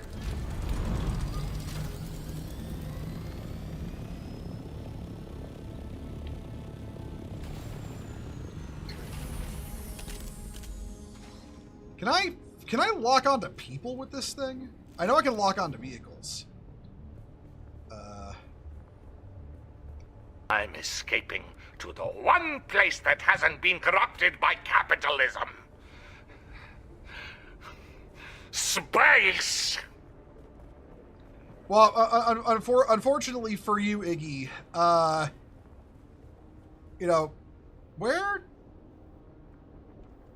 where the shit am I supposed to find this? Unfortunately, Iggy, playing EVE Online, the Sanchez Nation are basically communists. So, yeah. The communists found their way to space.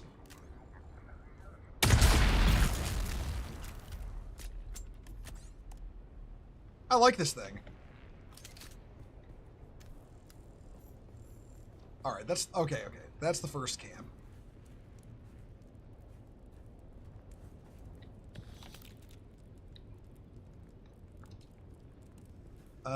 Where's the second...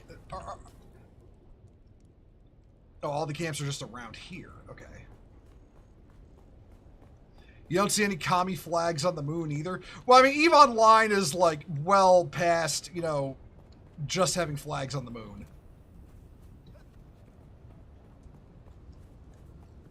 Sanchez Nation are actually, to me, they're more horrible than the bots and Helldivers. Because, like, Sanchez Nation whole thing was like, we can get artists and scientists to just focus on art and science, and we don't have to, and intellectualism, and we don't have to worry about workers doing work anymore, because we're going to make all of our workers cyborgs who are fully aware and cognizant, but unable to disobey orders.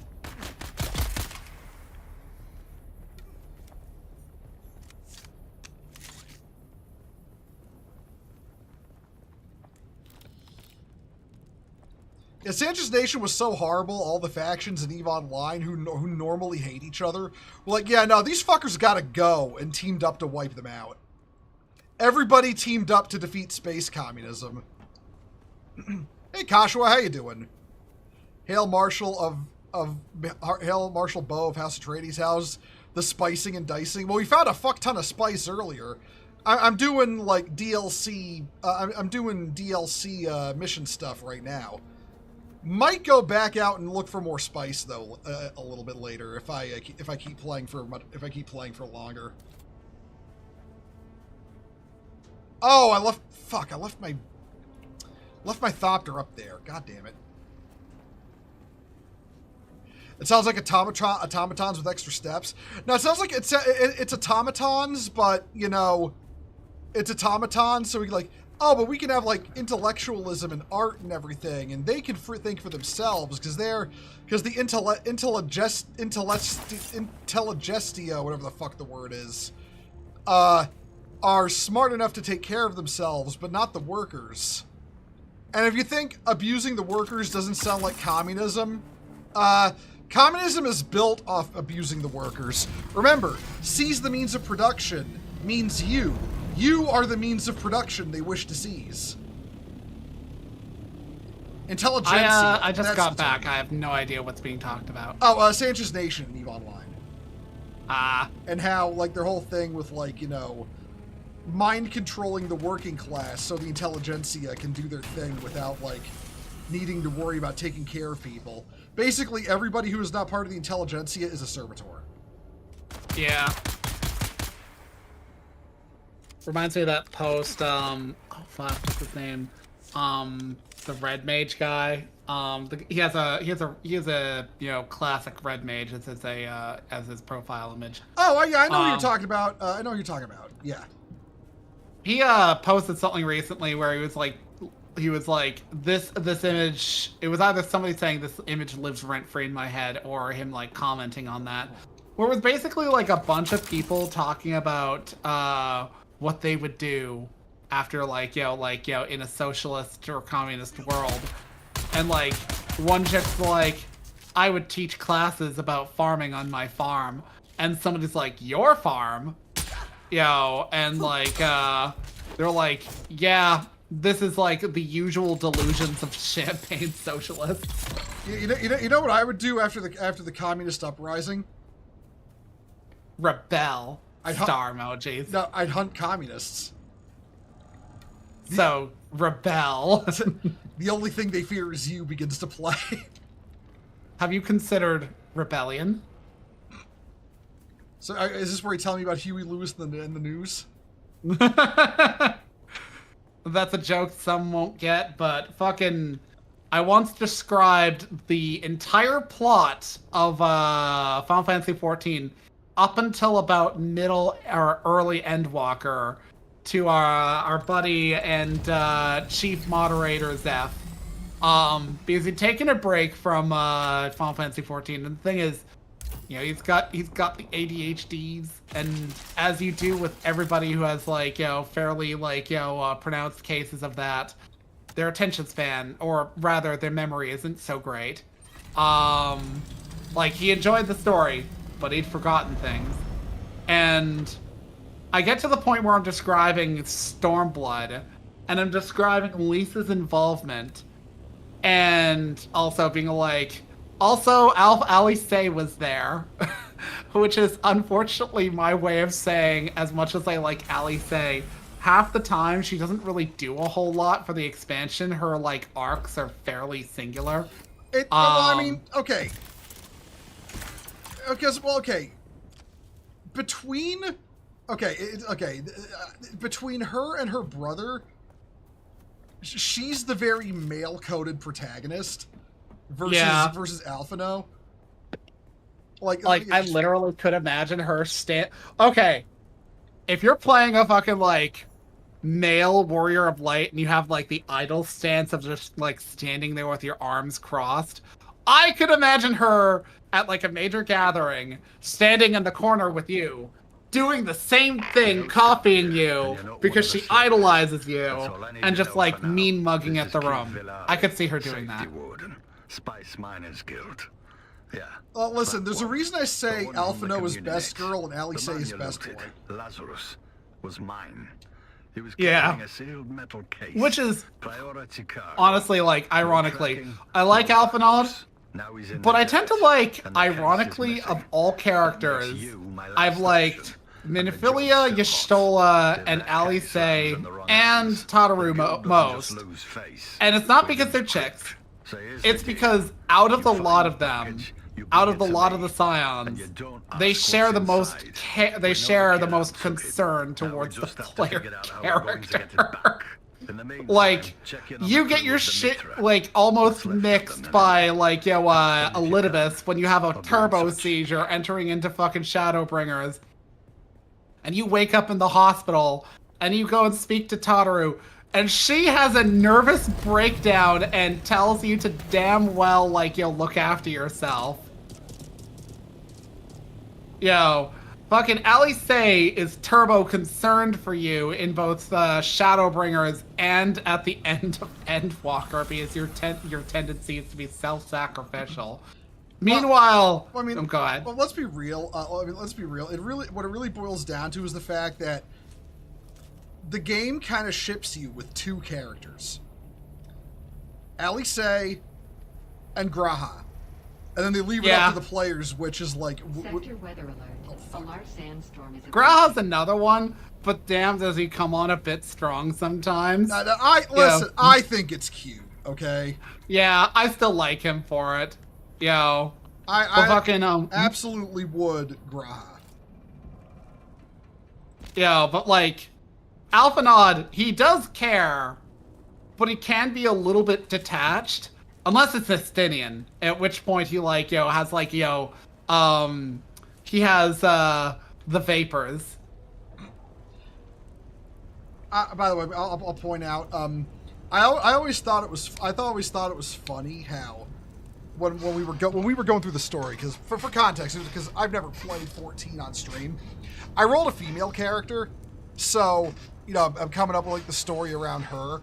I always kind of imagined that my warrior light was in love with bro. We'll just say. I mean, I feel like that's a really pretty understandable shipping. Yeah. And then especially in I think that. Yeah. And then he gets cacked, and then later I'm like, oh, this is happening again with fucking that's with totally not Grahatia in Shadowbringers, and then he fucking dies, but it's like for 5 minutes, so it's okay. Guild tags. Yeah, I remember how we because we're so fate pilled, we were like fucking like, if we got summoned as like an alternate, what class would that be? And then even started like putting fucking like alternative tags onto it. Yeah, AU lore. Like, I think we agreed that like Valentine's Theo is the version of Theo who became a little bit more ruthless and was able to save Horsefont and wound up becoming kind of like queen of fucking Ishgard. Yeah. Okay, go ahead. I gotta wait for this. Wait, where is this storm relative? Okay, the storm is passed. Whew. Okay. Fucking, because we also kind of established that like Horsefont was very much like the lost Lenore for Theo. Mm-hmm. But yeah, like I remember suggesting that version purely because of like your striking set outfit. You know how it like had the like kind of very like billowy dress skirt part. The fuck does the game want me to go? It's over here. Investigate the syndicate. Is that it? Hold on. Also, my affinity for the Mithril Roof Hatch. Okay. But yeah, also my affinity for the Dragoon class, Dragoon/Lancer class, and it was very much drawing parallels with Artoria Lancer there. So like. I don't think I ever properly named it, but let's call it Tyrant, Still Hunter. Based off of using that, like, that Endwalker set from, like, the raid content, with, like, the flaming headpiece. I was like, oh, that looks real good when dyed white. Never unlocked it for dyeing white, but it was basically like, that's the outfit, like, Tyrant Stahl would wear. In the universe where Theo dies and Stahl basically, accepts the attempted lesson fucking, Baelsar was trying to, like, get you to, like, side with him on in, the Casper Meridiana. But the other one is Summer Stall, which is just Stall summoned, or summoned as, like, in his vacation mode. Basically, and it's like basically in a Speedo, because you are. It's not a Speedo. It's a fucking festival outfit. Thank you. Well, wait, which outfit of yours am I thinking of right now? I don't fucking know. I don't do Speedos on him, surprisingly enough. It's the one with, like, the Fairjoy chest piece, but, like, I may or may not use visual mods to, like, make the like, no, it's actually not the Fairjoy chest piece. It's the Moonfire Hoppy, the white one, and the Fairjoy, like, leggings. And he wears, like, the sandals and the headband. But he also wields that PvP, gunbreaker blade that looks like an Oni club. Yeah, that one's cool looking. I like that one. Yeah, it's such a good combo. And it looks like he's at a fucking festival in Japan. I sometimes get the urge to reinstall 14. Where the fuck do they want me to go? Oh, up here. Fucking duh. I mean, it doesn't hurt to play every so often. As fucking Yoshi P said, unsub from my game. Yeah, Yoshi P literally putting a gun to my head and saying, stop playing my game. I can't believe it. Somebody came. I've been hammering on the walls, calling for help, but I've given up hope. Please. Actually, no, wait. That was poorly translated. What he was trying to say is no subs in his game. Yeah, that means you have to quit, honey. Fuck you. Fuck you.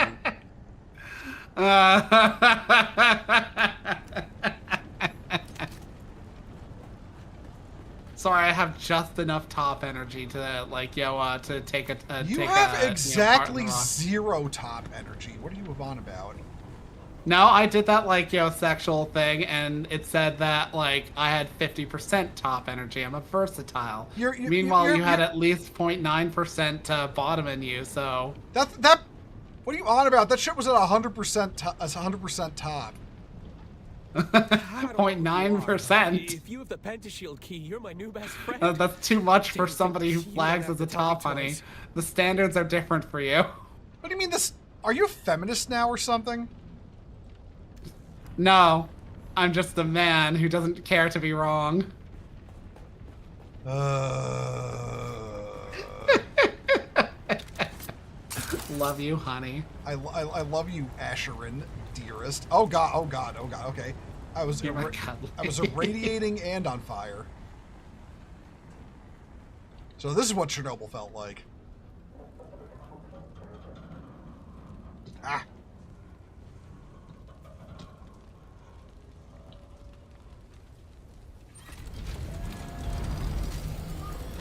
I hate putting band-aids on. Positioning is always such a pain.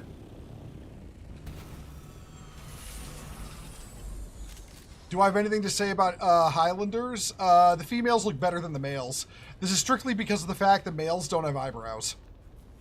Yeah, males with eyebrows look fucking choice though. And by the way, Square, you put Highlander males in Tuliolal with eyebrows. We know that you can put eyebrows on them. Give us the ability to put eyebrows on them without mods. You can check in with Quartermaster Hicks or Lieutenant Drang.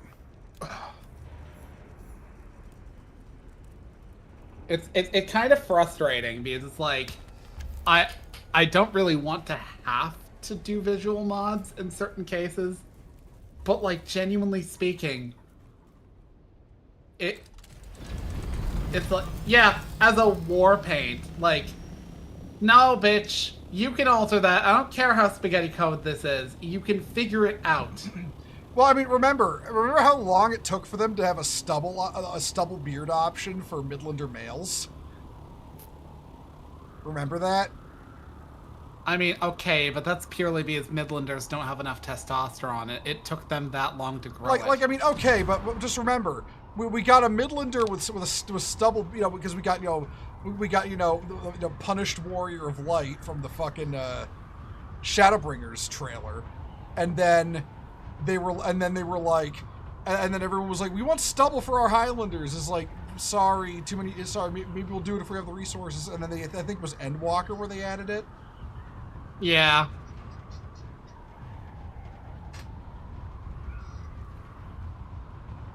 All right, I've got a bunch of batteries in the hold of my ship here, or hold of my Thopter. I'm going to go plug them into California base to give it a little extra juice. Okay. They recently gave Viera the option to hide their fucking ears. Cat girls can get fucked, by the way. Okay, but hear me out. Mikote ears are significantly less pronounced than Viera ears. What they should give you the option is to have your ears down, you know? Like down behind the back of your head, like if you're wearing a hat. That's what they should do. At least that's my opinion.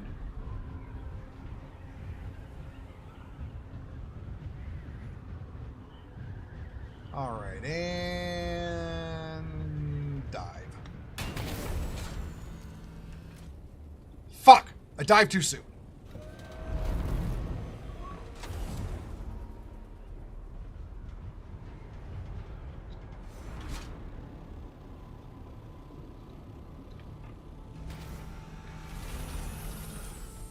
Meanwhile, the humble Ara. Oh, you mean with their giant skin cancer growths on the side of their head that just stick through every helmet?